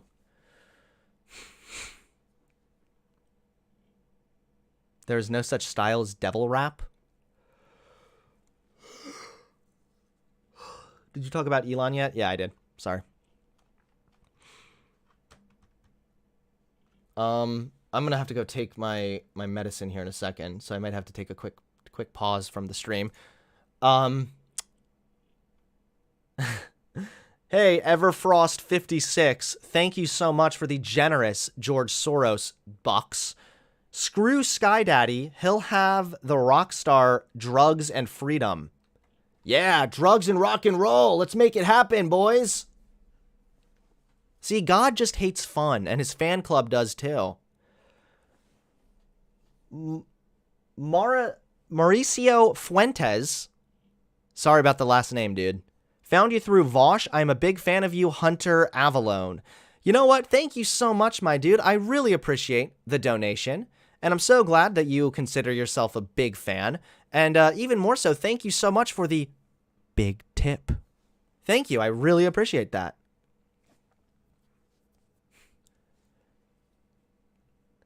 No, the band that I like, I actually have to give props to. If you're into like metal and if you're into rap, then you would probably really like this band that is super unknown, and it's kind of a shame because they're really good. So they're called Ala Zul Ilu. They only have like 10K on YouTube, man. But I actually really like their shit. Actually, this song, The Parish, was my most played song in Spotify in 2020. Unironically. It's like Satan metal rap. Some of it is more metal based, others is more rap based. But this was like one of my favorites. Don't copyright me, okay, guys? This is a promo for Alazuli Lou. I'm not sponsored, but you know, don't. I just like the song. I'm always awful, dead funny in the priest, bro. Spread you like the gospel. I am the word of God spoken with Satan's breath. The dead laying in my wait like I'm a wave of death. Oh, there's my comment.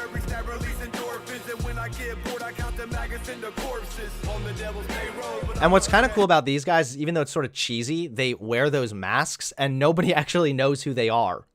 So like, no one knows like their real identity. All they really have is just this like public persona, or public persona. Tried to kill myself with the duck gun when I'm fucked up, run away and scattered.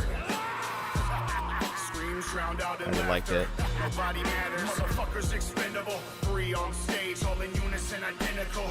Easy to fall, trying to reach the pinnacle. These rappers want to talk, you can speak with these genitals. 6 circle general, follow my commandment. No path. I don't know. I think this is pretty good. Oh, so Hunter's in his angry atheist phase? What are you talking about? This has nothing to do with atheism. This is not a necro ripoff. Holy fuck. I'm sorry, my dude. You do not know what you're talking about, okay? Where was the one they did? Oh, yeah, The Mask Made Me Do It. I totally fuck with this one. And, okay, sometimes I get really high, and if I watch this one, it's not... it's like a constant trip. This is more of a metal one.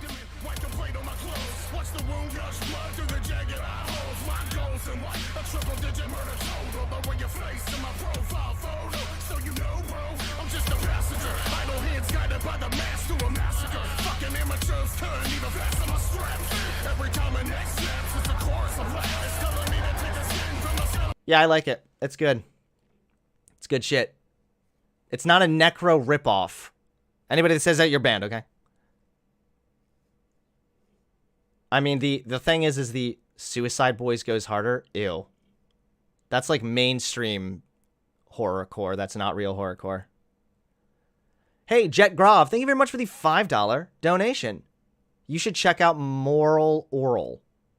Okay, maybe I will. It's still more rap than metal. Yeah, but it takes inspiration. Like, let's see.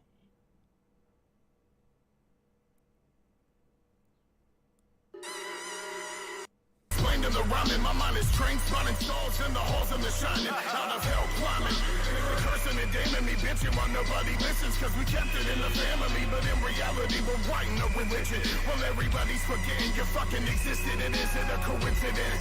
We instruments of the old God, motherfucking horse of our life. I don't know. I like it. But I also recognize that I'm probably in the minority here. We all want wishes to kill us commands. Why you're here's no mystery. Fake feeds off your misery. The thing, I'm not checking out Ghostmane. I know Ghostmane and I fucking hate them, okay? I'm sorry. I become like a stuck-up loser when it comes to the rap shit, especially like underground rap. Rap Slipknot? Kind of. I'm not checking out fucking Ghostmane. No. Now, my favorite rapper, and this is for ages 18 and up, okay? Is definitely Gmoski. You've probably seen me wearing his merchandise before. And his shit is really good. The thing is his songs go pretty hard, especially the old stuff. Is like, I probably wouldn't play it on stream. It's not the kind of shit you play around your grandma, okay? But there's other stuff that's just, it's a good song. Some fire weed and I bought a fit. And I'ma cuss a nigga out before I call it quits. Fuck your politics, I've been popping since the floppy disk. Bitch, straight up, I'm not your friend, man. The CDC told me to not give handshakes. Man, wait, there's a new goddamn mandate. This is a good one. He'll rock your damn face. I got sinister vibes, buying knives, zip ties, bleach. I can't play too much of it or I'll get copyrighted. But yeah, I would check out Gmo if I were you. He does some cool shit. I done heard enough already. I've been a pimp. I should have been on soft white underbelly. I keep a Big Mac like Cheeseburger Eddie. Hit your six-pack, your intestines looking like burnt spaghetti. The Grinch stole Christmas, I'm wigging. I'll get a bitch for her stimulus and spin it. I'm an ignorant little nigga, and I'm kicking hella asses. Bashing them with trash lids. 5 So yeah, that's the kind of shit I like. Hopefully I didn't get copyrighted just now. Hopefully not, because I tried not to play too much. And that's just free promo for those guys, I guess. Yes, this is more my vibe. Yeah, here. Even better, go fucking comment on this if you like it and say that Hunter Avalon sent you, okay? Because I've talked to him before in DMs. He's a really great artist. He's still pretty underground, but he's definitely getting a lot more recognition. I commented on it too. No, I don't like Necro. Just because it's underground doesn't make it good. Oh, you're totally right. The shit that I'm listening to is not just good because it's underground. I like it.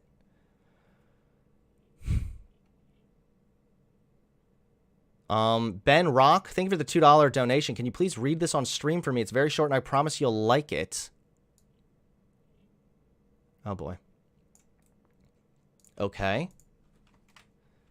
Keeping this off fucking screen because maybe I'm about to get duped into fucking showing porn on my stuff. Hold on.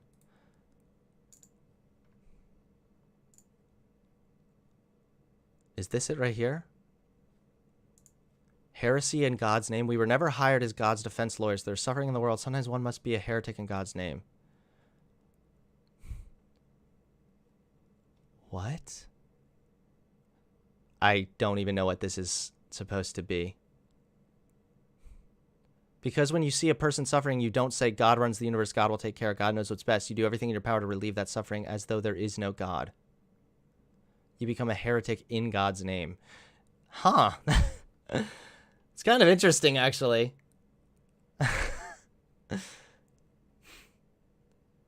Cool. Okay.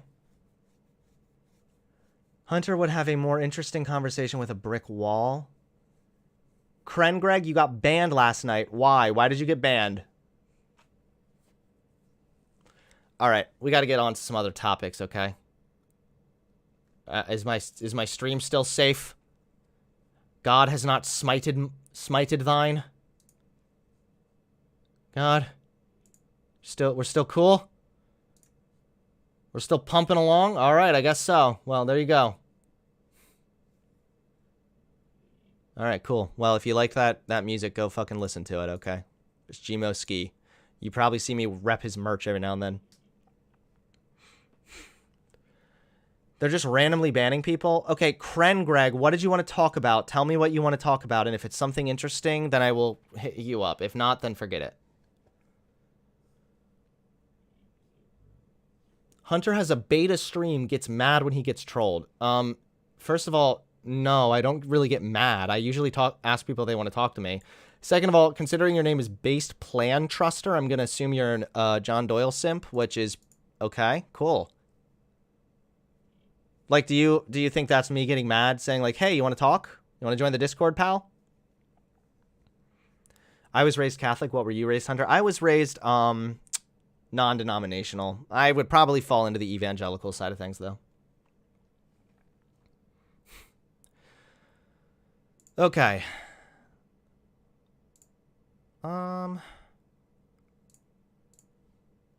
Government has... Oh, no. So, every now and then I'll stumble upon about your about your aggression against Christianity. Oh, no. Okay. First of all, Based Plan Truster, here you go. Okay, I know you're going to say you're mad because you got trolled or whatever. That's fine, but go ahead, join the Discord. If you don't join in the next 5 seconds, you're banned.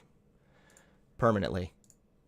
And that's not me being mad, that's me actually being fair. All right, I'm still more just than God.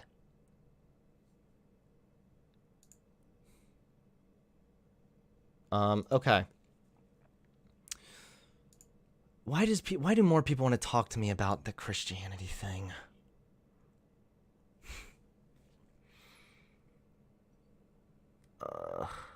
No, it's you being gay and cringe. Okay, bye. Bye-bye. Krenna Greg, I'm really sick of the Christianity talks.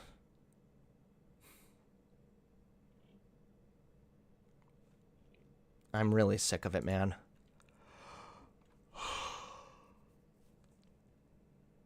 I actually worship Hunter. At least I have physical evidence he exists. Based. There you go.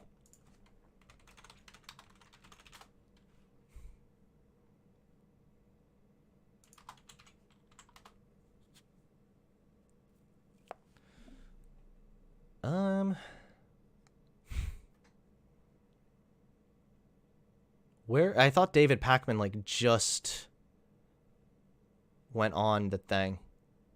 Where do you see the whole... Where is it? I thought that was a thing.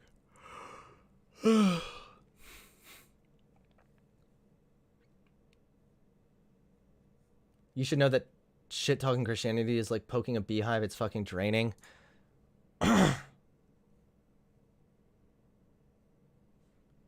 The destroyer gods blew up Israel. All right, I gotta go get my second medicine. So hold on a second, okay? I'm gonna go take this, and then we'll go over a few more topics. I'll probably take a few more calls for the next hour or so, and then we'll go ahead and wrap it up. All right. If you want to donate, guys, now's the time. Okay, help me out. My brain cells, they're not doing too good.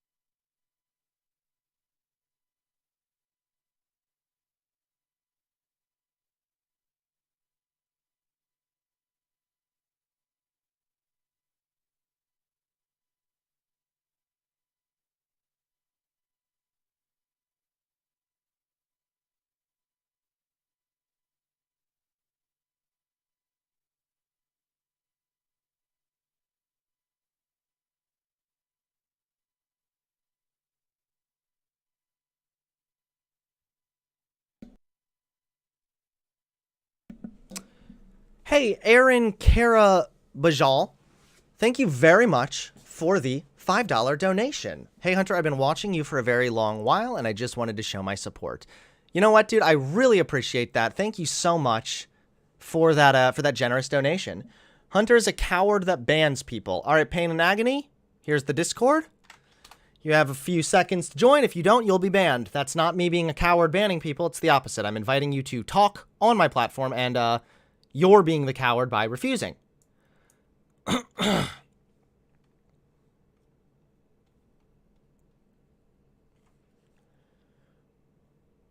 Ken Greg?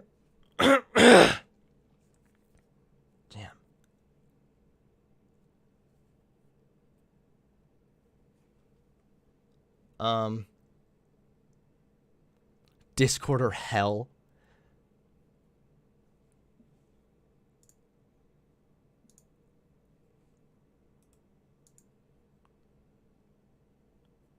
All right, well, where's the person that wanted to talk about me being hostile towards Christianity?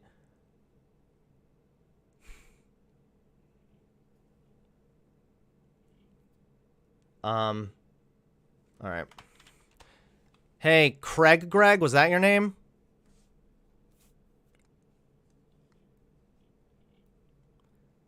I don't know if I'll upload the Elon one. Hey, Greg, you can call the number on screen, okay? Is he still here? Oh, Greg. Hey, Greg, you can call the number on screen, okay?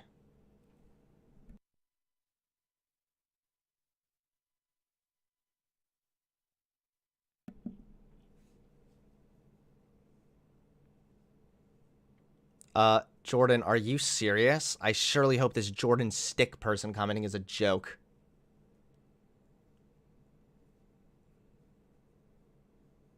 Greg, call my account. I can't. You need to call the number on my screen or in my description.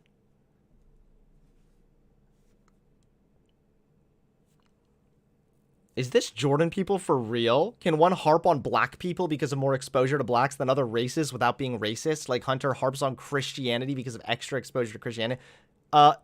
No. One is a race and an intrinsic part of somebody else, and also doesn't mean that all black people think alike. Christianity is a religious belief, and it motivates the way that people behave, unlike being black. That is the dumbest argument I've heard all day. Add my account and call me. I can't. Are you back in the Discord or what?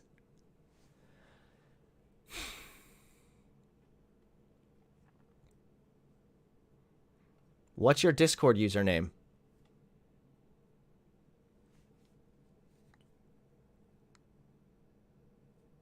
Jordan Stickle believes the left controls everything. Oh, okay. Yeah, what's your name, Greg? On here?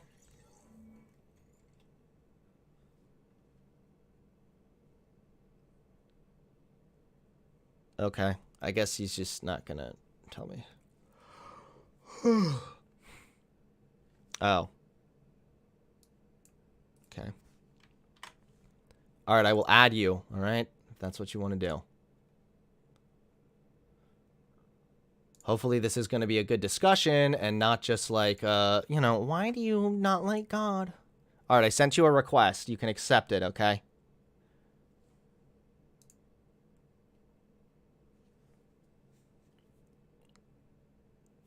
Alright, well, oh, here he is. Alright, I'm calling you.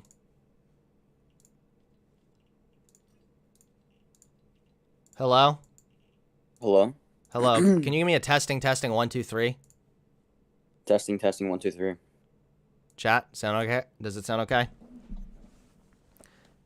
Testing 1 2 3. One more time. Testing 1 2 3. You sound familiar. Have we spoken before? Perhaps. Are you the guy that I've argued with already like 5 different times? But a lot has changed. So you're Roscoe Ducks? Of course. So now we're... Wait, how many times have we talked now? This is like the 7th time, maybe? I don't know, man. Okay. Yeah, what do you want to talk about, man? Again. Yeah, you know, in recent times, I've seen you on your channel talking about Christianity a lot more. I saw your video on Ray Comfort and was a little bit disheartened by it, to be honest. Are you here to try and convert me to the all-knowing God? No, I'm not here to convert you. I'm here to sort of critique some of your ideas. Okay. Well, I'm ready to be critiqued. Okay. Last I saw you, by the way, was you in my chat saying that it was bad for kids to be adopted by gay people. Do you still stand by that position? I don't care about politics anymore. Wow. Okay. Okay. Well, I guess 4th time's the charm. Let's make it happen. Anyways. Yeah, I watched some of your video on Ray Comfort, and he possesses a more evangelical doctrine called penal substitutionary atonement. Okay. Now that doctrine is not actually a Christian doctrine. It's not the historical doctrine of Christianity. And I saw you critiquing it like God was this person who gave a law and he is bound by that law and blah, blah, blah, that kind of stuff, right? He can't just freely forgive people. You know, you have to do this and that. That's not actually the historical position, and I would just. This is just a preface to the conversation, not really something I want to die on. Critiquing Christianity, make sure that if you're critiquing it, you're critiquing the whole of it. Are you playing a recording right now? That's a specifically Protestant idea. I'm not a Protestant. Wait, yo, yo, can you hear me? Your mic like just radically changed. It sounds like you're playing a recording. Okay, try it now. Okay. Okay, that's better. That's better. Yeah, you got like super quiet and like sounded like you were far away. Could you say that again? You were talking about Ray Comfort. Yeah, I'm gonna put my earbuds in, right? So the audio is better. Hello? Hello, can you hear me? Yes. Okay. I heard you talking about Ray Comfort, and he doesn't actually have a historical view on that doctrine, right? And so I feel like whenever you try giving a bad name to Christianity, you're giving it to the wrong people. Okay, so I should be giving the bad name to Christianity to someone else? To the actual, like, traditional Christians? No, the traditional Christian, Ray Comfort is not a Christian. Well, he's not even a Catholic. He is a Christian. He might not be the traditional Christian, right? Yeah, sure. Yeah, he's not. Okay, so what's the traditional Christianity that I'm failing to properly address? Well, if you want to go up a level, it's not really all that traditional. You have Roman Catholicism, but personally, I'm Eastern Orthodox. Okay, what makes it different than like what Ray Comfort believes? Yeah, so for the penal substitutionary doctrine that you critiqued in his video, we believe that Jesus Christ came on earth to die, right? So that we could die in our body and be reborn of the Spirit through baptism and communion. So you're the type that believes that the cracker is like actually Jesus's body? It's his manifested energy. It's not chemically his body. So the cracker is a manifested energy of God's body, or of Jesus's body, sorry. Yeah, that's not the Catholic doctrine, I don't think, but it's the Orthodox one. Okay. So why does any of this have any relevance when it comes to my critiques of Christianity? Like critiquing a specific sect. You're critiquing a specific sect of it, and you give the whole of Christianity a bad name when you do that. I don't need to give the whole. No, Christians give the whole of Christianity a bad name themselves. Oh no, we don't. Yeah. The Orthodox Church stays to itself, but we still get attacked all the time. Okay, well, when I criticize Christianity, I mean, first of all, the Ray Comfort video, why did I criticize that one, right? Because I grew up watching his content. He is the type of Christianity that I was growing up. So, first of all, there's a reason why I was critiquing that video specifically, or Ray Comfort specifically. But there's also something involving the overall beliefs of Christianity, regardless of what doctrine it is. I have an issue with it no matter what. Because it's unfalsifiable. There's no proof that a God actually exists. And then on top of that, usually people's religious beliefs play a role in motivating their other positions in life as well, whether it be their political positions or whether it be even their moral foundation. Like, I wholeheartedly reject this dumbass idea that the Bible is a moral foundation when the Bible has plenty of immoral actions in there, especially, endorsed by God. I talk about slavery in the Bible quite a lot lately. So, yeah, I don't know how, a different sect of Christianity is going to somehow make the problem. I completely agree with you. Okay. If the only exposure that I have would be, the new independent fundamentalist Baptist type sects that are just absolutely cancerous and hateful, yeah, I 100% agree with you, but I think your ideas are fundamentally flawed because the doctrine that we hold, right, it's something called sola scriptura, right? We need an interpreter for the scripture, right? And that for us would be the Eastern Orthodox Church. So what is their interpretation of the slavery verses? Yeah, the slavery verses, the ancient times were brutal. That's how economies sort of ran. But we have a higher living standard now.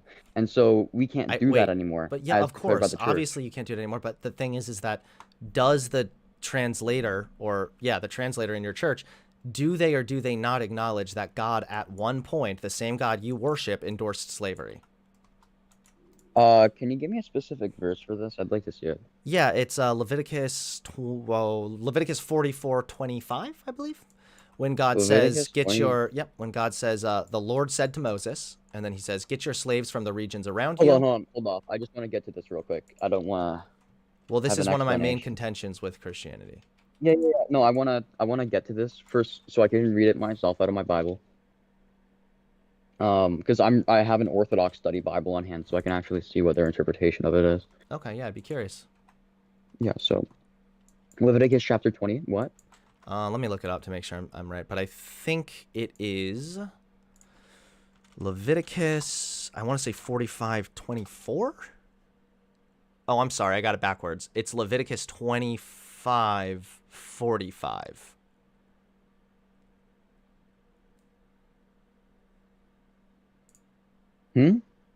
Hold on. 25. Yeah, Leviticus 25:44 to 46. Your male and female slaves are to All right, come from the gotcha. nations around you. From them you may buy slaves. You may also buy some of the temporary residents living among you and members of their clans born in your country, and they will become your property. What verse is this? This is verse 44, Leviticus chapter 25. Okay. Gotcha. Let me go down to this. There's not commentary on it, so I assume that it's fairly obvious. As for your male and female servants, you may get from the Gentiles around you, or may buy male or female servants. Moreover, you may buy some of the children of sojourners dwelling among you, and of some of their families with you, which you may beget in your land, and they shall become your possession. And you may distribute them as your inheritance for your children after you, to inherit them as a permanent possession. But regarding the brethren of the children of Israel, you shall not overwork them with labor. Yeah. Yep. So there you go. Overwork them with labor. You should not overwork them with labor. Wait, no, did you not read the entire other part? Yeah, I do. They're permanently your property. Yeah, that's slavery. So you have people who are working for you who are your property. That's called a slave. Of course, yeah, I know. Okay, so this is my problem. This is why I didn't want to get into the big sects of Christianity. No. Let's just be careful here. Let me talk. This is my problem, is it doesn't matter what sect of Christianity there is. If you follow the Bible and you worship the God of the Bible, you worship a deity that supported slavery. Now, are you coming at this from a utilitarian perspective, where you're like seeing what Christianity has to offer to society? What impacts will it have? No, I'm seeing this as a bankrupt foundation for morality. Now, I just want to urge you to take this one step at a time, because I don't want this to go out of control here. Now, it's saying, it's obvious, it's laying out some sort of a foundation of workers' rights, and saying, you shouldn't overwork these people. And in case you didn't know, no, it said you can't overwork slavery... the Israelites. They got special treatment. They were allowed to get slaves from other places. Do me a favor with your Bible. Look up Exodus 20. Let's just stay on topic real quick, okay? This is very much on topic, but go ahead. Yes, I know it's on topic, but we need to stick to this verse specifically here. Now, seeing as in this verse is talking about like temporal slavery, right? Slavery that not only occurred in a specific time, right, and is only appropriate for a specific time. It's also in Christianity, there is a doctrine of there's a doctrine that temporally life really doesn't matter all that much. Then this is a bad it's really doctrine. About now, keep in mind, from a utilitarian perspective, it really wouldn't make all too much of an impact, seeing as nobody really interprets this, at least in the Orthodox Church, to mean what you think it does. Well, no, that's irrelevant. That's aside the point. I'm not saying, my argument is not Christians are going to go do slavery. My argument is that Christians are claiming this is their moral foundation and that God gives them morals, yet God was totally chill with slavery, which is immoral. Oh, I see what you mean now. Okay, I get it. So your perspective isn't that it's harmful or that it's harmful to today's society. Your perspective is that, it's immoral. It's immoral in the past. Yeah. No, it's currently immoral to worship a God that at one point supported something that was blatantly immoral. Let's just take this one step at a time, okay? That's the same step, but okay. So are you saying that God here in the past was immoral when he did this? Yes. So that's what I said. So there's no need to get all antsy here. Now, as for the whole thing about how does that have any immorality attached to it? Yeah, so I think that it's wrong to own people as property. Right. Do you think it's wrong to own your children as property? No, but they're not my property. Okay. I'm a Okay. steward of them. I take care of them. They're my family. They're not my property in the sense that I didn't buy them from someone else. I do not own them like property. And even more so, there are way more strict standards placed on the way that you care for your children as opposed to how you care for your property. Right, of course. So I know. Okay. So where's Well, this going it's though? Because it important sounds to like what you're distinguish. saying is, yeah, God supported slavery, but it's not happening anymore. You gotta take this one step at a time. Okay. Okay, stop saying I'm- take it one step at a time and get to the point, please. Yeah. I'm okay. My point here being, you don't really have a moral foundation yourself, do you? Yeah, I do. I care about human well-being and do? human flourishing. Yep. Why? Because humans, I believe, have value purely because I am a human and I think that I have value. Mhm. And I recognize that when society operates for the betterment of humans in general, society also operates better for me. I don't want to live in a society in which slavery is a possibility. I also recognize that it's bad because it's not great for the slaves who are also humans. Okay. So do you think that the motivation for claim should be that it's logical, and if its conclusion follows from the argument, it has to be logical then? Wait, no? Are you going to say that it's logical for God to support slavery at the time? No, that's not what I'm saying. No, just answer the question. Do you think I people don't- I don't know. should try to be logical? Yes. Okay. So the problem here is that somebody else, in their own view, could logically assert something that could really, really benefit them. Say like a capitalist, right? Top of the ladder. He goes ahead and he decides, I don't want any workers' rights. I'm going to pay them nothing, and it really works for me, right? And that, in his eyes, that's a very, very logical and pragmatic idea. No, it's not. That will further. No, it's not. Because Well, if he it is didn't, for because if him. he didn't pay his workers, then maybe he'd be following God's law at that point. But if he didn't pay his workers, then what would happen? They would leave. They would leave the company, and he needs workers to survive and make his wealth and continue the chain of. Let's play this. Let's place this when there was no minimum wage, right? So people didn't really have all that many options, and everyone was going to do the same. This guy, in his eyes, doesn't want to raise the minimum wage because it is bad for his business. Okay. What's your answer to that? Well, no one has an option to go anywhere else. The answer would be, if they are ascribed to my moral foundation, would be that by raising the minimum wage, you are benefiting those individuals and you're making them, one, have the ability to better stimulate the economy. Two, if there's more people that can stimulate the economy and can afford the products you're making, then you will ultimately see increases in your business. Right, but you're using your logic. And my point here, though, is... What is the point? Yeah, you're asking Yeah, what yeah. the response would be. According to my I'll moral tell you framework, I what feel I'm- that it works quite well. I'll tell you what the point is, okay? The point is that just like logic, ethics are completely arbitrary in the absence of a god. No, Right? no, wrong. How How is God going to help an objective moral framework? Can you help me out? So let's say that there's a Yeah, rich let me capitalist answer who the doesn't want to pay the minimum wage. What's the Sure. answer there? Well, seeing as God is the fabricator of all of reality, right? He makes everything. He can make an objective structure. He made He doesn't gravity. believe He in made God. the attack. What? He doesn't believe in God. Oh, you said how would God impact an Yes, in if you're objective saying it morality? needs to be an objective moral framework, what do you Yes, do the yes, I can minute tell you. somebody doesn't believe in God and they reject So- your moral framework?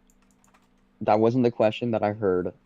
I heard you. Do you think that if God does exist, right, an omnipotent fabricator of all of reality, he can create objective morals? It's possible, I guess, but there's, like I said, not enough evidence for God, so I don't know. I would highly contend that there is not enough evidence for God, but Okay, but here's We the can skip over can I just say real quickly that this is another problem, is that the God debate has been such a centuries old conversation that we can't even agree whether or not God is real. I don't know how we're going to get people to agree that this should be their moral framework. I'm able to Yeah, well- explain why people should be moral purely because it benefits them. That's a lot easier to swallow. And people are generally more rational in the sense that, hey, well, if this thing's going to help me out, why don't I want to do that? I want to do good. I want to do well in Sure. life. So why I want to benefit my workers, or I want to benefit society because a healthier society and a stronger economy means more wealth for me to earn. Like, there's a lot of shit there that you can logic a moral into place. You can't do that with the God of the Bible. Can you justify logic? It depends on what logical thing you're talking about. Like, if No, I want again, you if to we're justify logic. can you justify logic? Yeah, I can. Okay, go ahead. In a world where there's providence and God exists, it makes sense that logic can exist. There's an So in a non-ad world, hoc okay, so here's explanation. my ad hoc explanation, or my non-ad hoc explanation. Because Go we ahead. live in a world where humans care about themselves, then logic exists. That's I don't know what, That's like, not a good where are you argument. trying to lead me with That's this? not a good argument. Hold That on. is- Where that are is you trying to no, lead me with this? I don't want to go down this yeah, this trail is- of. I'm trying to lead you to a transcendental argument here. Okay. Basically what I'm trying to tell you here is that what you perceive to be logic is actually arbitrary, and by virtue of that, it violates logic in and of itself. You cannot possess logic in an atheistic world. This is not It's not true. possible. This is not true. It's just not possible. You have to Can first you you have to define what you mean by logic, sure, but I don't see how Yeah, appealing. you're an empiricist. I've seen How your is videos before. You're an empiricist. Yeah, so how is appealing to a God going to help that? A logic, in my Yeah, my so- mind, would be what we have the best evidence to support. So it's logical Right, for me to so- believe that if I don't drive, or if I drive my car drunk, that it's more likely for me to die in a car crash. That is a logical conclusion to have, because it's based on evidence, and it's based on something demonstrable. You don't have any of that Don't with get me wrong. God. Don't get me wrong. I do agree logic does exist. Now, the problem with your worldview, though, is you're assessing logic arbitrarily, right? You're not giving a proper So are foundation you. for logic. No, I'm not. How are you assessing not. that God is logical? Because it's the only worldview that makes sense for logic. Wait, how do you know that God is logical? Aren't you just appealing to your own logic? No. Really? The necessary precondition Did of God logic come is down that and God tell you exists. specifically his logic? Yeah. No, he didn't. Yeah, he did. God Yeah, he came did. down to you and said, hey, buddy, here's my logic. He spoke this to you. Yeah, in his divine revelation that is preserved in text. Okay. And through the church.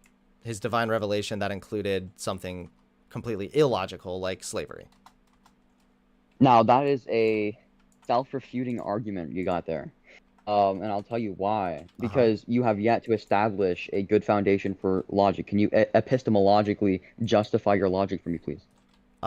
It would fully depend again on what you are referring to specifically. I admit that I'm not the greatest when it talking- comes to okay, these let's philosophical look up the discussions, definition. but I feel Let's like, look up the hold on, definition of logic. I feel like what you're attempting to do right now is try to like muddy the waters and be like, so can you actually justify the fact that you even exist? Obviously, anytime we're having a conversation about morality, we have to start with a couple assumptions or axioms. Disagree. Okay. Well, you haven't I don't demonstrated even how. think you can No, justify you your haven't existence. demonstrated how the belief in God makes any of these problems go away. I just did. I told you in a worldview No, you where didn't. God You said exists, because we just. it makes sense. Are you assuming God exists? Yes. Okay.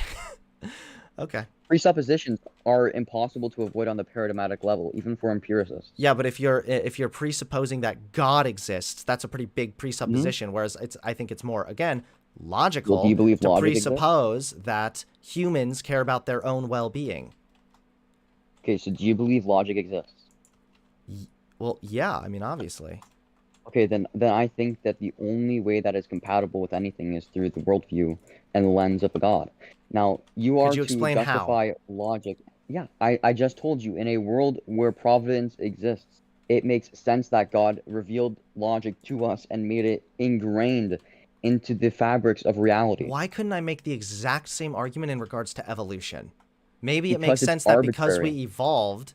No, your God is arbitrary. There's a million different No. gods. Yeah, but I have justification for mine. You don't. You just said you're assuming. No, I'm assuming that a God does exist. Okay. So why couldn't I say evolutionarily, we absolutely want to see our species thrive and we want to see our species flourish. Therefore, we have developed over millions of years of evolution an ability to reason and logic and come to certain conclusions based on, say, the scientific method. Yeah, I tell you that you're wrong. Okay, but why? Because that's not a justification. That's induction. You are making an induction that God exists. Right, because we've already created. I'll tell you this right Also, now. wait, hold on. We- Back up for a second. No, no, no, Evolution is not I'm not induction. That is a provable fact. No, I'm telling you right now. I'm going to explain to you how that is induction. That is not a justification. The reason why that's not a justification is because we've also made up things like ethics, right, that are not ingrained into the fabrics of reality. We've made things like logic that are not ingrained into the fabrics of reality, according to your worldview. So me using like an ethical claim from emotion is literally no different from me making an argument from logic. So you have to sort of see how it's arbitrary because you're just picking whatever social construct that mankind has made up. No, I'm not just picking it up. I'm deciding it based on my axioms that I've started with, which is I care about human flourishing and human well-being. You could have picked a million different other justifications or ways to justify claims. You could have picked up your pen and said that is a justification for your claim because it's just as much evolved. What you have yet to do is distinguish how that is different from all the different justifications that we have come up with. Okay, first of all, why are you using arguments against me that could just as easily be applied to you and your proposition of God? Well, that's what your conception of it is, and I would highly disagree. So I actually do think that morality is largely subjective. Yeah. Sure. I think that humans largely create I think that humans largely create morality. I guess I'd have to say that humans also create logic because it's not like a ingrained thing in the universe. I guess if you want to talk about the laws of nature, maybe that would be logical. Sure. But yeah, I mean, there's a reason why, for example, hundreds of years ago, sacrificing babies was not only logical to appease your god, but it was also the moral thing to do. No, not my god. That was Baal. Okay, it doesn't matter.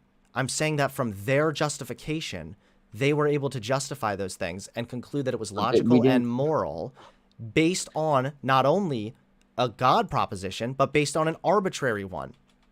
The church fathers never sacrificed babies.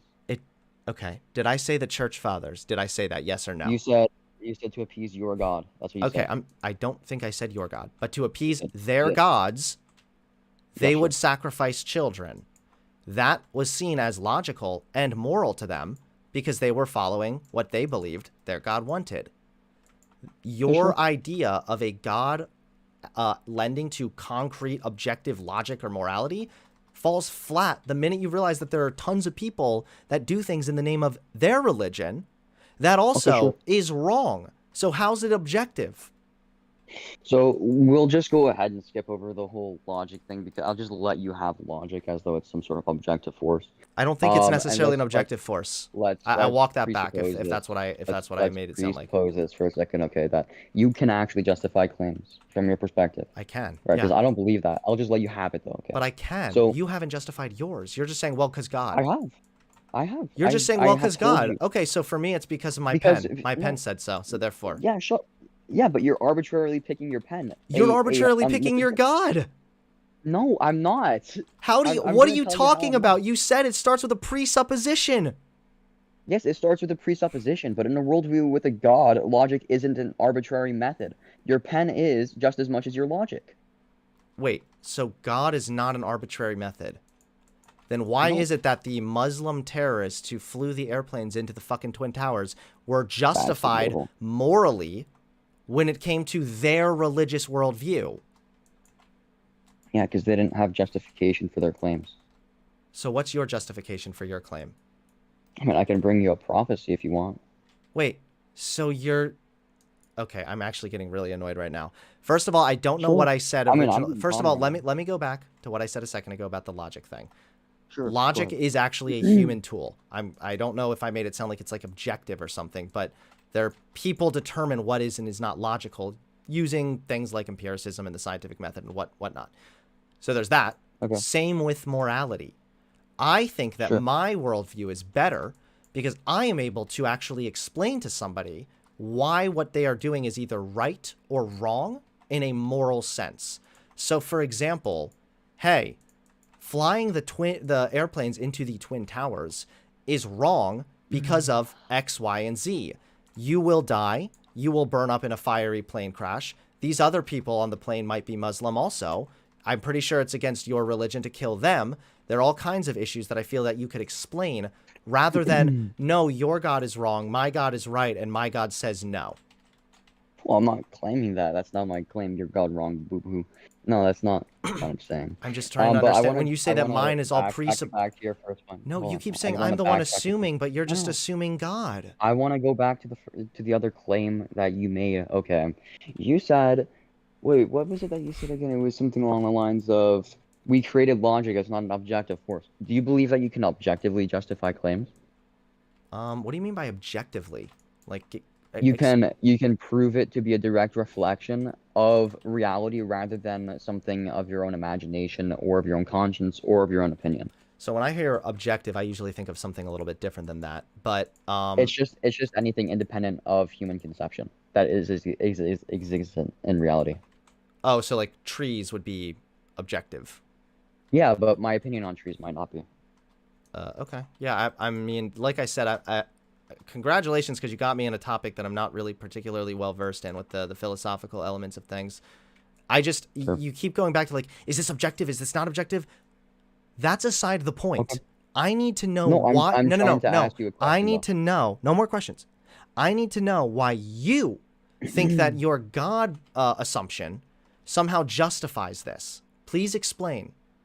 Now, in a debate, I would like to address all of the points at hand here. Okay, let's go one point at a time. You made a lot of claims, and it's not fair that I don't get to answer them.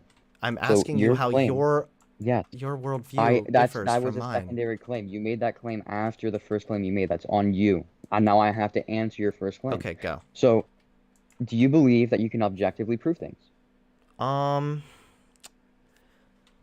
I would have to Literally anything. Okay, Literally yes, anything. you can objectively prove some things. Okay. I find that to be faulty, though, because you said that it's not an objective force in the universe. It doesn't have to be an objective force in the universe. I think that we can come to objective conclusions, or what is objectively the most reasonable conclusion to have, based on empiricism and based on evidence and based on the But scientific that's not method. objectivity. That's not objectivity, though. Okay, this is what I mean. Objectivity. You're no. Listen, Stop. no, I'm gonna just literally let's just hang up no, on you. no, You're no. you're running around in a Oh circle. my goodness. I get it. No, I I'm not. understand I'm that you're saying proud I'm of your talking big actually. boy You are. philosophical claims. I need No, to know. You are actually running in circles here. I I'm need not. to You know are. why is your worldview objective and mine isn't. Please explain that one. Okay. I'm going to say a couple things on one thing, and then I'll answer your claim. You don't have to respond to the first claim. I'm saying, though, that if you're saying we don't have an objective method that exists objectively in the universe, right, that we can do, you're picking the evolutionary byproduct of something that is just advantageous, that we've arbitrarily constructed on our heads to prove things that are objectively true. That is not an objective method. That's an arbitrary method. That's subjectivity. And that where that should lead you is just complete relativism and solipsism. The belief that like everything is relative, like nothing is, we can't really know anything, and the only thing that exists is the self. Now, I'm gonna go on to what your other claim is. Why can't I justify my God, blah blah blah, through I epistemology? want to know why your epistemology is objective. Yeah, I'll tell you why. Please. So, one of my proofs that I oftentimes bring up is prophecy in and of itself, right? Because it's the strongest kind. If you have a God who is the fabricator of all reality, it is self-evident that he's also transcendent from all that reality and therefore time. Mm-hmm. So if this God exists outside, or rather transcendent from and within time and within the past, present, and future, it would logically follow that God can predict the future.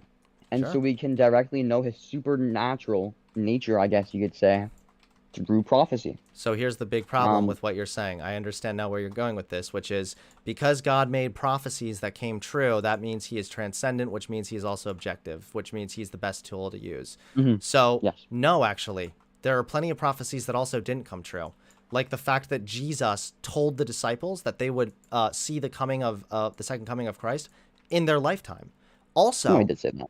He didn't say that. He did. No, he did. Bring up the verse, please. Also, hold on. Bring up the verse. No. Make Also, you make a claim, shut the fuck you up, make a all right? claim, you Because have to there's justify. also the fact that, again, This is illogical, what are these man. You're being prophecies? What irrational are and these arbitrary. prophecies, my dude? They're vague. What? They're vague prophecies they're that not. first of all, what do they say in Isaiah? a lamb will be slain or something like I'm this. not saying Isaiah 53. That's a good prophecy, but that's by no means enough. In my So opinion. here's why it doesn't hold up, though, is because when you have people that are actively working to take steps in order to fulfill said prophecy, we don't know that prophecy was actually fulfilled by God. So if you say the Messiah is coming, and then 300 years later, somebody comes onto the earth who they claim is the Messiah, that's not necessarily a prophecy. Okay. Just like if Hunter, there's a great example I've heard and I really like it. It's like if I order a steak and then the waiter brings me a steak, I did not just fulfill a prophecy. Sure. Now, we're going to take this one step at a time, and I see you do this all of the time in debate. You make a claim, you don't justify it, you move on to something else. I need you to justify the claim that you just made about Jesus Christ making a prophecy about the disciples seeing him in their lifetime. Can you show me this prophecy? I would like to see it. Okay, let's see this. Okay. Is it in, like, Matthew or something? In Mark 9:1, Jesus promises that there are some standing here who will not taste death until they see the kingdom. Mark 9:1. Jesus promises. Okay, let me flip to this. Hold on, I'm reading this to my audience too. Okay. There are some standing here who will not taste death until they see the kingdom of God after it has come with power. Yes. Mm-hmm. Jesus declares that this generation will not pass away until all these things have taken place. Yeah, and it didn't. That's what happened. Wait. Who standing amongst Jesus didn't taste death? Do you know who Stephen is? Who? Yeah, he's the guy that got stoned to death by Saul. And so he died. He tasted death right before he saw the kingdom of God. Wait. There are some standing here who will not taste death. He died. He tasted death. No, he didn't. He was just about to die and get stoned to death, and he saw Jesus Christ standing on the right hand of the Father in the heavens. Okay. He had a vision. Multiple problems. Again, one, you're falling back on the Bible, which we have no way of actually demonstrating that's true. Two, a prophecy. Hold on. This is actually one of the big issues here when you appeal to this bullshit prophecy thing. The prophecy cannot be so arbitrary and so vague because now you're able to say, well, look, the prophecy was fulfilled. And I'm saying, no, I don't think it was. A prophecy is a clear-cut thing that was said that is then later fulfilled directly. You're interpreting this, jumping through hoops to say that, well, actually, it was fulfilled. I'm jumping through hoops. I'm taking it literally. You're saying, actually, it was fulfilled. Yes, it was. He died. That's tasting death. That's what it means to taste death. Not. No, he saw God right before he died. That's what happened. Oh my goodness, Hunter, just listen to you. When you say taste death, that means that he's coming back in their lifetime, my dude. No, let me explain to you why this is a bad point. You said we have no way of demonstrating the Bible actually, blah, blah, blah. This whole point, you were trying to point out an internal inconsistency within the Bible. This as a contradiction, right? A prophecy that didn't get fulfilled, right? But I'm pointing out to you that it is. And so for you to say the Bible, blah, blah, blah, we don't know. All you're doing is you're trying to point out an internal inconsistency, but bringing in external factors in your opinion. That doesn't work, and that's not how an argument works. What are you even saying right now? That is not what I'm doing. I'm saying that there are prophecies in the Bible that do not appear to have come true, and you're saying, well, no, he didn't taste death. He died in a painless way or something or another. This is, again, the problem. So how did he not taste death then? Because he had not been yet stoned to death. Oh my God. Do you know what death is? Death isn't just like feeling pain. I can rub my finger against the wall. That's just a until they see the kingdom of God after it has come with power. Does that not mean Jesus' return? No, that's talking in orthodoxy. I brought up my own interpretation of that. That just means the kingdom of God as the church. What about in Mark where he says this generation will not pass away until all these things take place? Yes. Like, the church is the body of Christ, and his kingdom is his church. I don't even know what to tell you because this is actually a fundamental problem with your claim, and it actually is really clearly showing it. So one, if it is a prophecy that you're trying to say this is an objective moral truth, then you cannot appeal to a quote unquote prophecy that is up for interpretation.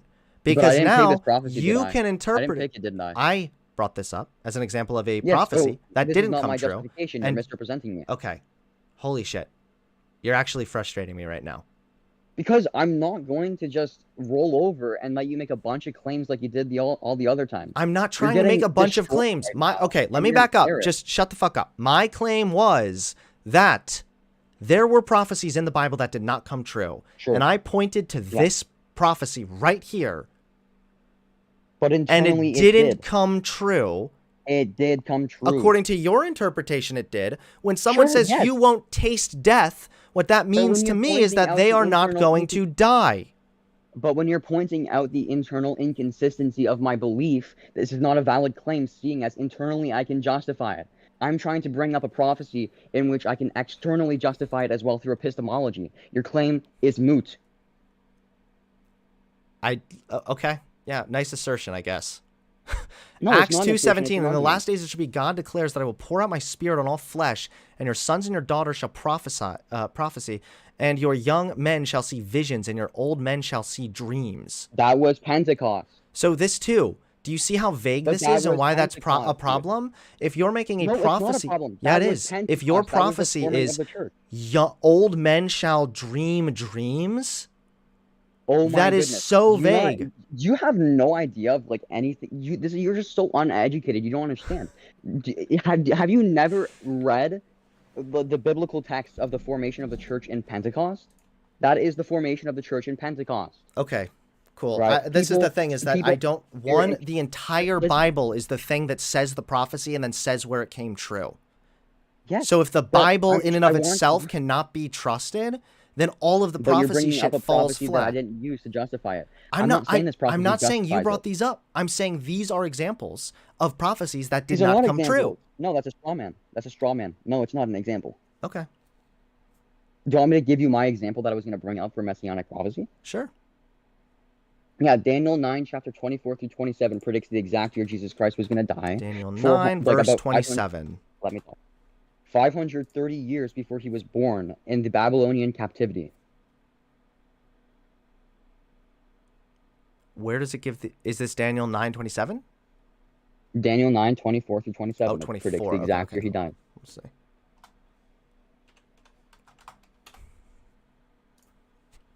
"77s are decreed for your people in your holy city to finish transgression, to put an end to sin, to atone for wickedness, to bring in everlasting righteousness, to seal up vision and prophecy, and to anoint the most holy place. Know and understand this. From the time the word goes out to restore and rebuild Jerusalem until the anointed one, the ruler, comes, there will be 7 sevens and 62 sevens." So is that the date? Yeah, the anointed one means Christ. Christ means anointed one. So that's you said it will be the exact date. I'm asking, is the 7 sevens and 62? Is that 7 sevens?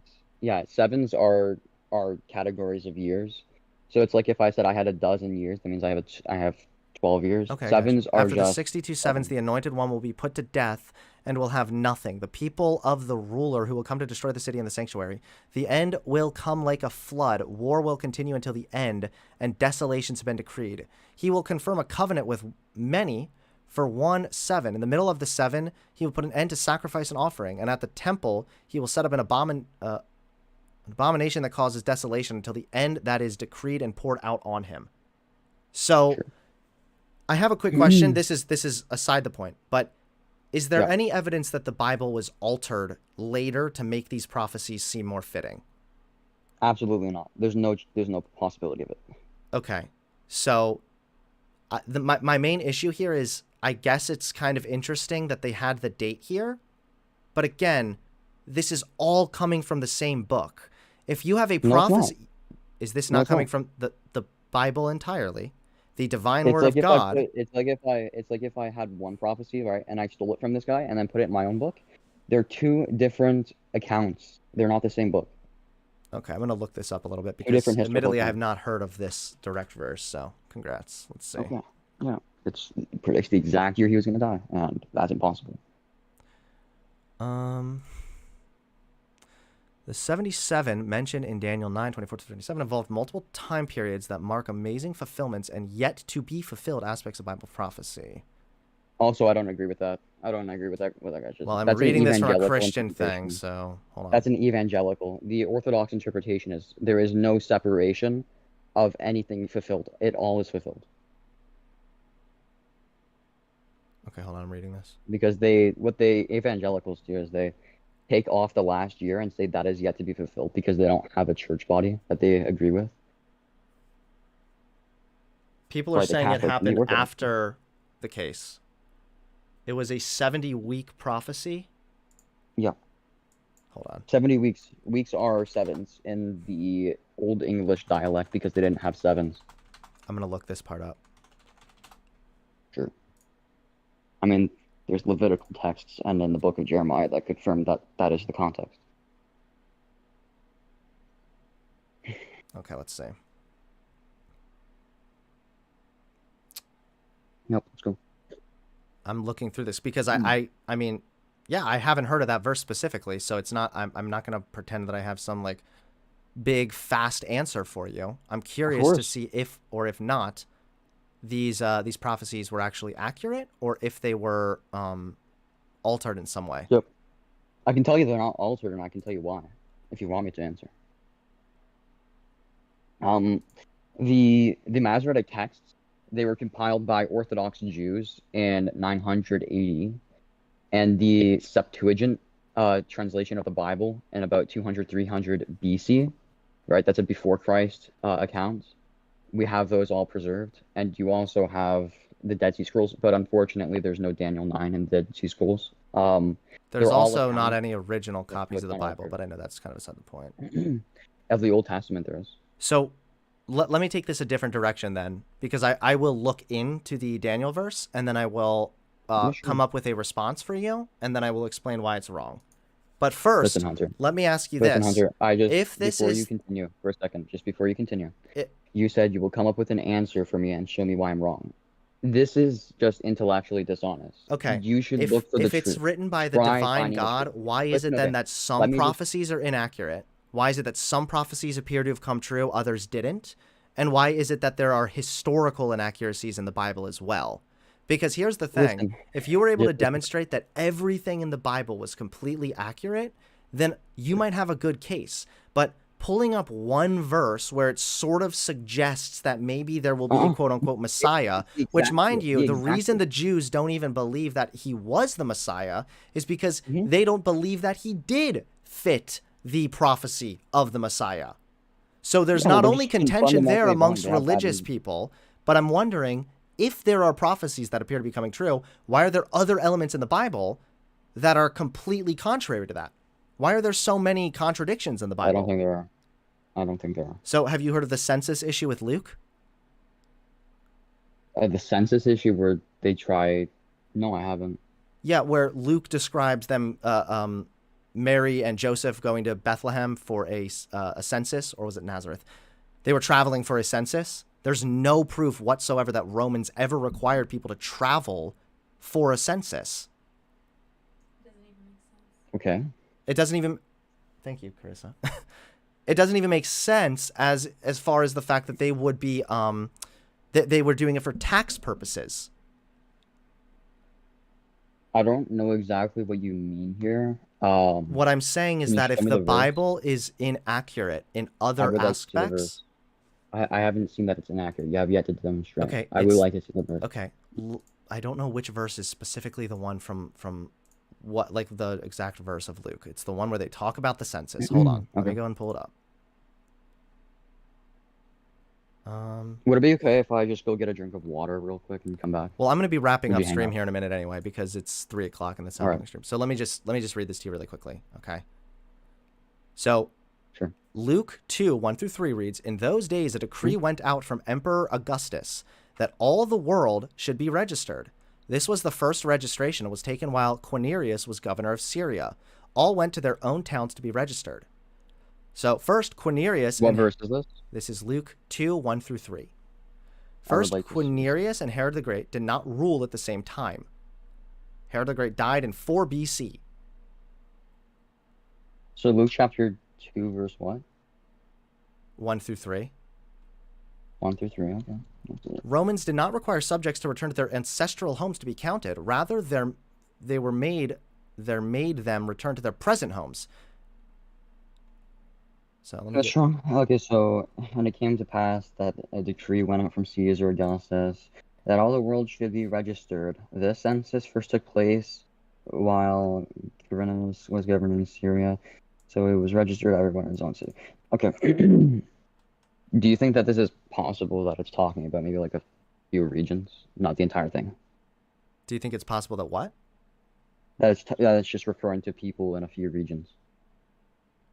Can you maybe there's like travelers expound upon that what need you're to go saying? back to their, yeah, so like maybe there's travelers, merchants who need to go back to their own city to be counted. They wouldn't need to go back to the Roman city to be counted. The Romans didn't require people travel back to be counted. And again, why was the census taking place? It was taking place for tax reasons. So they would want to be taxing you where your property was. Yeah, so if you have nomadic people and they have a home somewhere else, they're moving somewhere, would it make sense for you to make them go back to their home? Can you say that again, please? Would it make sense for you to make a nomadic person go back to their home if they're traveling about all over the place? I don't know what relevance that would have in this Yeah, chapter so here. he's making some people go back to their home city. A decree went out from Emperor Augustus that all the world should be registered. Why do you guys do this? Where I read the Bible and then you say, no, actually, the Bible meant something different. Okay. Why does it say all the world? Obviously, I know that doesn't mean the Personally- entire world, but they're obviously talking about a large region of people. Yeah.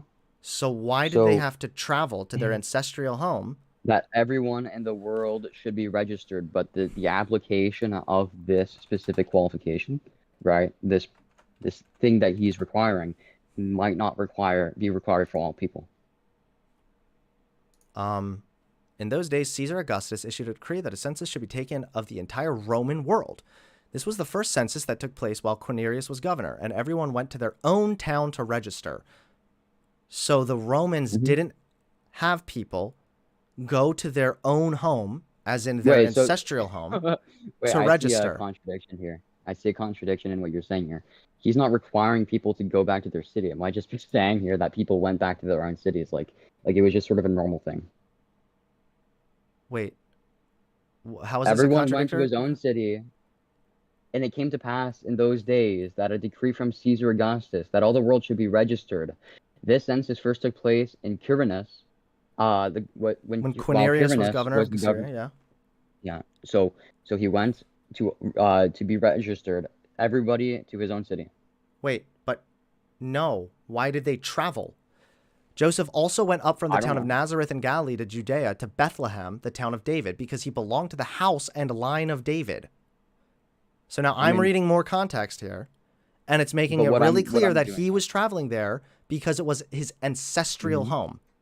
What I'm saying is that that was not required by the Romans at the time. But he did it Romans were anyway. really good at keeping historical records. We would But know he if did there it was a anyway. large census. But he did it anyways. Who did? So Joseph went to his home city anyways. I don't know what to tell you, dude. You're just you're being incoherent. You at this do point. realize that You're being this is incoherent talking- right now. This hold on. In my study Bible though, it says Christ is born in the city of David. Right. So it's talking about these group of people here with Jesus Christ. He's just born, and there's a census being come out, and so everyone there is going back to their home city. They didn't need Because to go they've back to their traveled from along home the place. city. You do realize the wise men traveled very, very far to get to Jesus. So presumably everyone there with Jesus is going to travel back to their own home city. Wait, It would make sense. no, they weren't. They didn't need to travel for the census. They didn't need to. They didn't need to do it, but they did it because that's where their homes were. They traveled a far, far distance. So Joseph wasn't home, and then when the census happened, he was going back home. He he wasn't at his home at the current moment, no.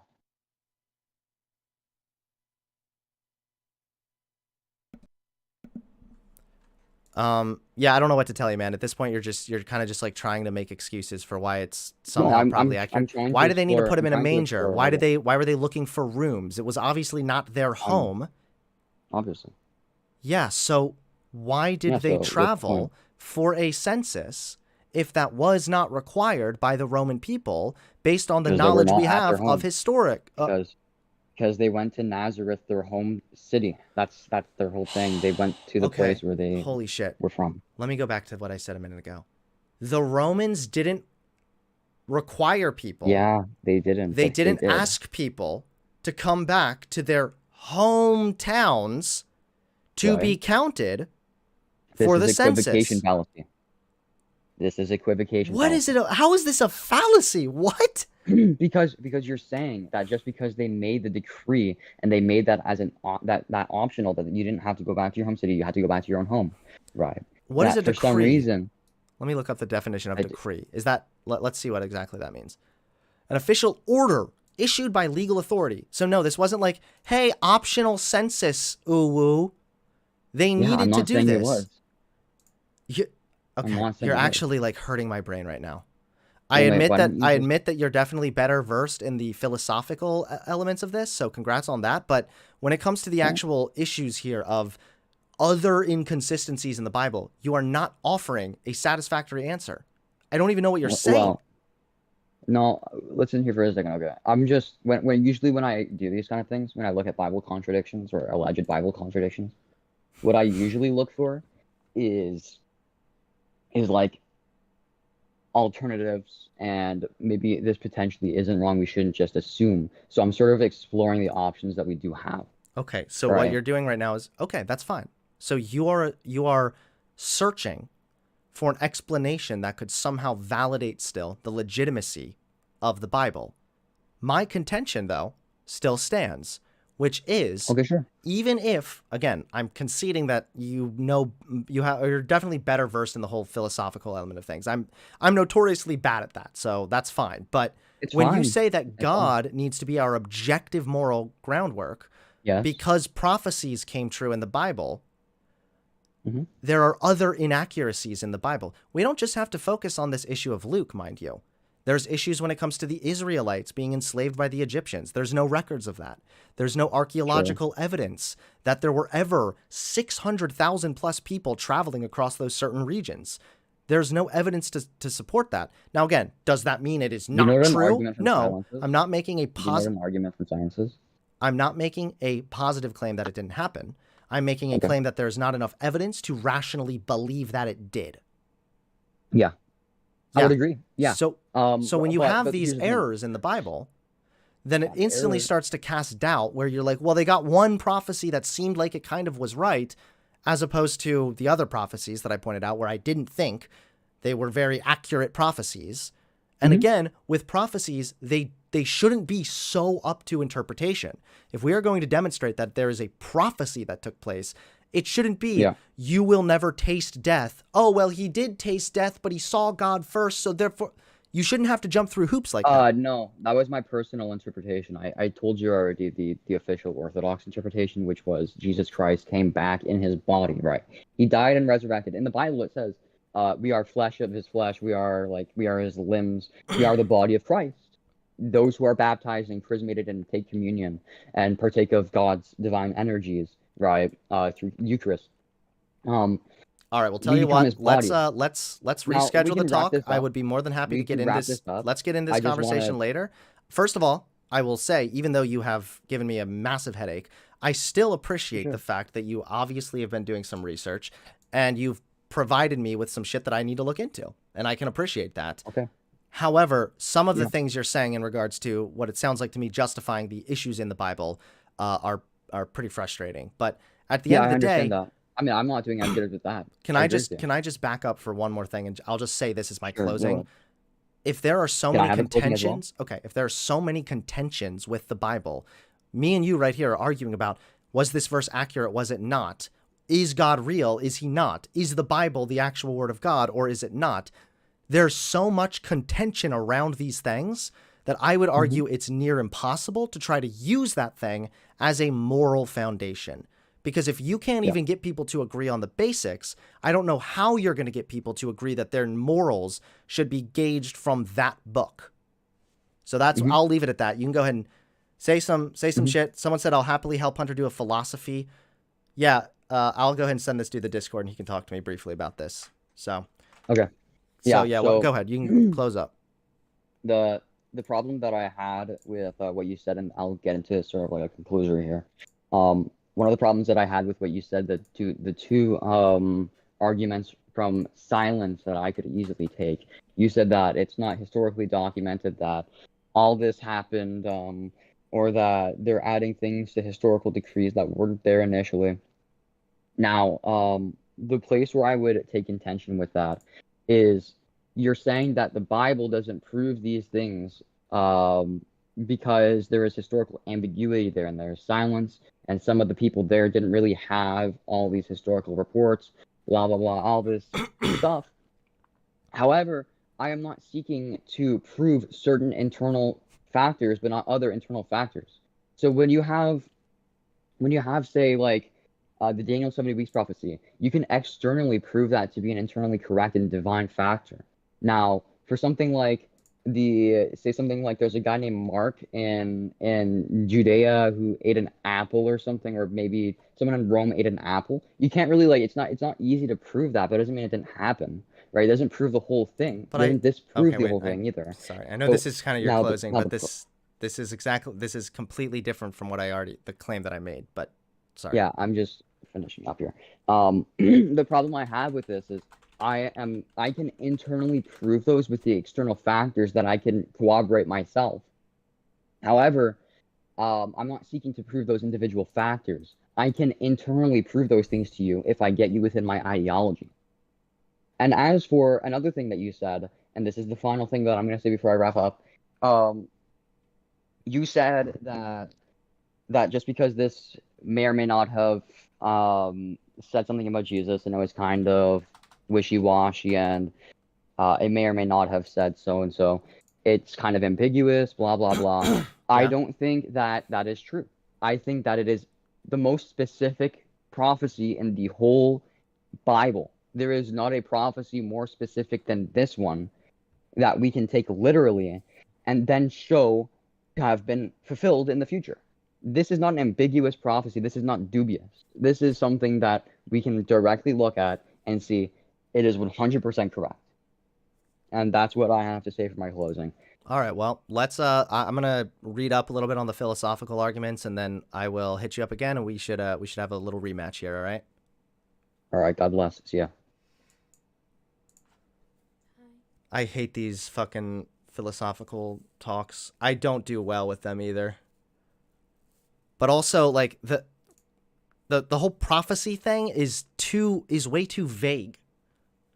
And also, how hard were people working to try and fulfill said prophecy? Because that can kind of erase the fact that it was like a God prophecy. Tankcysts, thank you for the $5 donation. Use this money to buy painkillers. You will need it for debating this guy again. Yeah, seriously, I got very upset because when conversations like frustrate me like that, sometimes I don't do as well with hiding my frustration. King, thanks for the $10. Friendly reminder to look into spiral dynamics / integral theory. I find it very useful as another perspective to look into politics with. Not to mention it will provide some nice content. Okay, cool. The vegan Wajida, what's your Discord? Let's talk for like 20 minutes and you can help me out with the philosophical stuff. Are you already in the waiting room?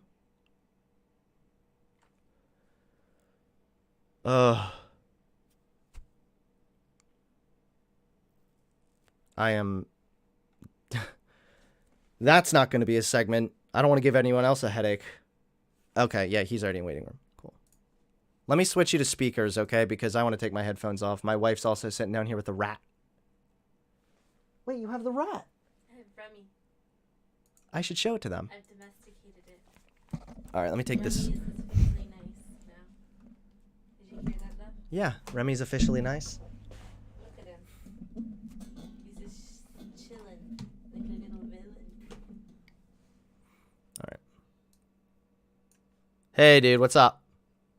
Actually, hold on. I can't hear you yet. There we go. Can you hear me? Sexy brown man. You gonna upload this debate? No, Kren Greg. People can watch it on the VOD, but I don't want to give anyone else a headache. Sexy brown man, you there?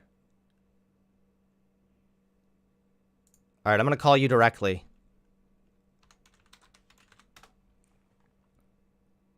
Oh wait, I can't send you a message. Okay, well, you got to figure this out, man, because I can't just can't talk to you right now. Hello?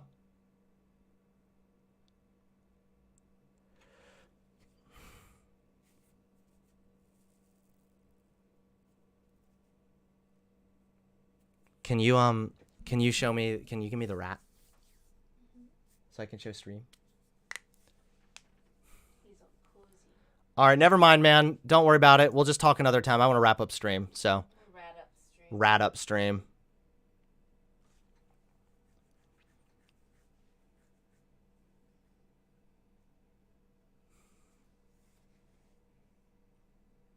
The thing is that I like these conversations, even if they're conversations that I can tell that I'm not as well versed in, because it always gives me something to get better versed in.